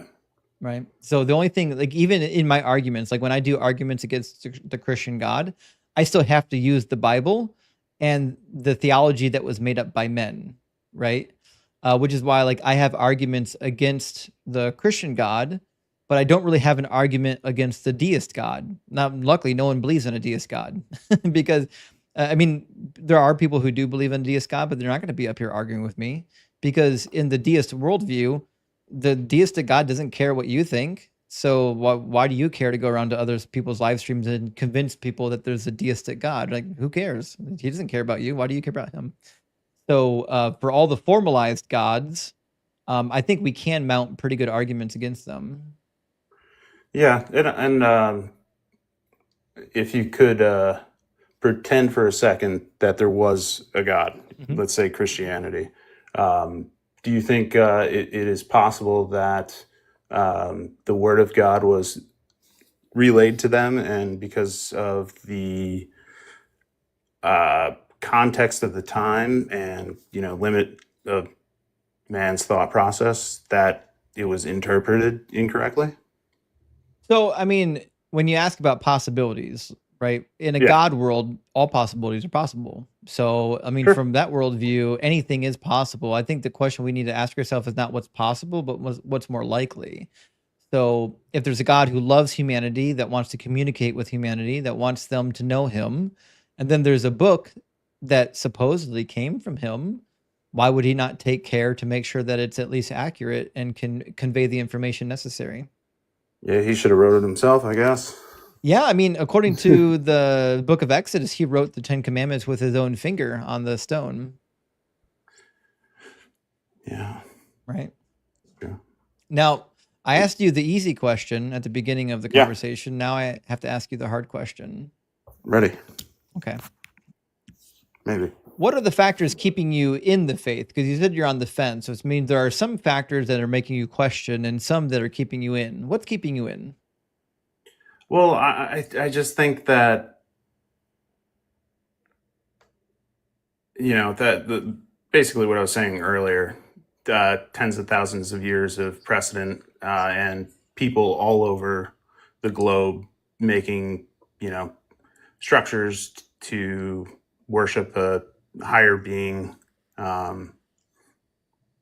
like that collective knowledge and the lack of being able to disprove it just makes me like on the fence, I guess. Sure. So, for the majority of human history, almost everybody in the world believed that the earth was flat with a dome over top of it. Now, the Greeks did not all the Greeks, but some of the Greeks, like Aristophanes, figured out that it was round. But just about everybody else besides that believed that it was flat, even into the medieval period. But let's just say 90% or more of all human history believed that the earth was flat. So I would say that only because I don't Probably know. way more than that, but yeah. Yeah, right. I don't know if collective people's understanding over history of how the universe works as a collective is a great thing to point to, because we can look at all the stuff that they got wrong and be like, well, maybe they got this wrong too. And I feel like that's a fair criticism, but we can actually prove that the Earth is roundish. Right, we can prove that, right? So Yeah. we agree that we got actual evidence at hand, right? Yeah, there's an actual quantitative measurement of it. Let me ask you a couple Whereas difficult not- questions. What's that? Let me ask you a couple difficult questions. Is it possible that there is a God, but it's not the Christian God? Yes. Okay. And how would you know? I mean, let me rephrase it. Not how would you know if there's a am I God? in the Christian God camp firmly? I think that, like, personally, I just think there's some sort of creator, and whether it was somebody who created all this mass of the universe or whatever, and just is watching and laughing, or has a hand in the development of whatever. I just don't know. Sure. So what I'm gonna I don't think I asked my question very well, so let me rephrase it a little bit. Oh, sorry. If in fact there was a God, so I'm not saying atheism, if there was a God, but it wasn't the Bible God, how would you test to know that it wasn't the Bible God, it was just some other God? So, like, how would you say one religion is correct and others are not? Exactly. How would you, let's imagine you have two options, the Christian God or a generic God of theism, like Gotcha. Plato's God or gods. Obviously not provable, not measurable, right? or Yeah. anything observable. What? So, to me, I think just from a human perspective, I think having faith is, whatever your faith is actually a healthy thing. It helps with like keeping society looking to be respective of like one another, and to do the right thing, whether or not it's just a story, like, you know, if you have kids and you're trying to tell them to do the right thing, like Santa Claus or whatever, but like some sort of belief where there's a commonality of doing the right thing and kind of working forward to a higher goal, I think is net positive for any society. No, I agree with all of what you said. What I'm asking is, if you personally, JR, if you have to choose between a generic God existing and the Bible God existing, what methods would you use to come to the conclusion as to which one existed? It's not measurable, I don't think. So do you think it's just not knowable? Yeah, I just if there is a creator or all powerful, all knowing, whatever, the creator, I don't think we would be able to grasp the concept of it. So I don't know if you could actually pinpoint, like, if whether or not it's Vishnu or God in a Christian sense, or Allah or Jesus, or So, as far as you can tell, there's no way to know if God is the Christian God or the Hindu God or any other God system. So what would be the thing that made you choose the Christian version? Oh, personally, I don't. Okay, I think actually gotcha. just from like a historical perspective, you believe Jesus exists, right? I do, yeah. Like he is a person. Mhm. Okay, so just from a historical perspective, I think Christianity has a lot of evidence to support that, even if they are fairy tales, but like certain things happened. Not that other religions don't, but I think from an evidence-based perspective, I think they have the most documented. What have you things. compared them to? Well, I don't want to get everybody mad at me, but I think there's more evidence to support Christianity than like Islam. I haven't really looked into, Buddhism or any other religions. What about and it's the not Greek like gods? a thing against Islam or anything. But What about the Greek gods, like the Greek pantheon? There's a lot of writings about their, their doings. Yeah, I mean, so when I say there's like evidence for Christianity, or like at least what's depicted in, and I'm not a Bible expert by any means, I won't even pretend to be, but there's provable things that exist today. It's not just like a written testament of this thing. Whereas like Greek mythology, I feel like is probably just written down. We've got written testimony of actual deities. In fact, even Josephus mentions the lineage of Hercules. We actually got quite a bit of documentation for what the Greek gods were up to. I think the difference is you read the historians like Tacitus, maybe, or perhaps Suetonius, and you think that it's just mythology, but these were history writers. But I would say the same for the Bible. I think what Tacitus and Suetonius were doing is the same thing that the gospel authors are doing. I think I think that's fair. right. They're both attempting to do history, but both of their histories include what I would call mythology. I think that's fair. Right. So here's what I think. I think if we're going to weigh something to be truthful or not, like you pointed to, the reason why you would land on Christianity versus anything else is because of the evidence. I agree. I think the reason why we would choose something is because of the evidence we have in front of us. And unfortunately, I think that the evidence for the Bible is pretty conclusive that it's mythology, and it's not even good mythology. It's got hundreds of contradictions and errors and scientific, inaccuracies. And this to me just doesn't seem like it would be fitting if the character God of the Bible actually did exist. Because like he says that, all kinds of claims about being perfect and about preserving his word, but the word wasn't preserved. It certainly isn't perfect. Yeah, I always, well, I'm a curious type guy, but I'm always like, maybe this word of God or whatever was told to people, and they're transcribing it like as if Albert Einstein is teaching me advanced physics, and I'm not an expert in that. So they're like, yeah, jotting down what they can. So I mean, the question, it's hard to make it. It's hard to disprove either of these. These are just kind of like philosophical arguments. So right. So, but if God was going to write a book for human beings, don't you think he would make it intelligible to the human beings that are reading it? yeah, and then maybe it's the way to make it perceivable at the time. So, that I heard earlier, there's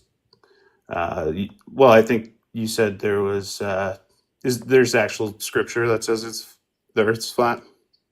Yeah, Job 38, or Job I believe 38, it. 14. Okay, yeah. So like, it might be like the misunderstanding, or if let's just pretend this all happened, it might be a misunderstanding of like the transcription from some higher being to the people at the time. But yeah, I don't know why he wouldn't just make a book. Right, because he is all powerful. Like if communication is all he needs, he could do it. Like there's nothing stopping him if he's all powerful. Yeah. Right? No. Totally makes sense. And let me ask you, we're going to do one more inquiry. Let's talk a little bit about what's traditionally known as the problem of evil. We do live on a planet, and you probably agree that there are natural disasters here, right? Correct. Right. Do you think that the natural disasters are executing people at random or targeted? Executing people. Oh, like weather events are the people who pass away from weather events. Yeah. It's designed kind of thing. Yeah. Is it randomized, or is it like God is pointing and saying, no, go over there? To me, it's like randomized. Like there's weather patterns, and if you're there, you're out of luck. SOL, right? Okay. Yeah, I don't know how to say that without getting. I know TikTok's tough. So okay, so let's go over the points then. Now, if you believe in a God that's all good and all knowing, all powerful, then it's kind of entailed in that triomny situation that he or she does not cause unnecessary suffering. There could be necessary suffering, but there can't be unnecessary suffering. Do we agree on that? Well, I mean, the premise, I guess, that from a definitional standpoint, if there is a creator, I don't think I like all powerful, all knowing, fine. I think only does good things is debatable. Because why do they, like, if there is a creator, why are they limited to only doing good things? Because it's part of being triomny. Triomny means that you're omnibenevolent, you're all good, which means you can't do bad things.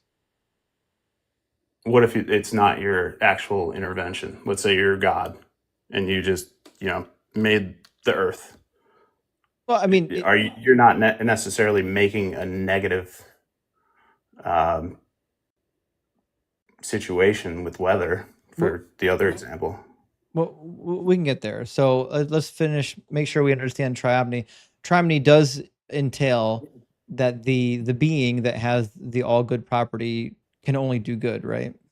This is the common belief of religious people. Well, I'll go with I think religious people vary a little bit on this, but we Okay. can put some Bible verses to it. Like, the Bible does say that he's all just, does say that all of his ways are good. I mean, you could default to God's not all good, and then we just have to go somewhere else. Like, I actually know a Christian who says, no, God's not all good. Sometimes he's an asshole. Yeah, that's where I'm at. And doesn't have to be Christianity, but like, if there is a all-powerful creator, why can't they get frustrated? I mean, they can. It's weird to me that an all-knowing agent would experience the same like weird emotions that would cause them to do bad things that we do. Especially when the Bible says that he's loving, merciful, gracious, long-suffering, and all those things. It just seems like he would be better than us, wouldn't he? I mean, that's taking the Bible as an absolute truth, right? No, I'm just saying that if the God of the Bible existed, it would seem that he should be better than the humans, right? I'd imagine so. Right. Psalm 25:8 says, good and upright is the Lord. I would expect that means he's like always good and upright. Why would we say that about God if he wasn't, right? Yeah, he's solid. Right. So I personally, I haven't met a Christian more than once or twice that didn't think God was all good. You can make a case using the Bible that he is all good. If you don't believe God is all good, then I guess I would just wonder why the hell you worship the thing anyways. Because if you don't believe God is even good, why do you care to worship the thing? You don't even know what he wants you to be there for. Yeah, so I feel like the way I look at it is probably all religions get it wrong. There was probably some sort of creator that even just kickstarted the process, and all the scientific Big Bang, evolution, blah, blah, blah. And, it's hands off. But it's good for human beings to have some sort of thing to look up to and believe in. Okay, so we'll try to circle the wagon, and then I'll have to move on to another guest because I got time for no one worries. more. But so the point that I'm getting at is the fact that there are earthquakes, hurricanes, volcanoes, and other things on the planet seems to be more parsimonious with the idea that we're living in a planet of chaos, not that a loving God created us, because I can't see why a loving God would randomly execute 100,000 people a year in natural disasters. Well, did you have a question in there?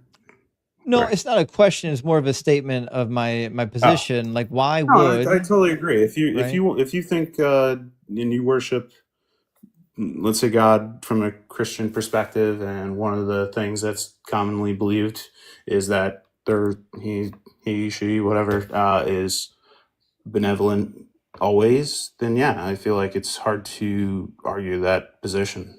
But if you think of it as like a creation for the opportunity to be good, or like productivity or whatever in God's image, I don't know what people normally say, but I almost feel like the creator made an environment and things go as they may. If God is not good, why worship him? Why care about him? I think it's healthy for humans to have something to look forward to. Even if it's not good? Like, that sounds like Stockholm syndrome. That's like I'm looking forward to going home to my abusive husband. Well, I mean, I think you can worship the good parts of, like, I feel like you can admire even people from history, like Thomas Jefferson, right? He had slaves. It was common at the time. It's terrible practice today, but it was common at the time, and he did tons of good things for the United States, and that's why we're here today. So he's not perfect, but like you can admire Thomas Jefferson or Christopher Columbus or whatever. Yeah, but I wouldn't worship him. Like I wouldn't. No, You know what I mean? Like I just think having a belief in like a higher power is healthy for humans. sure, but what if the higher power is an asshole? Well, you better pray to him so he doesn't kill you. What if the what if the higher power is more like a satanic figure that we're just like his little play toys and he's down here like a kid in a It sandbox? certainly could be. Right? You want to be on his good side, though, right? No, I wouldn't. I'd give him the finger. That's just me. But it's been a pleasure. Absolutely polite. Jared, thanks for Appreciate talking to it. me. Thanks for being polite. You were a treat. Thanks, man. Cheers. Best of Take luck it on your easy. journey. Thanks. He's a nice guy.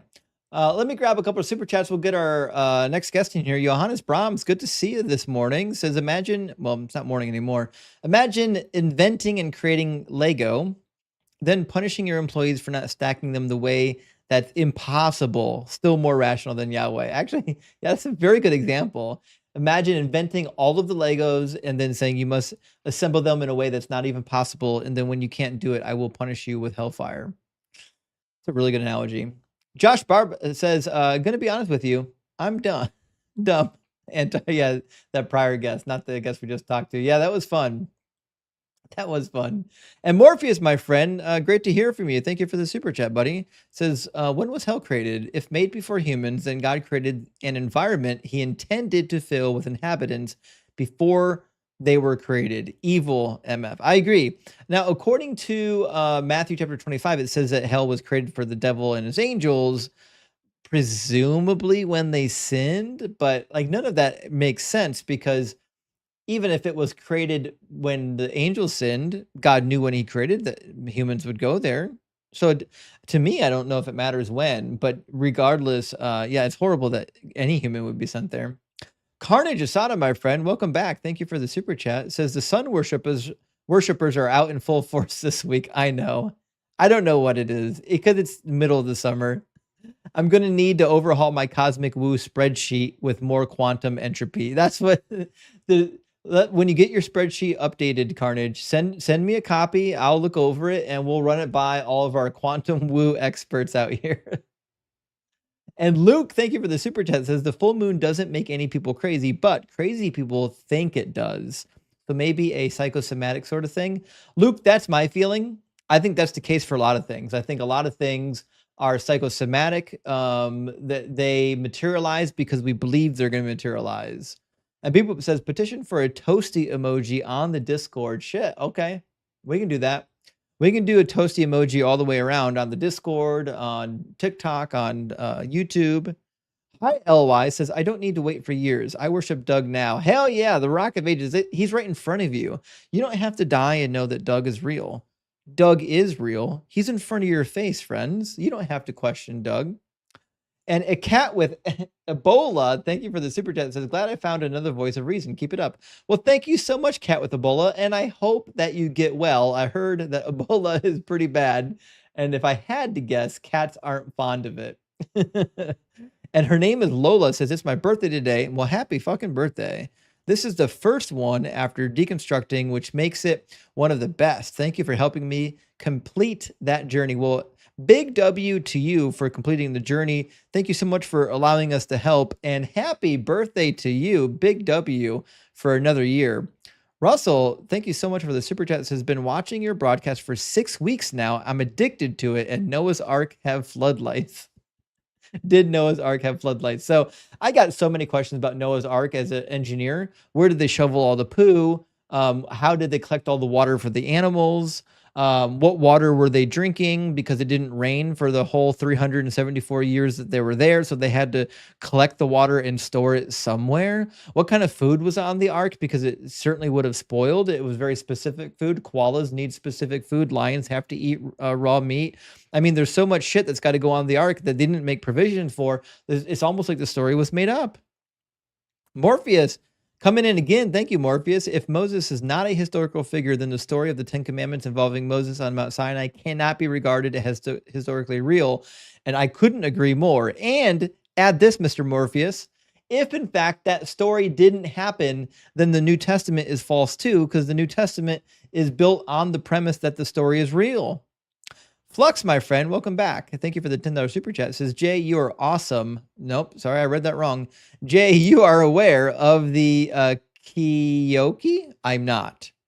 It's the oldest known library work in Japanese history, and it serves as both an early historical document for the basis of Shinto mythology and religious practice. Well, Flux, this is good information. I'll tell you up front, I don't know anything about Japanese religion. I would love to learn more. If you've got reading recommendations, like books that clearly explain what they believe, send them. Let me know. Discord me the names of the books. I'll get them. And Atlas, my friend, says, I was so happy to finish a hike and see that you were live. Then got home to find that my Rock Hard for Doug shirt arrived. Hell yeah, Rock Hard for Doug. If you want Doug merch, it's starting to populate in the merch shop under the YouTube stream. Get your Doug merch, and all the proceeds go to our Discord community fund. In fact, I should be getting the first payout pretty soon. Flux coming in again. Thank you so much for the $10 super chat. Oh, also, let me know when you're ready for me to buy the sequel on bullshit. There's a sequel? What the fuck? There's a sequel? I'll let you know, Flux. I had no idea there was a sequel, but I will finish the first before we get on to the sequel. All right, let me grab our next guest. It looks like it's going to be Bean. He's been waiting the longest. We'll get Bean in the box. How you doing, Bean? Bean? Bean might not be with us anymore. All right. Sorry, Bean. Got to move on to the next guest. Next in line was resident Perennialist. I didn't get that one right. Sorry, let me unmute him. Resident, how you doing? Hey, what's up, Justin? Not too much. How you doing? Is it resident is what you want to be called? It's a perennialist. Perennialist. Okay. Sorry, the letters are all squunched together on my screen. I can barely read it. No, that's fine. So, are you familiar with perennialism? I know about perennialism in terms of like the floral world. No, I'm referring to the perennial philosophy. Nah. I had a question, if you don't mind me asking. It's Graham Hancock posed this to Richard Dawkins once. Mm-hmm. He said, many traditional hunter-gatherer cultures believe that there are other realities, spirit worlds, and so on and so forth, and concrete techniques such as the use of psychoactive plants to access them. For example, the visionary brew ayahuasca used for thousands of years by indigenous cultures throughout the Amazon basin. As an atheist, have you ever seriously engaged such techniques to have firsthand experience of what they're talking about, even to challenge your own concept of what is real? If not, would you ever consider doing so? And when would you be ready to begin? If you would not consider doing so, please explain why not. Yeah, I mean, I've never done any of those substances. I certainly would be willing to do a controlled situation where the substances were administered professionally. But I mean, in my head, I just know that it's a hallucination. But I'm certainly willing to find out. Well, I have a link for Johns Hopkins for people to sign up over there to be administered what they give a high dose of psilocybin contained in a pill, and you're supervised by medical professionals. I would gladly leave you that link in your comment section after the stream. But one thing I wanted to also ask, are you familiar with the studies out of Johns Hopkins involving psilocybin-induced mystical experience? So I don't know specifically about what happened at Johns Hopkins, but I have read other studies that have been done at universities where they've used psychoactive substances to trigger out-of-body experiences. And all of the ones I've read so far demonstrate that people only think they're having out-of-body experiences. They can't actually provide the evidence that they did leave their body.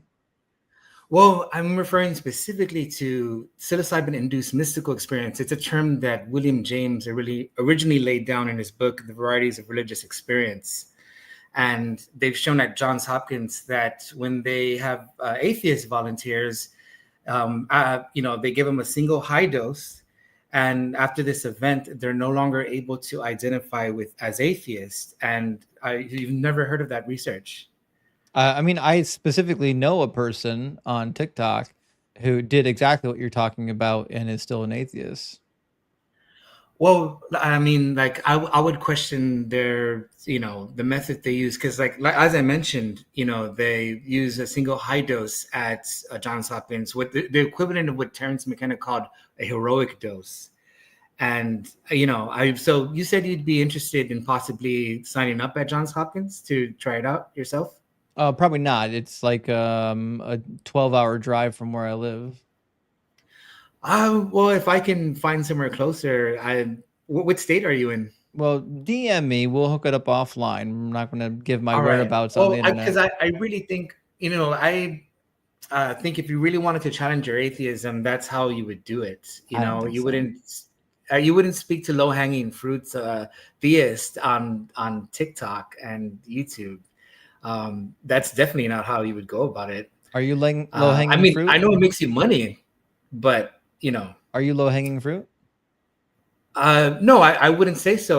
That's why I'm offering, because there's a lot of neuroscientific studies that back what I'm talking about. So it's not something you could really argue against. Actually, I think it is, because there are people who do the things you're referring to and they don't deconvert, and we have no evidence. Yeah, but you're not referring to actual you let me talk? neuroscience. Like, you let me go talk? ahead. Okay. So the only evidence that it points to is that people are having a neurological experience. You can't prove that any of these experiences where somebody is leaving their body and going into like an alternate universe or experiencing something from a different universe. People only think that they are. No, that's not what I'm saying, though. I think you're kind of conflating the outer body with this. No, when these professionals say mystical experience, they mean specifically the types of experiences that mystics have reported throughout the ages. So, they relate this to what they call the perennial philosophy. That's why I mentioned it.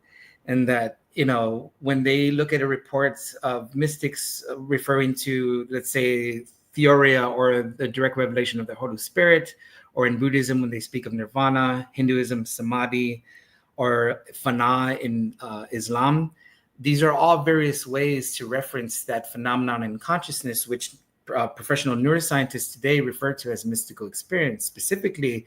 And it's a term, that they've laid down quite concretely over decades of research. So that it's doesn't something you may describe want the thing. What is a mystical experience?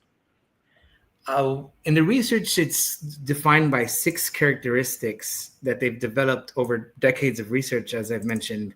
And a volunteer who meets criteria in each one of these 6 characteristics will have said to had this phenomenon occur. Can you give me the characteristics? Sure. The primary characteristic is unity, interconnectedness What of is all unity? people and things. So they refer to this kind of like as a non-dual experience, meaning that the subject and object dichotomy that you experience in your everyday waking consciousness collapses. So like you have the impression that you're, a bodily entity and you're roaming in an environment, you're looking down at a computer or what have you. That threshold between you and the rest of the environment collapse. There is no perceived boundary between the dichotomies. So you feel like you stop existing. Well, you often hear mystics say all is one, and they'll put it that way, but they're referring to a collapse between the subject object and it's a feeling, relationship. right? I mean, I wouldn't kind of like reduce it to a feeling. It's more of like a complete transformation of one's consciousness. Sounds like a feeling to me. Well, I mean, if you want to put it that way, I think it's, consciousness as you ordinarily perceive it is completely transformed. Have you done it? And it's accompanied by sacredness or reverence. People feel that they're Have you done it? Engaging them. I'm sorry? Have you done it? Yes, that's why I'm so passionate about it. Okay. So why are you having like a weird time explaining it if you've done it? Like, Well, I'm referring to how it's described in the actual neuroscientific research. That way, if you wanted to look it up, you can confirm this. sure. Listen, I believe that you took some drugs and you had an experience. I would need actual evidence that the experience was anything that wasn't just your brain hallucinating. Well, I mean, it's not specific to the usage of psychedelics. People experience this in deep states of meditation. It's speculated to occur in the NDE.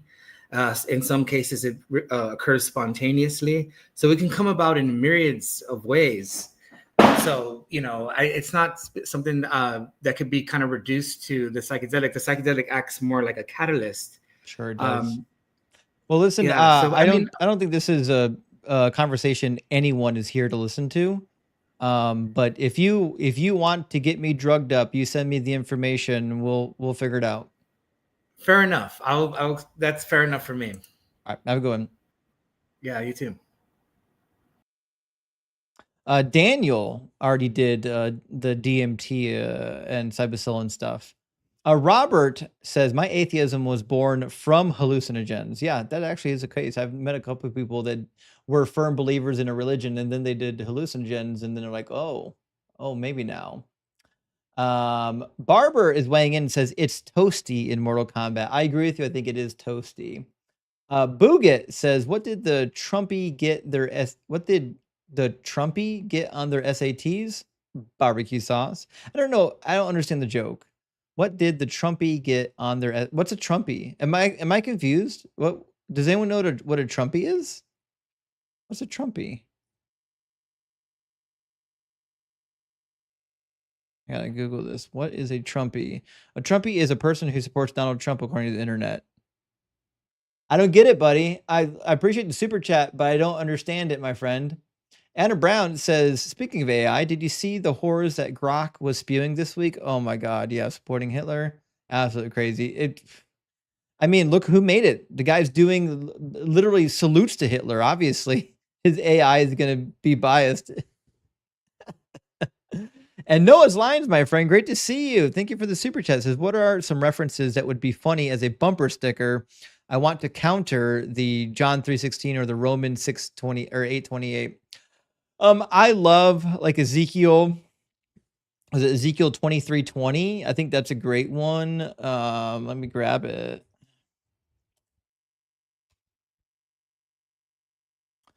In fact, we can even grab verse 19 and include that here. And probably get my life taken down by TikTok, but we'll do it anyways.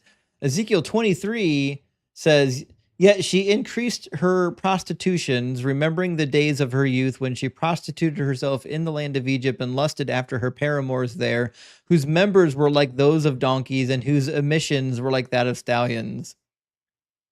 I think that's a good way to do it.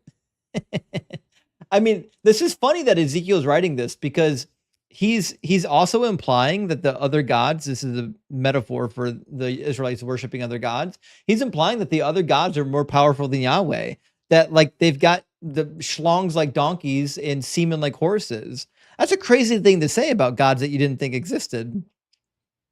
Nightman Cometh said, I had my fair share of funny mushrooms and other psychoactives in college, and through my 20s, never once questioned my atheism. I know. These guys have a mystical experience, and now they're convinced that everyone who does what they're going to do is going to feel the same way after. It's embarrassing. Robert comes again. Oh, sorry, we just read that. Thank you, though. Gene, thank you for the super chat. He wants your kidneys. Don't do it. Fuck, you might be right. This is what happens in China. They take you in and take your kidneys. And just a couple more super chat friends. Joshua says, somber note, warning, I really feel for these believers as I was entrenched. I know it's funny to cook, but scary in instilled worldviews as correct lies. So you're not wrong. I was too. A lot of us were. We were once buried in the mire of these religions, and it's hard to come out. It's difficult to come out. It's difficult to deconstruct. And like sometimes you have to be a little gentle. When I get good people up here, I try to. Maddie says, I can't lie. You're the truth. I'm making you a member of the God Killers GOAT status. Well, shit, Maddie, I appreciate that. I've never heard of this group, but I'm proud to be a part of it. And Hyro coming again. Thank you so much for the 666. According to Pat Benatar, hell is for children. Listen, I know who Pat Benatar is. I didn't know that there was anything related to hell being for children in Pat Benatar's work. Now I need to know. Somebody send me a link to that song on the Discord or anything that he did. The Ungoogleable Man, thank you for returning to the stream. Haven't seen you since, I think, yesterday. Says, can Doug create a god so imaginary he himself cannot believe in it, loving the day streams? I don't know if that's the case. I can tell you that I can ask Doug as a prophet of Doug, but I don't know the answer. But I understand the logical paradox that you're putting me in, and I get it. You have to do it. Also, Roscoe, thank you for the $10 super chat, says they cannot even come up with a coherent definition of nothing. So why is it something versus any other nonsense concept you dreamt up that never existed? Why something rather than unicorn farts? So Roscoe, that's a very good point. And we do bring that up from time to time. Like, if there is something that caused anything to be, why are we jumping to a god written in a book? Why don't we just say Lisa, the Rainbow Draft did it, or Doug, the Rock did it, or Magic Pixies did it? Our last super chat, I'll get our last guess.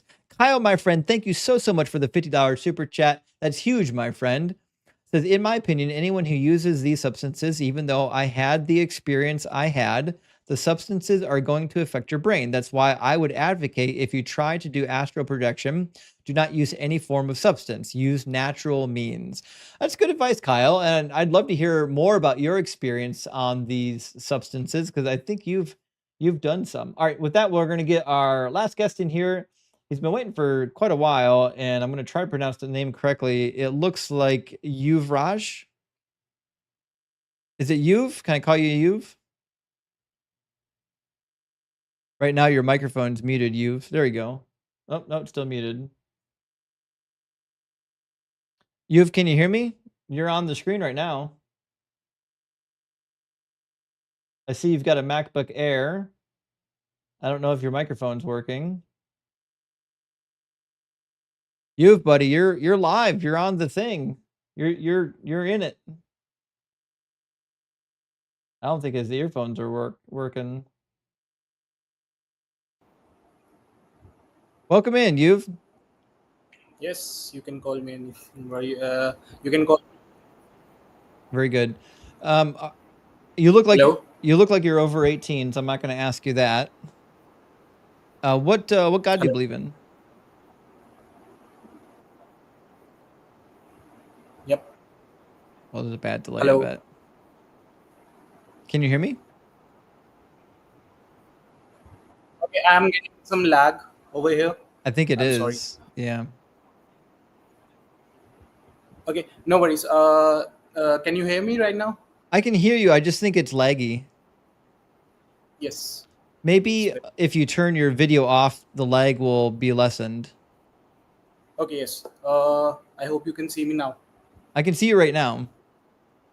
Great. So what's up? Are you a believer in some kind of a higher power? I don't want to actually tell you right now, like, what do I believe in? Basically, because you have a thing that your God is imaginary. So first of all, I would like to have some discussion. So if you're cool with it. Right, but I need to know who your God is. Yes, first, okay. Basically, like few years back, I reverted back to Islam. I was Hindu before that. Okay, so I was you're practicing Islam. Hinduism. Okay. Yes, now I'm practicing Islam. So I was very curious about you because whenever I was scrolling like the shorts on YouTube, and you were getting into my shorts every day because I work in US time zones. I'm in India right now, so that's why. So I go on to chat shorts, and I saw you. I thought a couple of times to get onto the chat and talk to you, but I was not sure. And I'm telling you right now that I'm not that much educated, but still I want to know your beliefs, because you are telling that your God is imaginary, and I would like to know, like, if I want to prove you wrong, what are your credentials, like not your credentials, but what do you think that it will convince you to believe in a god? Well, I think it depends on which God. For example, if it was the Bible God, I would expect that all the prophecies actually come true, and they don't. So it can't be that God. I also want the God to not be like wrong on science. And so when we look at like the God of the Quran, he doesn't understand that women are equal to men, doesn't know where sperm comes from, doesn't know embryology. So it seems like that's weird that the creator of all things doesn't know how embryos develop. The God of Hinduism, I can't say I know a lot about the Hindu gods. I know there are many of them. So that's not something that I really have a lot of knowledge about. But I do know a few Hindus. And my understanding with most Hindus is that I've never seen a Hindu come up and try to prove their religion to be true. I think most of them are willing to accept that it's on faith.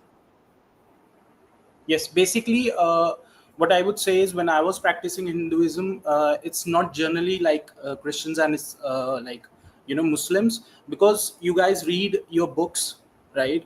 Like the Quran and the Bible, you constantly read it from your child, like when you were children. So you have much more knowledge on that. But on the basis of Hinduism, it's not much technical on like we are not mostly focused on the books. It's like whatever our parents or whatever our previous generations have told us, like we just have to believe it. I see my father going to pray in a temple, so I just go behind it and I just I just follow it blindly. So that's the case. That is the main case why most Hindus are leaving Hinduism, I would say, and or not leaving Hinduism, but they don't usually debate on that because they know they don't have any proofs, they don't have any books that they could consider or anything like that. So that's why. But I'm not here to have a debate on Hinduism because I left it like few years ago. So that's not my forte now. Right. So yes, basically I was asking you that like what would be the criteria, and you gave me like 3 reasons, the science that why the Quran is wrong, right? But you never answered like what is the criteria. Like you answered me like the what is wrong with the Quran. Like can you just state me one thing that's wrong and we'll discuss about it, if Sure. that's okay with you? Yeah, according to the Quran, women's minds are deficient, which is why you need 2 women as a witness to signing a contract as opposed to 1 man. Actually, you need 2 men or 2 men plus 1 man plus 2 women. That's in 2:28. Yes. So basically, what it says, right? Because we have interpretations, right? So even I had that question, and like when I asked it, so it's not like that they're considered in that way. Just give me a second. Is that okay? Take your time. We can read it out loud if you want. No, actually, I'm on the job also, so I have to actually connect someone to something. Okay, so what I was saying was like you have to consider. Where is that? I'm sorry. I'm taking so long.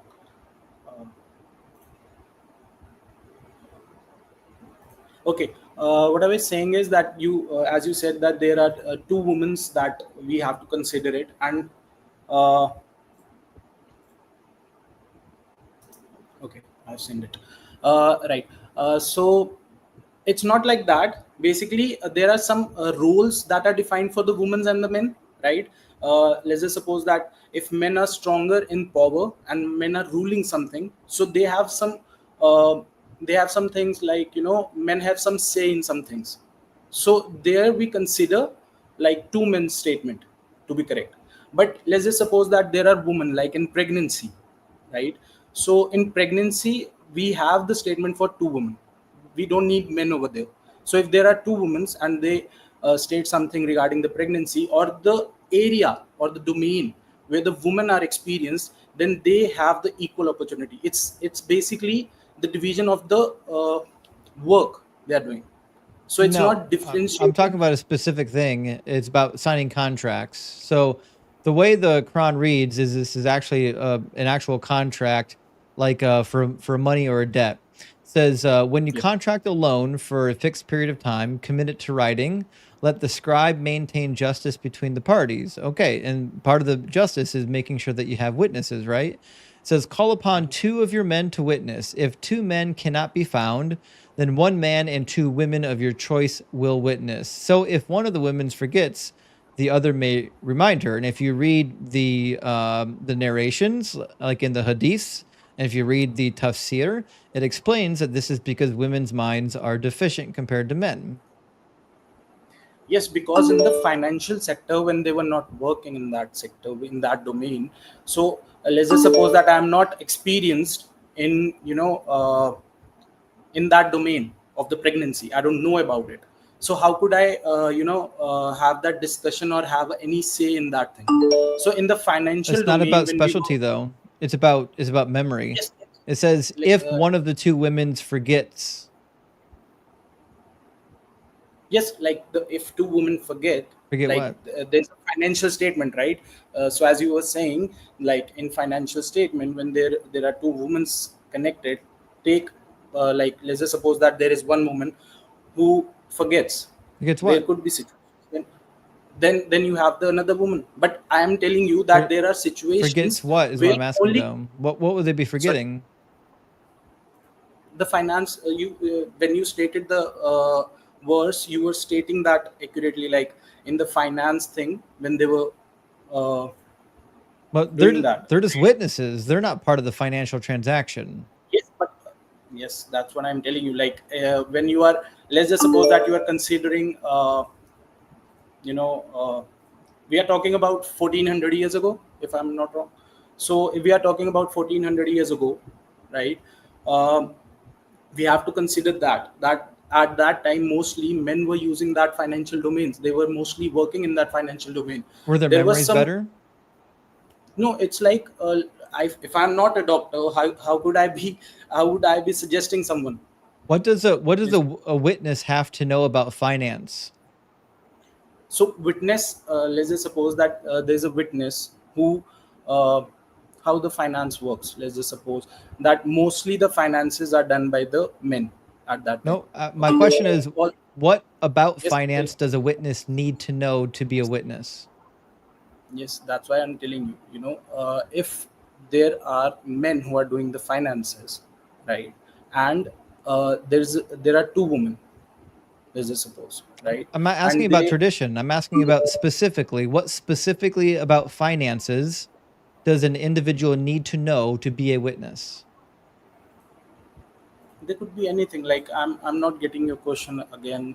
Like what kind of finances? We're saying you need 2 women for 1 man because women didn't typically do finances. I'm asking you, what specifically about finances do they need to know to be good witnesses?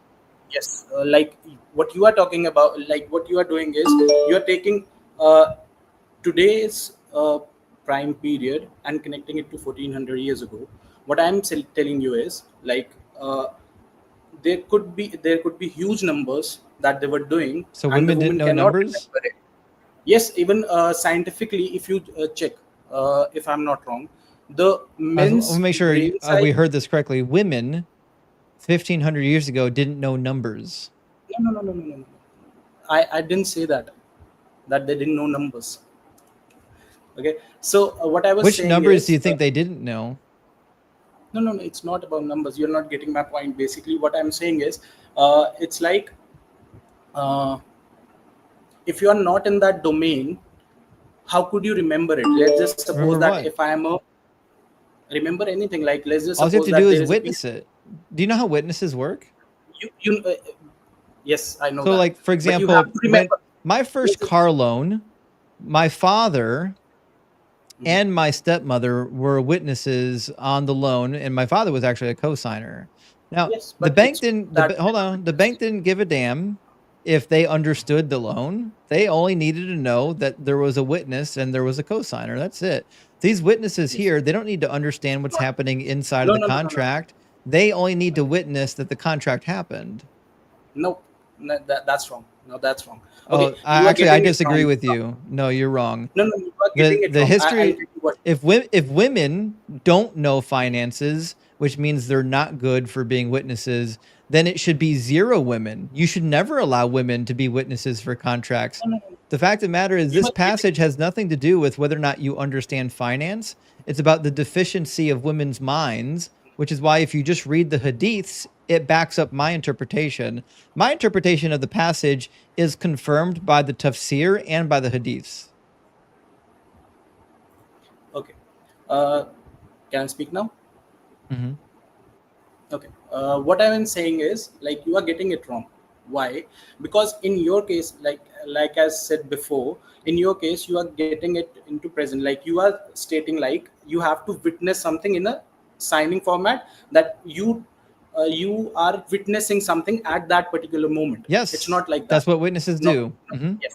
No. It's not like that. Witness also, let's just suppose that I'm in a crime scene. I saw a man killing someone, right? Are you getting my point right now? So I saw a man killing someone. I am a witness. I have to go to court and be there as a witness, and I have to jump from my memory and portray everything in that courtroom regarding that scene, right? If I gave you the correct example, is that correct example of a witness? Witness only needs to recall what they witnessed. Yes, that's what I'm saying. They're But not. you were saying, So witnesses are but not the example witnesses is- are not financial advisors. They don't need to know what's happening. They just need to know that it happened. No. Then you are, what you are doing is you are taking one witness and you are assuming it that kind of witness is fitting in that moment. What I'm saying Do you is think there are two that kind of witnesses. Sahih Bukhari is reliable? Yes, like there are authentic hadiths. Okay, because there are different Sahih Bukhari agrees with me. It says narrated by Abu said al-Qadri, the prophet said, "Isn't the witness of a number, woman equal to half of that of a man?" Can you give me the number? Yeah, it's going to be in Sahih Bukhari, book 48, hadith number 826. Hadith, sorry. It's number 826. 826. Okay. And it says But it's a quotation from the prophet. I never actually completed my statement that I was giving it before. I never. Well, I think it's given kind of all the irrelevant examples. because you can't demonstrate your claim to be true. I can demonstrate mine to be true. So But I within was your own actually religion, thinking about that. within your own religion, the explanation is that women's minds are deficient. So it literally says the prophet said, "Isn't the witness of a woman equal to half of that of man?" The woman said, "Yes." He said, "This is because of the deficiency of a woman's mind." Okay, so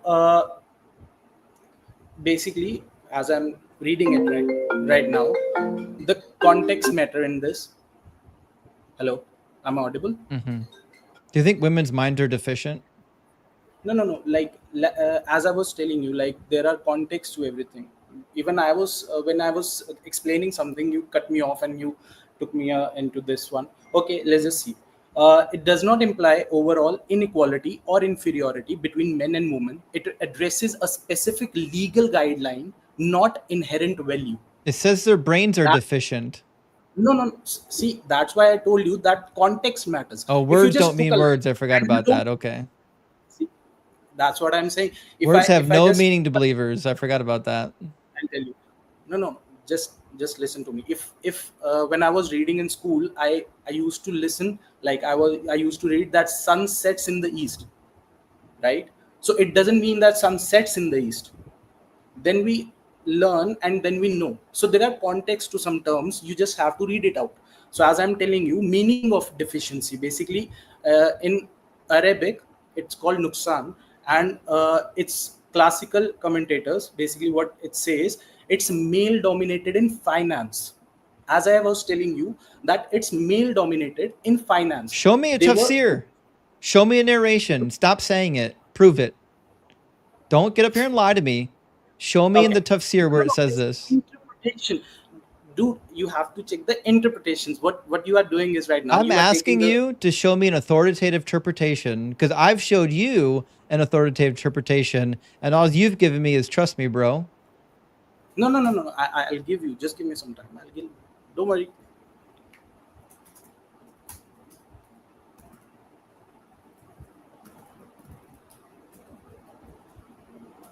It's just a click away, by the way. Like, let's just, okay, no worries. Yeah, it should be just a click away because I'm looking at the tough seers right now. There's a bunch of them that agree with me. Do you use ChatGPT? No, I'm on Quran.com. That's why, like, it's Google, So ChatGPT is much more, valuable. You can use it. It will give you all the details also. Yeah, But ChatGPT is not a source. Ibn Hajar, I'll tell you. Ibn Hajar al-Asqalani, Fath al-Bari, it's a book. Ibn Hajar clarifies that the term nuksan, basically the deficiency that you are taking in the, the English language, the deficiency. Read it to me. I'm telling, like, Ibn Hajar clarifies that the term nuksan, shortage or reduction, does not imply deficiency in woman intelligence or spirituality. Rather, it refers to specific legal obligations such as financial testimony and the menstrual exemption from prayer and fasting. So I'm telling you this. It's just a click away to ChatGPT. You just put it down, and it will give you the answer. Okay, my friend Ems, hey, pay attention. My friend Ems, who's a native Arabic speaker, disagrees with you, and he grew up in this religion. No. See, there are Arabic speakers. There are many other speakers. There are Muslims who turn to atheists. I'm not talking about those people. So why does the tafsir on Quran.com say that it's about a woman's memory? What you are reading, what I'm telling you is that there are contexts. You have to. I know about the context. I'm reading the commentary. The tafsir is the commentary on the passage, and what you're suggesting, first of all, is that words don't mean words. You want to change the meaning of words. So the guy who translated the word was wrong, and that's fine. If you think the guy that translated it in English is wrong, that's fine. But I'm reading the tafsir, and it agrees with me that the problem here is exactly as it's translated, that a woman can and will forget, which is why you need two of them. Read the tafsir. Okay. It's going to be, it says Allah's statement even. Let me says, "Oh, you who believe, when you contract for a debt or a fixed period, write it down.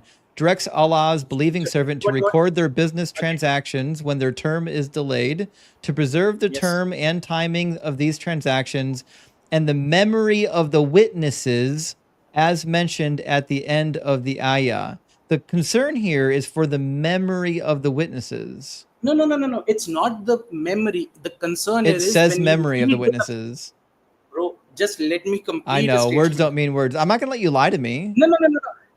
So I'm not lying to you. every time I read something that says exactly what I said it says, you go in and say, no, it doesn't mean memory. The word memory doesn't mean memory. I never. You are not even trying. Without lies, religion dies, friends. But bro, I never completed a statement. How do you know I lied? You're lying right now. The minute you tell me that memory doesn't mean memory, you're lying. I am just, let me just complete the statement and then decide. But you are not letting me complete. Do you find it funny that I let you complete all the statements, and still when I start speaking, you just shut me off? Because you're lying to me. But you never let me complete the statement. I'm not going to let you lie to me. The translation says memory. It's about her memory. The same with the other tafsir. Therefore, recording such agreements helps the witnesses when they see their handwriting or signatures later on, and thus remember what they witnessed, for it is possible that the witnesses might forget what they witnessed. The whole goal here is to remember what you witnessed, and women's brains, according to the Quran, don't remember things as good. It's what it says. That's what the tafsir says, what the Quran says. Your chat is seeing this, right? He can't and help your himself. chat will see that, and your chat will see that you are not letting me complete a statement, but you are All just right, giving. tell me how remembering doesn't mean remembering. You are just stick on one statement. When I'm telling you, you gave the tafsir, right? I didn't give the tafsir, right? Am I correct in this? Right? No, I'm reading it. Yeah. When you gave the tafsir, you read it that there is a specific condition, You read it on the financial terms. You read it. It didn't say that. Read it again. You're a liar. It talked about them having to remember. It talked about them having to remember what they witnessed. In fact, I'll read another one. It literally says, "You curse a lot and you do not appreciate your mate. I never have seen those who have shortcomings in mind and religion controlling those who have sound minds other than you. She said, O messenger of Allah, what is the shortcoming in mind and religion? And he said, as for the shortcoming in her mind, the testimony of two men equals the testimony of one man." So the prophet in the quotation of the prophet of the tafsir is saying that women have deficient memories. See, like you jump from one tafsir to another. Right, because they all say the same thing. All of the tafsirs say exactly what I said, which is that women have faulty memories. See, that's what you are doing. What you are doing is, when you know that the previous tafsir, when you read it, it said what I said. It didn't. You jumped into another one. It didn't. Then read the first one. Oh, I'll read it again. Okay. It says, "O you who believe, when you contract for a debt or a fixed period, write it down. Directs Allah's believing servant to record their business transactions when their term is delayed, to preserve the term and the timing of these transactions and the memory of the witnesses, as mentioned at the end of the ayah." The memory of the witnesses. Bro, for what? It doesn't say for what. It didn't say from the debt. No, it doesn't say that. They are wrong again. Oh my God, that's so liar, bro. You read it that the debt, that the business transactions that they're witnessing, when they are done, so you have to remember it. What I was saying, no, you don't have to remember it. Doing those. You just have to remember what you witnessed. But who were doing those things? Men and women both. Men were doing those things. Men were doing. If women weren't doing them, then there should never be two of them to witness it. If women are incapable of If women are incapable, hey, Yav, listen, if women are incapable of doing business contracts, then two should never be equal to one. There should be zero of them. No. See, what happens is, when there are transactions, let's just suppose that there is no men in the family. Then you need two women. Yes. So that what's wrong in that? I don't know. So what if you're the only woman in the family and you're the one in charge of the finances? Why do you need two women witnesses? Even if you are only men in the family, you have to have another man to have that discussion. Or two women. It's simple as that. No, that's not the case. No. Yes. See, what you're describing is silly, because it turns out women know what a debt is. You think women are so stupid they don't know what a debt is? This is the worst apologetic for this passage I've ever heard. This is embarrassing. What you are doing is that's called presentism. I know you are so knowledgeable, you know. It's actually not called presentism. I need you to pay attention.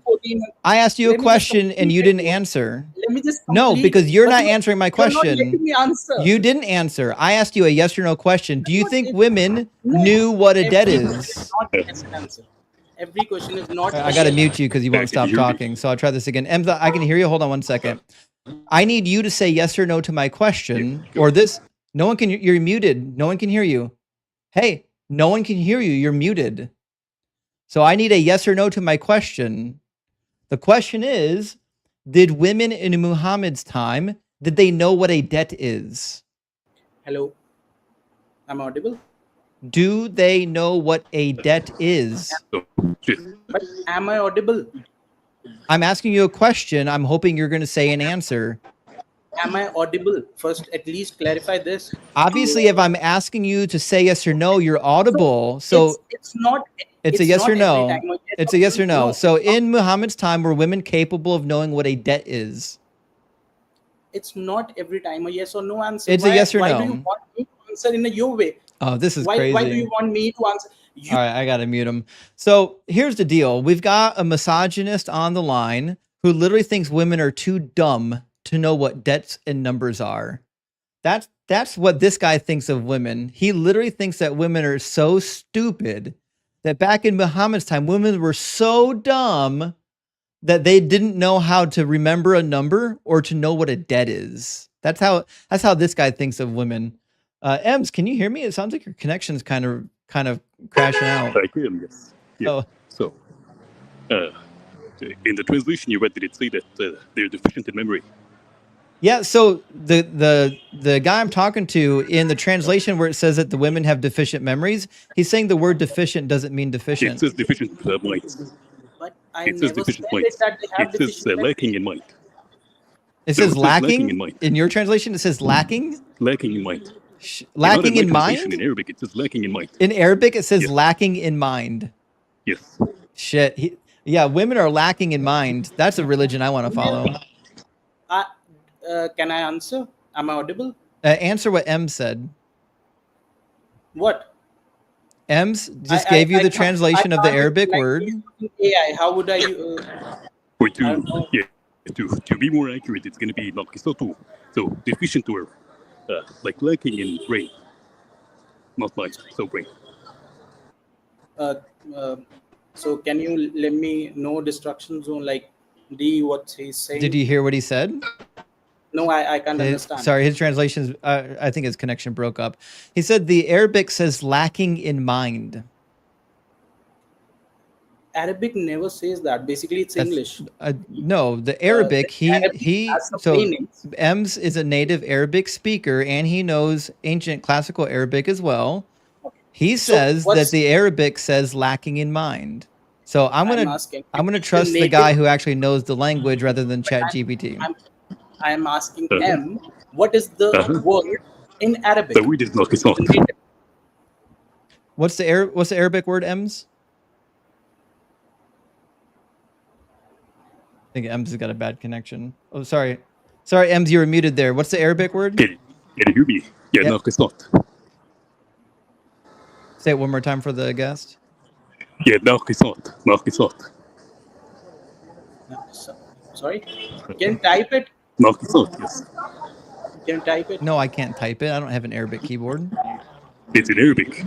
Not like you can type in Okay, English. so do you not know Arabic? I can type in English. Oh yeah, he wants to write it to ChatGPT. I think you are trying to say it's nuksan.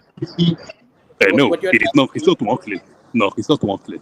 So it is deficient in brain or lacking in brain. I'm not able to hear him properly. Yeah, I think the connection's bad. Well, listen, guys. Let me come back. Yeah, let me come back. Ems, it's 5 o'clock. I gotta cut it short. I gotta go relieve my nanny. But we can pick this up. I'll be live again next week. We can pick it up later. Sure. Yeah, I'm out, so my connection sucks. So that's okay. Don't worry about it. See you, buddy. No worries. Thanks so much to get me on the chat. Thanks for coming through, Yuv. Take care. Bye. Cheers. What a crazy defense of Islam.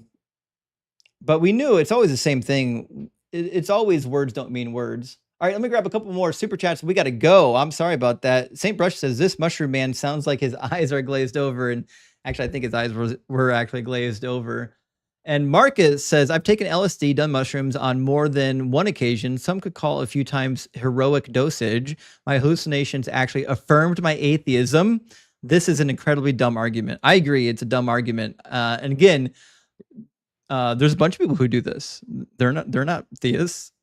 She says psychoactive drugs shouldn't challenge atheism because atheism is non-belief in a God.